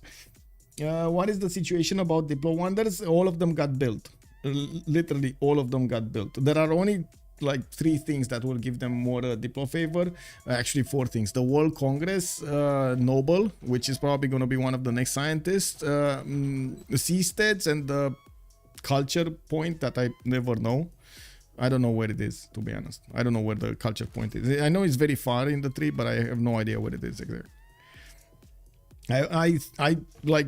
I got told like 4 or 5 times, saw it quite a few times. I always forget about it. It's, I don't know.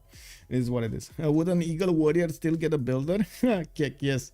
Next 5 tenants UnderTheGun has over Rome and needs... you mean fascism over Rome? Because that's a totally different word. Wasserschlange, guten Abend, Herr. Mein Herr. Okay, Bartolomeo, I observed that Rome ended up taking a city from Aston. That is one tell where they should have built a city from a stolen settler. Oh, this one. I mean, yeah, he did. Yes, he could. Yes, but at that point, definitely Aztec had the upper hand there. We do need to see if the tank was getting upgraded. Of course, ChucK getting some fighters to also block the tiles next to that city center.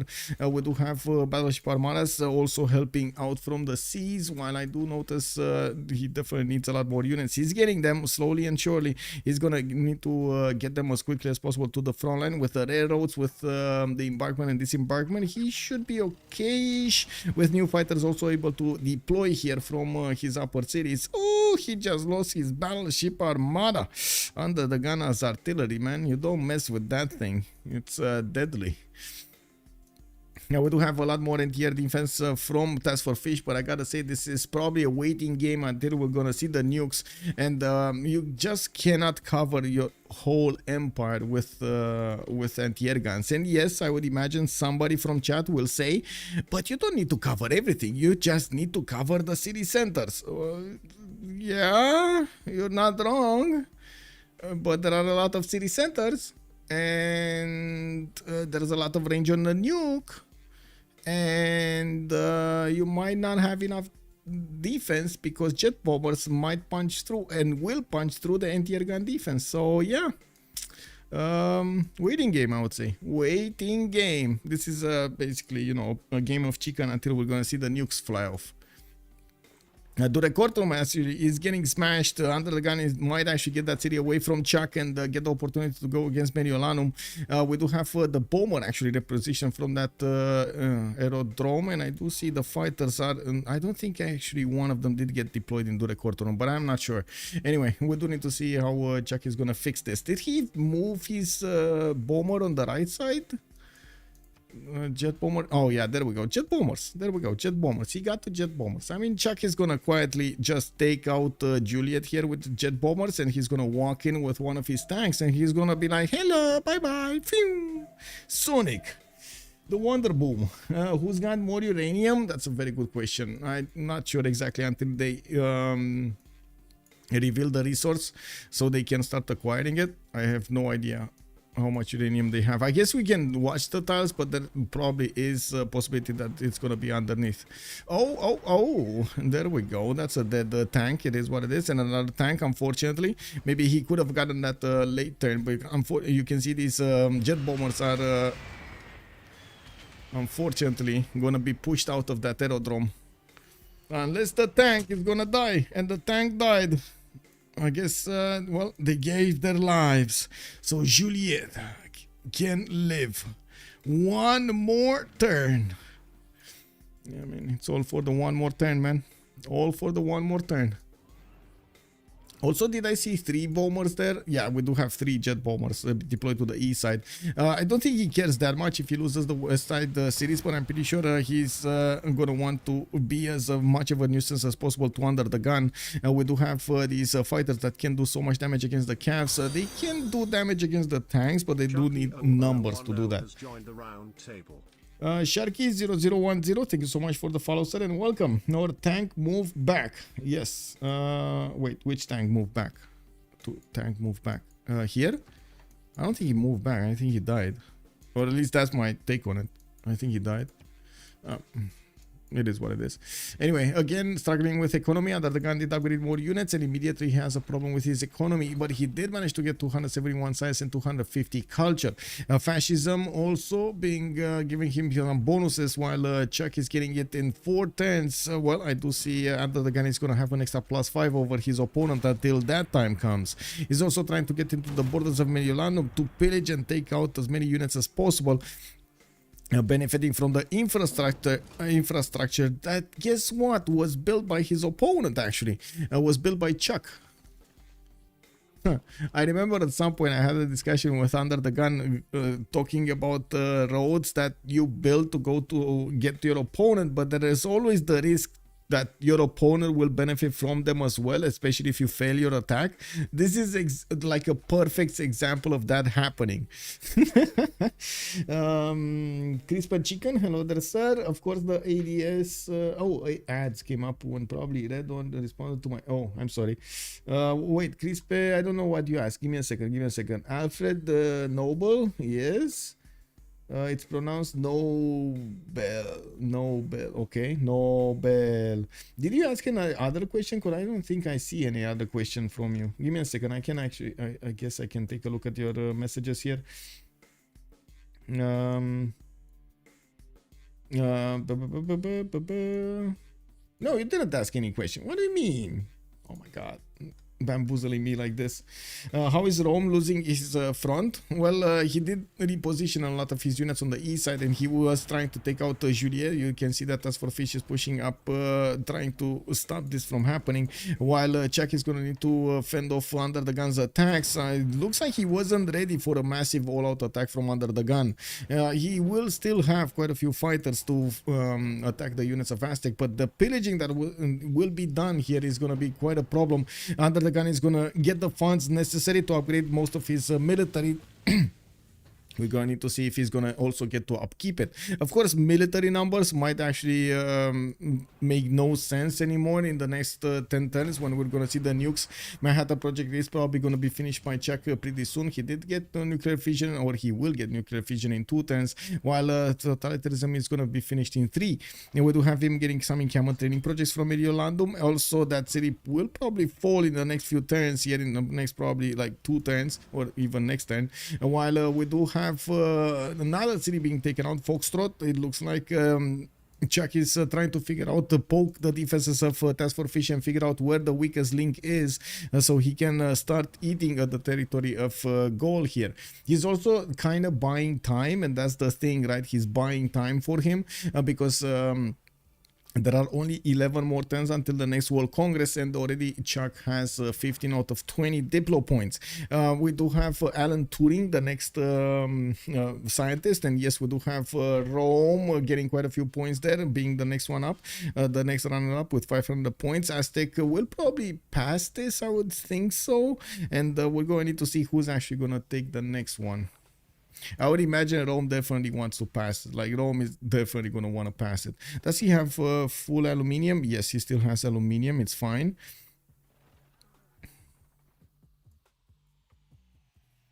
Egypt is just AFK.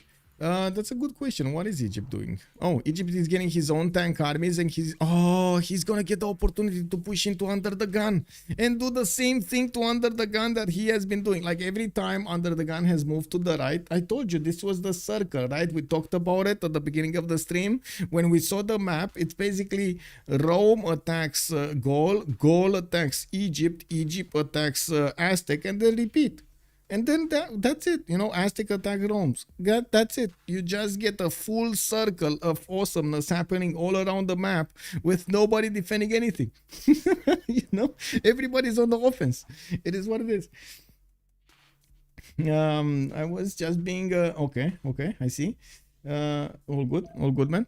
We do have artillery armies showing up from under the gun city of the north, and yes, we're going to need to see how fast SoftStyle is going to want to go against his opponent here. He's going to get his fight in two, and he's building up quite a few camp armies. Interesting that he didn't go directly towards getting the materials, the synthetic materials, what is it, so he can get his helicopters going upgraded. Maybe there is a problem with the gold, I guess. They're finding a lot on ChucK, on ChucK side, I mean.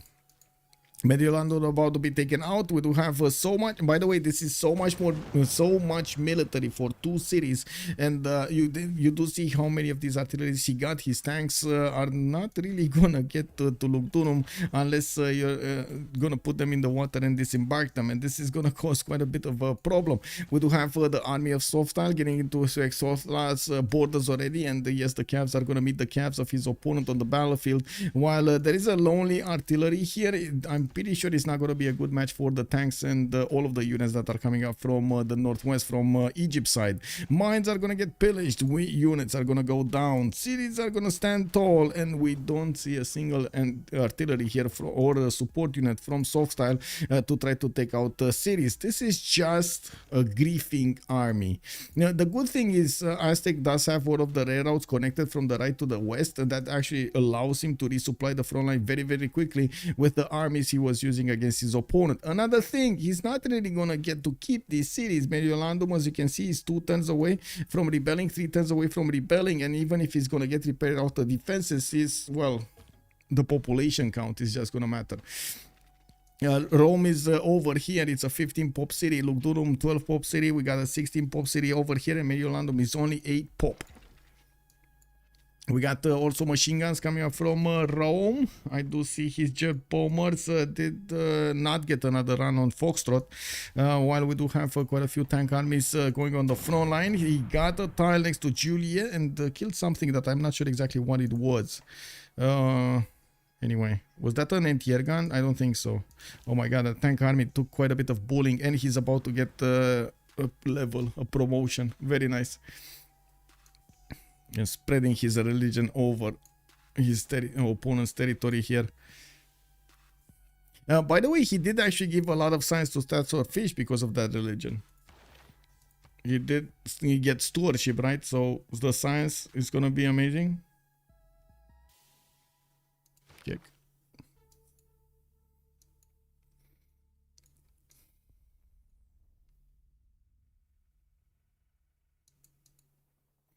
Okay, we got 10 more turns.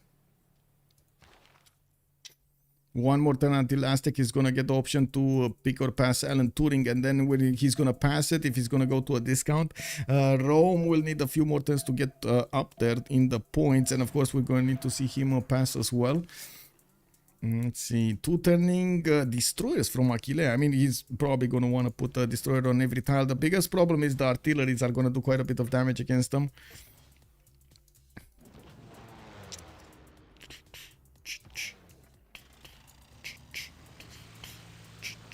Okay, fighters closing off the chokes. No way for these units to easily embark and disembark into their opponent's lands.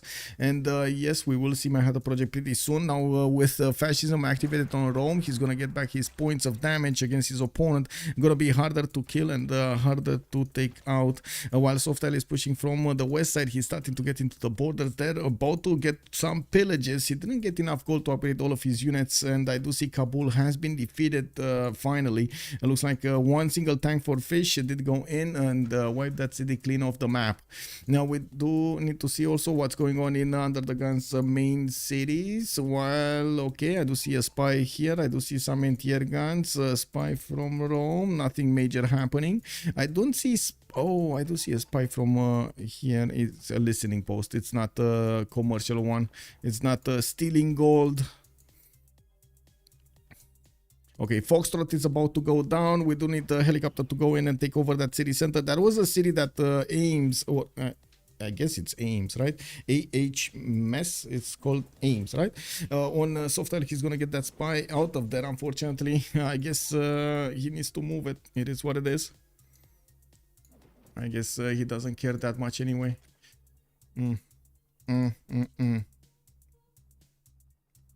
Modern armor is often a downgrade because you rarely have general for them. Yes, and they're also much harder to build, like hard build pick game. It's extremely harder.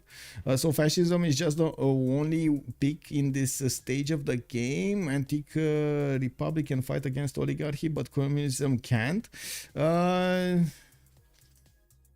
That's a very good question. I would say communism can, but in a different way. Like communism would go for like more production, right? You do get those like insane internals, and it's like situationally viable. I've heard of quite a few strategies in FFAs played with communism. Fascism is it's a much more clean, direct damage that you're gonna do against your opponent, and you can mix it up with democracy. That's also pretty good. Like you can get the how to say, the card from democracy, and then the card for fascism. It's very good, very good.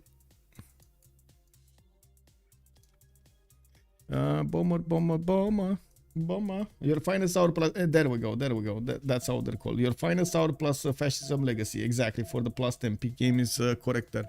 And especially when you're defending, that actually makes a lot of sense. We got the Aztec trying to get in with his tank armies, and you can see we got more destroyers coming out. UnderTheGun is gonna try to get the shift entering to move these tanks faster. We do see Achilles gonna need to smash these units down. Come on, click on the button, take it down. Okay, one tank has been taken down. Another tank army is getting in. He got something, I don't know what. He's getting the traders. Is he actually getting? He's getting the traders. So much movement over there on the tank army, especially on the railroads. By the way, how does this work? How do the units actually get onto the railroads and actually move faster in your opponent's territory? Do they hijack actually trains and force the guys to put the tanks on the trains and then move them faster? Because that seems like a bit complicated.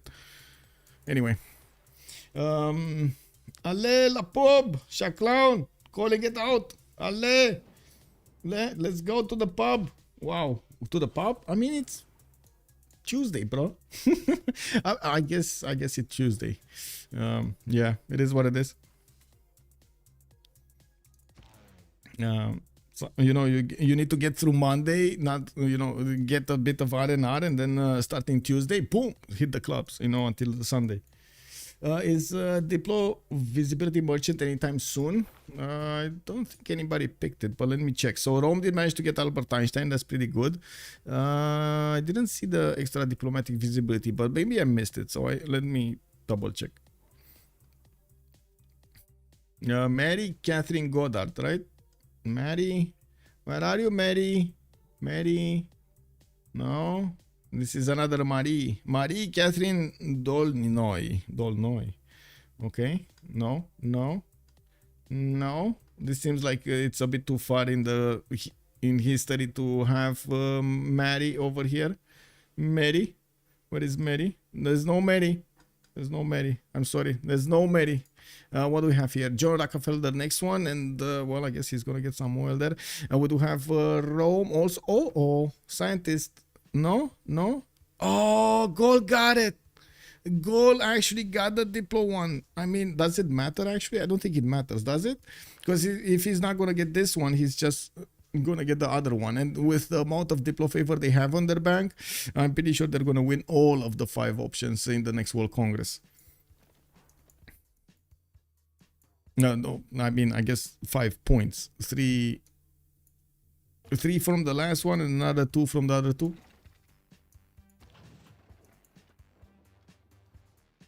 Okay. More destroyers. Well, UnderTheGun did reveal his strategy, or at least his approach to go against his opponent here. He's gonna try to last move the tanks into the water and then try to first move them out of the water. He did lose the first wave, and we do need to see if there's gonna be a second wave. UnderTheGun is also getting attacked here in Exotla by more of these tank armies, trying to get the pillages in. If they do manage to roll a few more gold points on SoftStyle, I'm pretty sure these armies are gonna be getting more upgrades, and at the same time gonna give ChucK a bit more headroom to maneuver there. If he's getting more support like planes and so on and so forth, this is going to be so valuable. We do have the fish also trying to get in 7 turns to go for this, and it looks like fish is moving his tank armies into the borders of his opponent, also trying to fend off his attacks from Foxtrot. We do have quite a few destroyers getting out on the west side, while yes, ChucK is scrambling to get as many of these units out and about, as many of these defenses out and about. We do have him getting modern armored armies with fascism bonus on them, and with also finishing the warlord, war academy bonus, or war department bonus here. Is gonna get the heals popping off whenever he's gonna take down a unit. Did Goal go no bell? Yes, Goal got no bell. Yes, no bell for Goal. What is ChucK taking here? He's going for nanotechnology, and I don't see him actually putting the Manhattan Project in. I would have, well, I guess he doesn't care anymore, right? There's like limited time. He's never gonna finish Manhattan Project plus the actual bomb until the next World Congress. So he's trying to get as many of these units out on the west side as possible, so he can fend off the massive attack that is being put down by his opponents. If they do manage to slow down this, if they have another turn, another, how to say, another Congress, they might take him down. Actually, wow.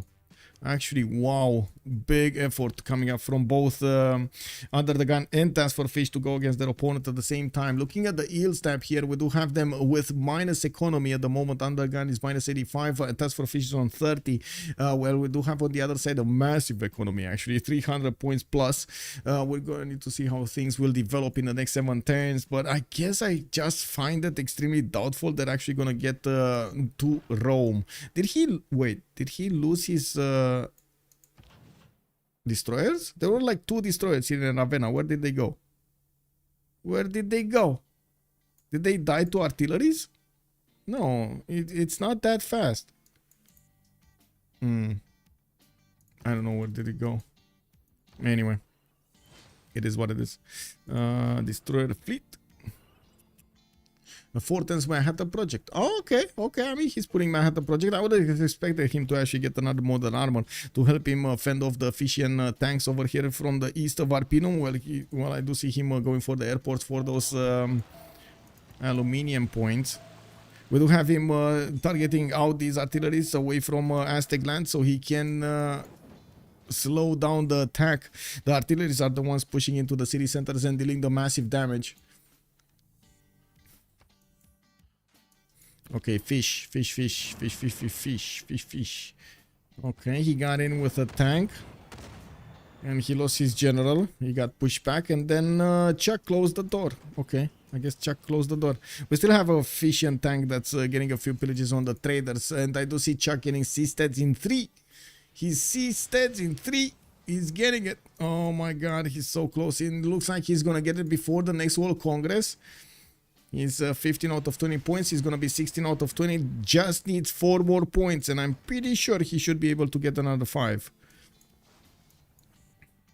Okay, helicopters just doing damage here. Another military engineer has been taken down, and Fish will need to reposition Dandara on the front line again.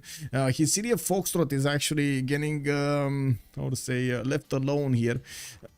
Nobody's attacking that one. Yes, we do have multiple jet bombers being deployed in Arpinum's aerodrome, while in the north also he's going to have another 2 of them. He's doing massive amounts of damage on both sides of the isle over here on the west side, the defense against Montezuma, and on the east side against Gaul, while we do have SoftStyle catching the attention of UnderTheGun in the city of Huexotla. He did manage to get a few pillages from those mines. They do have actually a decent amount of gold on them, more than decent. It's just TaskForceFish with UnderTheGun that don't have that gold. Oh well, it is what it is. Manhattan importance from Rome. How much production in that city? That's a good question. Rome is 150 production, 148.4 to be exact. What's the amenities on goal with all of the units that are going down? So amenities on Rome are +3. On goal we got +3. He does have Colosseum. Remember, that's a big boost in his amenities. Looks like Cleopatra 0. He's content, but I guess he doesn't care that much anymore. He does have a safety settler out that's not gonna be gotten anytime soon. And it looks like Aztec is on +3 with 0. Actually, in a lot of cities he has content, no active bonus.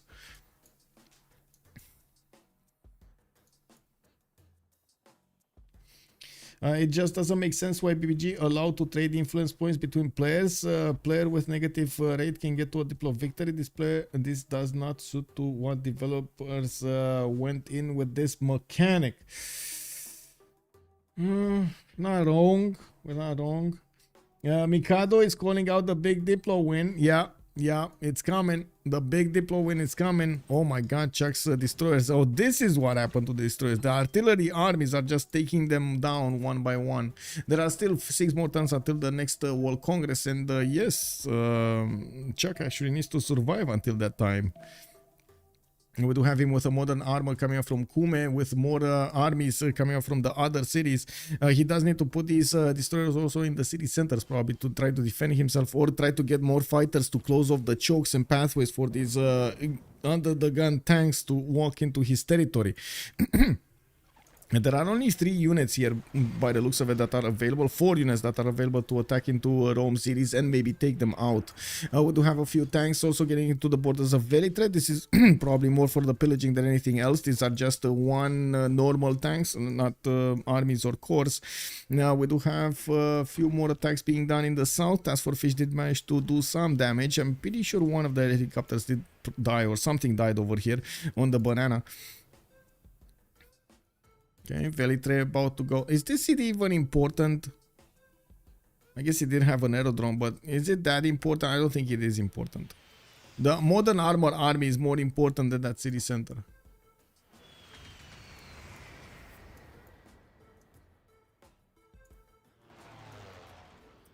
Jet bomber is in 4. Yeah, but I mean, in 5 turns the game is over, man. 120 production cities. This is even important. I mean, you know what I mean? Come on, March Gondi, hello there, sir. I mean, it's not gonna be important for the victory, right? He's not gonna lose or win Diplo favor points because of keeping Ravenna. That's what I mean. It's not relevant to the next 5 turns.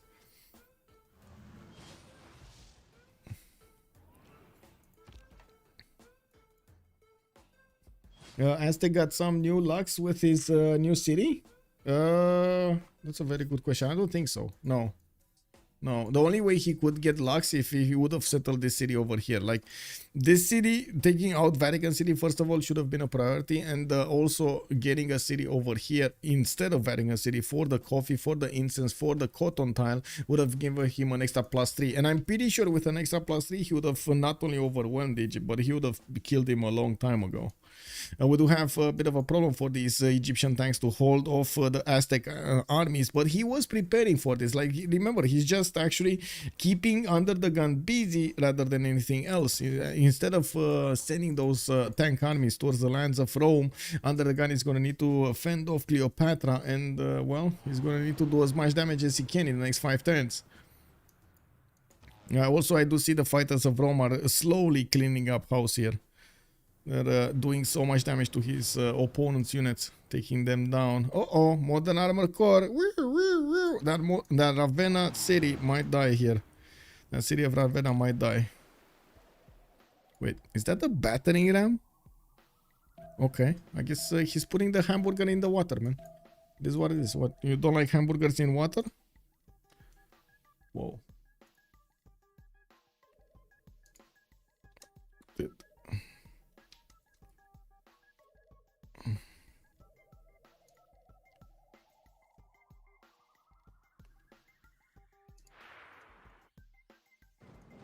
Okay, Ravenna.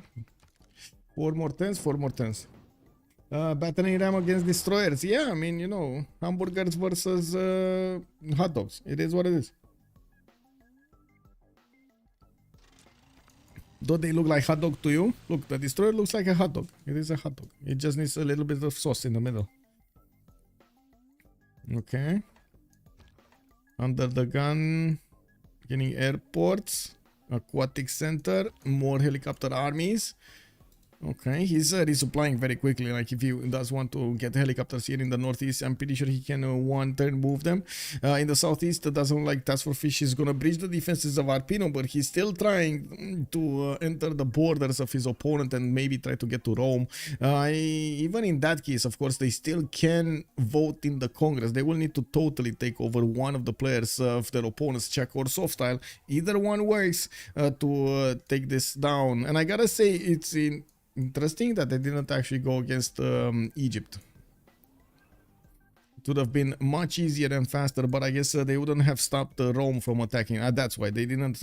Yeah, that's why, because Rome was attacking both of them. Okay.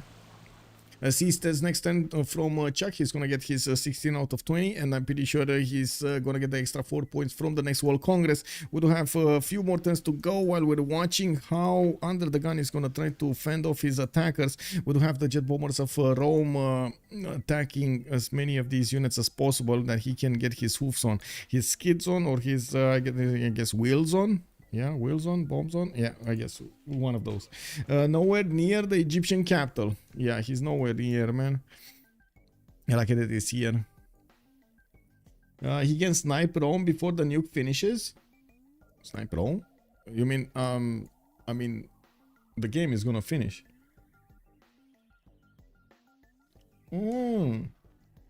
Wait.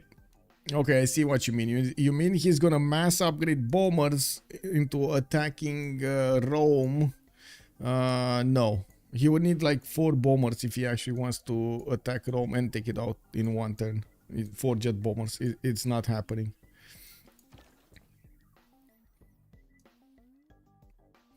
Or at least I don't see it happening. He's gonna try. Can they snipe Rakedet? Because this is the last chance, right? If they snipe Rakedet, this is the last. Oh, he does have a bomber here. Does he have vision over Rakedet? I don't think he has vision, right? He doesn't have vision. Wait, under the... Oh my god, he doesn't know. He cannot start attacking that city faster, and you can see that TaskForceFish is moving through the infrastructure of SoftStyle, but he doesn't have railroads. It's actually much slower to go through these towards Rakedet. Should it be at least 2 congresses for Diplo win, or did I miss something? It's 1 congress. If Congress was in 10-15 turns instead of 5, UnderTheGun could win? Yes. Why do you say it's at least 2 congresses for a Diplo win? Maybe there's some lack of information there that I don't know about. Like, you know, I don't know exactly where to put it. Well, I guess I can explain it in quick succession here. Each resolution will have 1 point if you do manage to vote with the winning party. So if you vote in the winning option, you're going to get 1 point. In the Diplo victory, you're going to get an extra 2 points if you did win that for yourself. Like the chosen player would get the Diplo points here, or of course lose if you go for the B option. So that's a total of 5 points that you can get from World Congress. Bonjour Skarn, bonjour Monsieur Skarn, bienvenue. I'm fine, thank you. Ça va? He only needs 3 points. He needs 4. He needs 4 points because he didn't get Nobel. He didn't get Nobel. Yeah.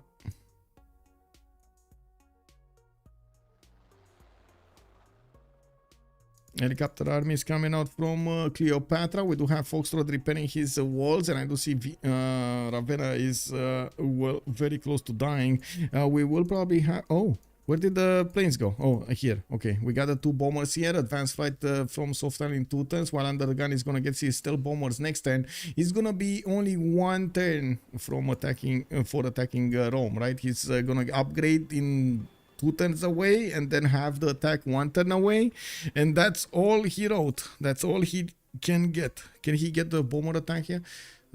Is this enough distance? Like 2, 4, 6, 8, 10, 12, 14, 16. This is not enough distance. I don't think you have a distance here. Or is it? Guys, do you have an attack vector here from this jet bomber against Rome? I don't think so, right? That's a bit too far away. Forgot that you actually got 3 points of the last option. Yeah, no problem. Yeah, they get 3. If Fish and UnderTheGun manage to win top 2, they could have a few more points while ChucK gets technical. Yeah, but the problem is the Diplo favor. They just don't have Diplo favor. Yeah. It needs to kill Achillea. It has statues, so it doesn't reset the points. Hello there, Lucan. Good evening, sir. Yeah. I mean, I gotta give it to what's going on here. TaskForceFish and UnderTheGun are putting a massive effort to go against their opponents. Looks like a city center has been deleted. And Mediolandum just... Oh my god, this is perfect timing, by the way, to... stop the attack on ChucK's capital. The city of Mediolandum has also been taken down, slowing the offense. We do have 2 more turns. New 58 retained his knighthood for 24 months. New 58. Thank you. Thank you so much, sir. Much appreciated. 24 months, 2 years. Thank you so much, man. Thank you so much. It's a Jover Smorch. Yeah. Sanch. Anyway, Foreign City gains independence, doesn't really matter. Mediolandum, I am actually very surprised UnderTheGun is attacking Mediolandum. And Noobs, thank you so much for the 2 gifted subs. WizMD 99, Full Fee 54321. How are you doing, sirs? And welcome to the subs. Cool Whip is already calling out the victory. He's waiting for your 100,000 points. Woohoo! The points getting in, boys. Okay, modern armor, keeping up with the damage. The tank army cannot push through. We do have Foxtrot also getting attacked here. I don't see a unit that could take that city though, and that's a bit unfortunate. It would have been nice to have a helicopter hanging around. That's not there. And yes, I do see that UnderTheGun does have one of his helicopters ready to pounce on the city of Rome. And he's upgrading his jet bombers. 3 of them. Is it gonna be enough? 3 of them? I'm very curious. What do you think, guys? Is it gonna be enough to have 3 jet bombers attack the city of Rome? This helicopter is in range? No, this is not in range to take the city immediately. He needs to put it in the water, like somewhere around here. And that's gonna reveal it. Oh wait, oh yeah, that's a SoftStyle. I thought it's one of the efficient units, and I was like, no. What is this tank doing here? Is he gonna go against the anti-air guns? Gonna try to get... Oh, he could actually go into the artillery line and feast on the bloods of the armies. Maybe Egypt even liberates for another 100 favor. Yeah, exactly. Like, that would be massive. Again, unless they actually take both capitals at the same time, and yes, Rakedet. Wait, can he take Rakedet? I don't think he can take Rakedet next turn. Can he take? What do you think, guys? Can he take Rakedet next turn? He doesn't have a bomber. No, he does have a bomber. Okay, I think he can take it actually. If he does have a bomber and smashes through the fortification health, the tank armies should have enough. Oh no, there's like no. There's like no infrastructure here to the east side. It's gonna be slow. It's gonna be slow for UnderTheGun. And now we're coming up to that moment in which we need to see Rome getting attacked, and SoftStyle try to get some defense here. It looks like we do have the jet bombers being deployed to the record room, and they will get the opportunity to attack directly against the city of Rome. He doesn't see the city of Rome to attack it though. I don't think he sees it. Yeah, he doesn't see it. He cannot attack it unless he gets the vision in there. He cannot attack it. And it looks like Achillea is gonna be on the offense, and that city is, yes, is defended by a destroyer fleet. It's not gonna stop the full jet bombers, but that's not gonna be even close to enough. We do have Cleopatra also getting massively invaded by UnderTheGun's army on the other side of his empire, and yes, we do have on the west side a few pillages happening from TaskForceFish. They're just keeping their economy alive, you know, like drinking a few mines and pillaging a few farms. It is what it is, you know. You gotta do what you gotta do. Anyway, Now we do have also helicopters in tow, not to mention military engineers creating the infrastructure towards his opponent to resupply much faster. And while I do see TaskForceFish is invading from the northwest, it does seem like SoftStyle doesn't care anymore. And I can't say I blame him. We do have Rocketed getting attacked by the jet bomber, and yes, there is a helicopter army right next to it trying to attack into that city center, but that's not going to be enough damage done to the city center to allow his units to take it over. Nuke next turn. Wait, nuke? Oh yeah, there is a nuke next turn. Oh my, oh my, oh my, oh my. Yeah, I mean directly into the core tournament, right? Just drop it over there, just pew. Just get it done.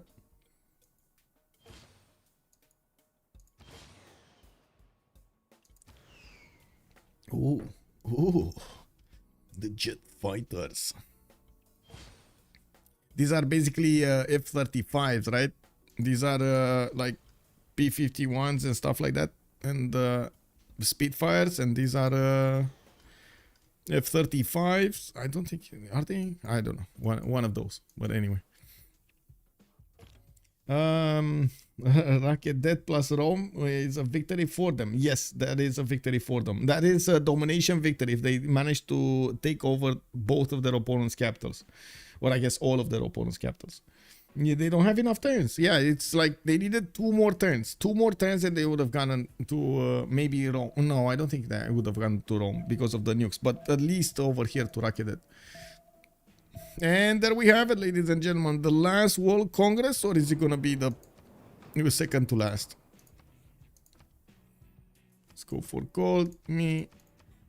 And this is the one with the World's Fair. I'm going to drop down. And we're going to need to wait until they finish the session. They do have 181 points on ChucK, 182 points of SoftStyle. They need to be careful because TaskForceFish does have 82. We got UnderTheGun on 65. They might try to force their way into one option, and we're going to need to see if that option is going to make or break it. Please don't miss the nuke if it happens. Oh, I mean, they should win next turn. But yeah, I'm going to keep the screen here.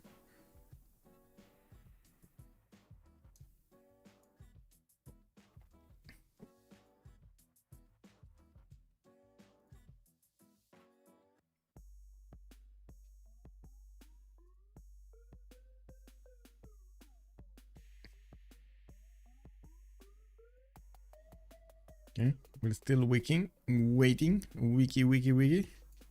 Wiki. Oh, ChucK actually got in with more than armored armies, took a city from TaskForceFish and keeps on pushing. Okay, I mean, this is big. He can go for alpha. This is nice. This is nice.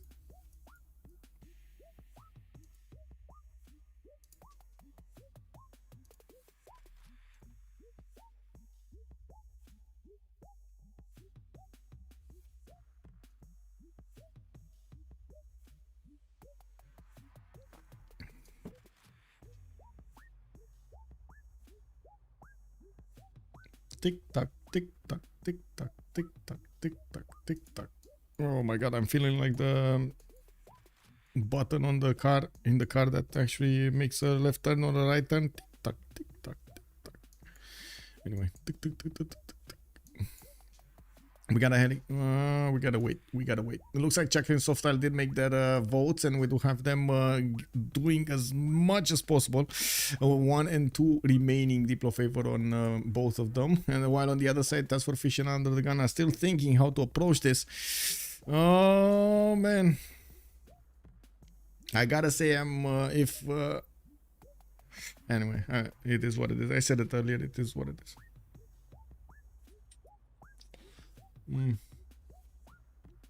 It does feel bad. UnderTheGun was just like a little bit late on this. A little bit late. He has the army, he has the damage, he's just a little bit late on this. One turn. Or I guess a few turns, 2 or 3 turns. Wait.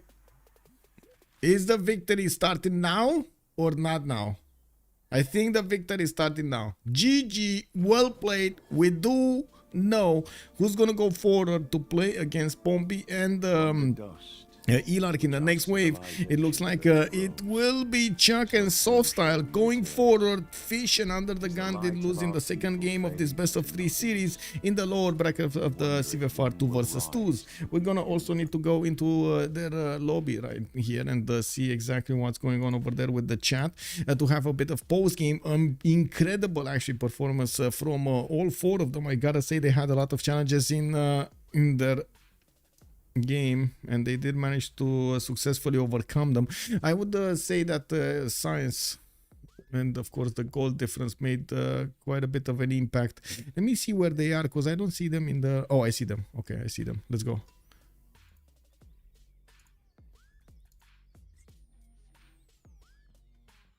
Good night, Fish. I'm okay. GG, well played. Have a good night, man. GG, well played. GG. Yeah, ChucK and Fish off the bed. Oh, okay, okay. I mean, it was kind of a long game. Yeah. Well, congratulations, SoftStyle. Thank you. Well, UnderTheGun. I just do what I can. I do some unit, just spam unit, do gold for people. It was a chain of grief, right? You were griefing Montezuma. Montezuma was griefing goal. You know, like everybody was griefing somebody. Yeah. It's not bad. I mean, for me, it felt I was always a little bit too slow.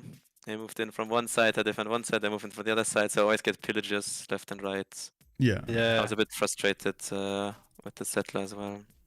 But I don't think this is what it comes down to. It was a great game. I think we got a little unlucky on the map. Don't quite like my land, don't quite like Fish's land, and ChucK had pretty good tempo with that wonder. I gotta say, first spawn, awesome on goal. The more remaps you are doing, the worse the spawn of goal got. Yeah. Did you see my spawn on the first map? I did.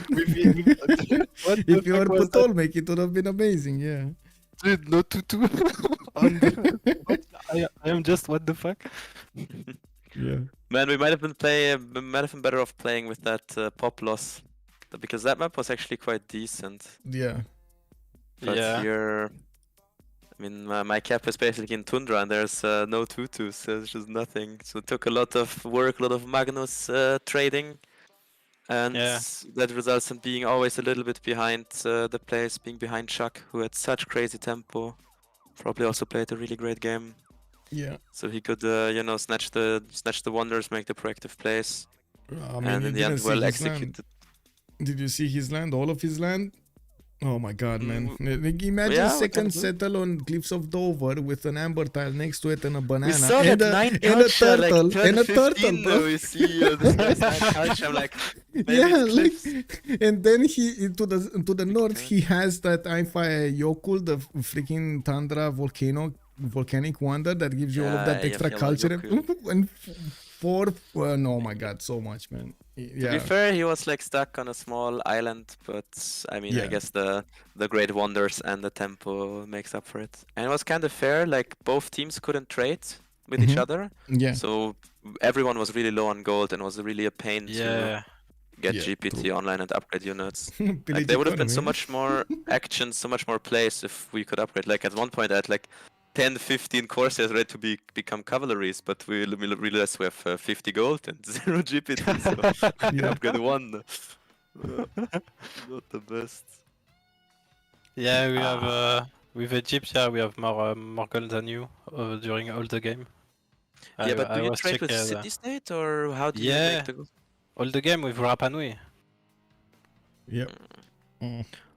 I mean, okay, that gives you gold for sure, but it also means you don't have as much production, right? The traders are pretty weak to Rapa Nui, I imagine, like this. But with Amani, maybe it's okay. Amani traders. I have Amani and I put the card during the mid game because I have no other card to put, so I have the tutu with Whistle Bank and so. And ChucK also traded to CS, or what did he do? No. ChucK. He did Magnus, he did the big Magnus all the game long. Yeah. Man, this would have been fun to keep playing. I think this late game can still go either way, like it could go both ways. Because ChucK is getting nukes, ChucK is jet fighters, but I'm still Aztec, and I think I Like mean, this in- turn. Sorry, this turn was the first nuke coming out from ChucK. Yeah. Yeah, I mean, I don't know. Maybe they also win the war, but for sure, SoftStyle's land is gonna be gone in like 3-4 turns. The boys are coming. Yeah, I have a lack of culture. I don't Why- have Yeah, of ideology for the card for Prodmaya. I assume you just supported. You made gold. You gave away yourself Yeah. to ChucK, so ChucK can carry, and you're a support here, griefing and. Yeah. I saw Fish settle a lot of cities, so I just go on him to slow down him. Yeah, And you also after went that, on me twice. And you too, yes. And after that, I was okay, ChucK. Now you are the key of the game, so I give you all resources, and you do the wonder, and we won like that. Yeah. In the middle of the game, we were really scared with religious victory, so I panicked and made like 5 holy sites. Or something. I We're saw like, oh my god, we're losing spamming. religious. ChucK told me, he told me, dude, can you do a holy site? Because I do a Stone Age. He told me, can you do a holy site to spread your religion? Yeah, so you more?" actually convert yourself, right? So then Yeah. you hadn't had yourself fully converted. Yeah, exactly. And how many holy that was sites did I funny. amplify? 1, 2, 3, 4. I think it made 5. I mean, not bad though. What I picked, Coral, helped me with the culture for fascism and Thai for some gold and some stupas. Anyway, this was a good one. Well done. Yep. Congrats. Yeah. Some GG. bitter taste remains. Especially the first game, I felt we should have just banned continents and islands, and could have dodged a bullet there. Man, I want to play like 4 more turns. This is you just get out. Yeah, it's your time with Aztec. You have Exactly. your spike now with the Yeah, big, and I have.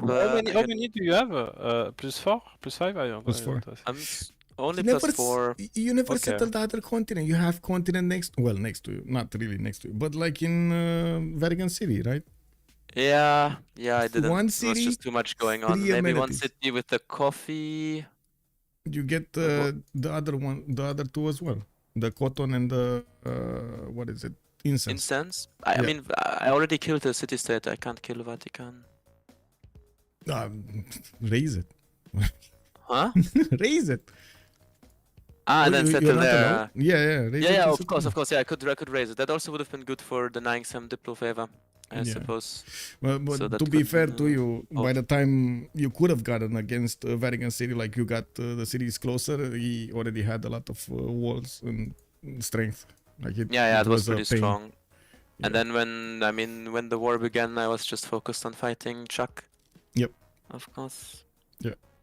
Your armies was GG. going left, right. Yeah, exactly. Cleopatra I was made the road pushing to you, the you were left, pushing now him. I'm like- I mean, I can't go over this ocean. He just has plains. He has. To be All of honest, the I cliffs. Like think if that was the same for everyone, because me too, I was Yeah. left, right, Yeah, with my yeah. unit. I feel at one point, if I can swim over, maybe ChucK is a bit in trouble because I also shoot Ravenna on 0 HP, stuff like this. But the fact that there's this water, I mean, okay, yeah, also he just made units to control the water, right? Otherwise he would have made like tanks and stuff. But Yeah. the initial push was pretty strong. I had a pretty strong bonus with fascism and at least my little +4 Aztec. Also level 2 spy on both of you. Oh, GG. Yeah, just Nice. terracotta. I did some wonders. Ah, okay. And intelligence. why. Yeah, I had also some failed missions earlier, but in the end I got one good one. Yeah. I don't have time to pex by me. Yeah, and now also jet bombers like 2-3 turns ago. This is really the time where cities fall, but I guess Yeah, you're yeah. trying Oh, to get the capitals, yeah. right? yeah. I mean, we getting ChucK's capital is a long shot, but at least getting his empire, maybe threatening a full kill. I don't know what we can do. Just pillage more gold, make some positive Yeah. plays. I'm basically. already escaped. Yeah, we I see it. do We set see it. So, yeah. Earlier, just in case, because with the Diplo victory we are not that much confident, but we do the safe play. Yeah, of course. No, that was that's a good call. Also, That's the wise- C-Steads. Have you seen C-Steads, by the way? Location, Under the Gun? Oh, It's right after nanotechnology, not linked to nuclear fission or the robotics. Just like, this is one of the easiest C-Steads I have ever seen. Yeah. they got it. Yeah, they got it right. for an Yeah, extra you point. got it. You got it last turn or 2 turns ago. Yeah, that's Yeah, also it's pretty good. just here. It was just here, if you want to see. It's so easy to go. I can go to... to be Yeah. honest, well, I don't have Zions, but... Wow. so simple to go. Yeah. But you still at 21, right? I mean, the one Congress where we Yeah. both have the same amount of votes and you get it. I mean, also this Congress we have the same amount of votes. It's a bit sad. Like around turn 80 or something, we already noticed Diplo's coming, so we tried to all in minus Diplo. I think both teams have the same votes, but somehow you get the tiebreak. But wait. I'm never really sure how it works. Wait, the bot vote But, B on the yeah, last Congress? Yeah, the vote on the bot was B, so it wasn't really tied. Oh, they we had could two have the more. bot could have Yeah, The bot vote won us the B. game. yeah. Like not won us, but Well, could I have mean, I'm given pretty sure. us a chance. Yeah. Yeah, I'm pretty sure everybody would have seen this, right? It wasn't. Well, I don't know then exactly it's still GG, or how are the rules? That's a good question. I don't know what the referees would have seen, but I would imagine the votes of the Congress would have been ignored. Of the the votes of Of the the Congress bot? of the spectators would have been ignored. Yeah, I mean it only works for Diplo because if it's an extra resolution, right? If Yeah. it's like not Diplo favor, but it's something else, then I mean the Diplo points, then it's really hard to reverse it because the game keeps going and you can't get the same Congress. Yep. Yeah. Well, congrats, GG, and good luck in the rest of the tournament. Thank Yep. you. GG, well played, and see Good you night. against Mikado and Nawik, by the way. Yeah. Oh, good evening. no. Who lost? Who won? That's why the Mikado and Nawik. They are waiting for you. Because Ilak and Pompey won? Or... Yeah. Yeah. Okay. Oh wait. Did I say that the other way? I mean, Wait, they I think play I said that whoever the other lost. way. I think no, that it's I said that the other way. Yeah. It's Pompey and Yeah, Ilark Pompey that and are waiting Ilark for you. lost, Yes. yeah. Yeah, so So- whoever has lost the game plays against them first, and then Yeah. Yeah. the winner of that match plays against the winner of the upper bracket. How much time do you have Yeah. to finish the series? Do you know? Or is it going to be like this week, next week? I don't know. Okay. Yeah, it's all a bit delayed. Yeah. Yeah, all is delayed. The tournament is delayed. We got until New Year's. It's fine. What are we gonna play in the celebration period? Like the CivFR squadrons are off. CPL Premier is probably gonna be in a vacation. What are we gonna do then? We gotta find something. Yeah, people are just gonna. Usually during that time, the teamers and the FFAs are really active. Yeah, People are just hanging out, having a good time. Yep. Yeah. I mean, people are usually very active. Like Yeah, between, that's you know, what I'm saying. like at end of December, they're all chilling. You know, they have time to play. Yeah. Usually some fun stuff's happening. There's also the Civ gift, right? That's happening. Oh, Justice yes, told me yes, about to- something that was planned. Like Yes, sir. In 2 weeks, I do need to get the list going because we got that FFA that we need to get it an item, and they want to play it Yeah. with like base game rules with only BSM in the game because they don't want any kind of balancing mods. So yeah, it's fun. I Yeah. think it's a pretty unique thing to do because we're not used Yep. to it at all. and oh my So- god, man, I can't like the games that were being played at the beginning were like extreme. You had some extreme bonuses on the Civs. I can't wait for you guys to play like Germany, base game Yeah, I mean, Germany. I mean, there's base Gran game Gaul, Colombia. there's base game City, base game Colombia. Oh my god, all the new Civs. Oh god. Well, Everything. I'm going Yeah. to sleep, guys. Yeah, have a good night. evening. Have a good evening. Catch you later, actually. Under the Yeah. gun. We need to talk about that. Yeah. Yeah, I already got like 3 players for it. I can look for more if you want. Yes. We need 10. We need 10. And Oh. yep. Gonna need to make that list. Have a good evening. And again, unfortunate, but you still had a very good run in the whole tournament, in the 2v2 tournament. Yeah, we did our best in the end. We come short. I mean, we get 4th place out of 62 teams. It's not a bad result, but when you get this close, you wanna go all the way. So. Might as well give all of the effort. Yeah. Okay. Well, thanks for casting and good night. With pleasure. Thank you for having me. Have a good night. Bye bye. Bye bye. So then we heard from SoftStyle and from UnderTheGun. We didn't have ChucK or TaskForceFish because it was quite late, and I gotta say I'm also gonna need to sign off here. This would have been my second game of the day that we get to stream. Awesome, I gotta say, awesome games, both of them. The 1 versus 1 that we had earlier between Rage and Fierceus, and we did have Rage winning that one, going forward into the 1 versus 1 tournament, which actually, let me take a look what did happen in the 1 versus 1 tournament. We do have another player eliminated here. It will be wait, what? 1, 2, 3, 4, 5. Wait. Rom has been taken down. Trinda goes forward. We do have also UnderTheGun with Hush unfortunately taken out, while we do have the majority, actually I should say, players from CPL still alive here and kicking in the 1 versus 1. We will need to keep on following. In the 2 versus 2 we did have just today the series finished up for the lower bracket. We did have ChucK with SoftStyle managing to win, and they will need to go against Ilark and Pompilide in the next one to figure out exactly who's going to be the winner of that one and who's going to be in the upper in the finals, in the grand finals.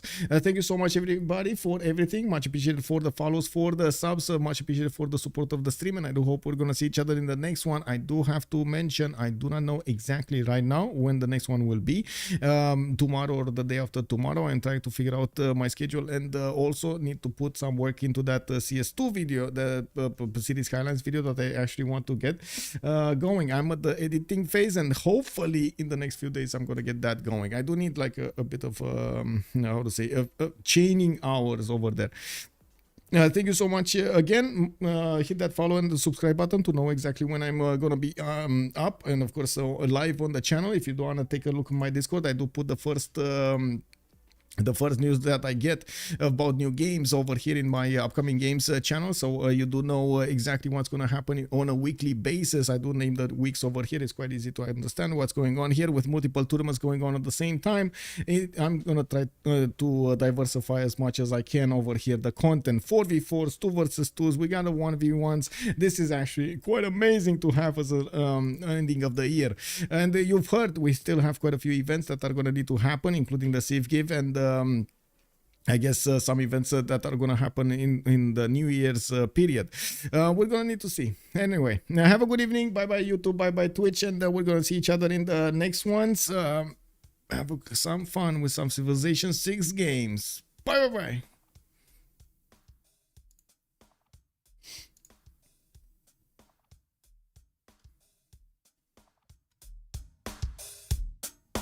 Let's put our living stereo stylus in this groove.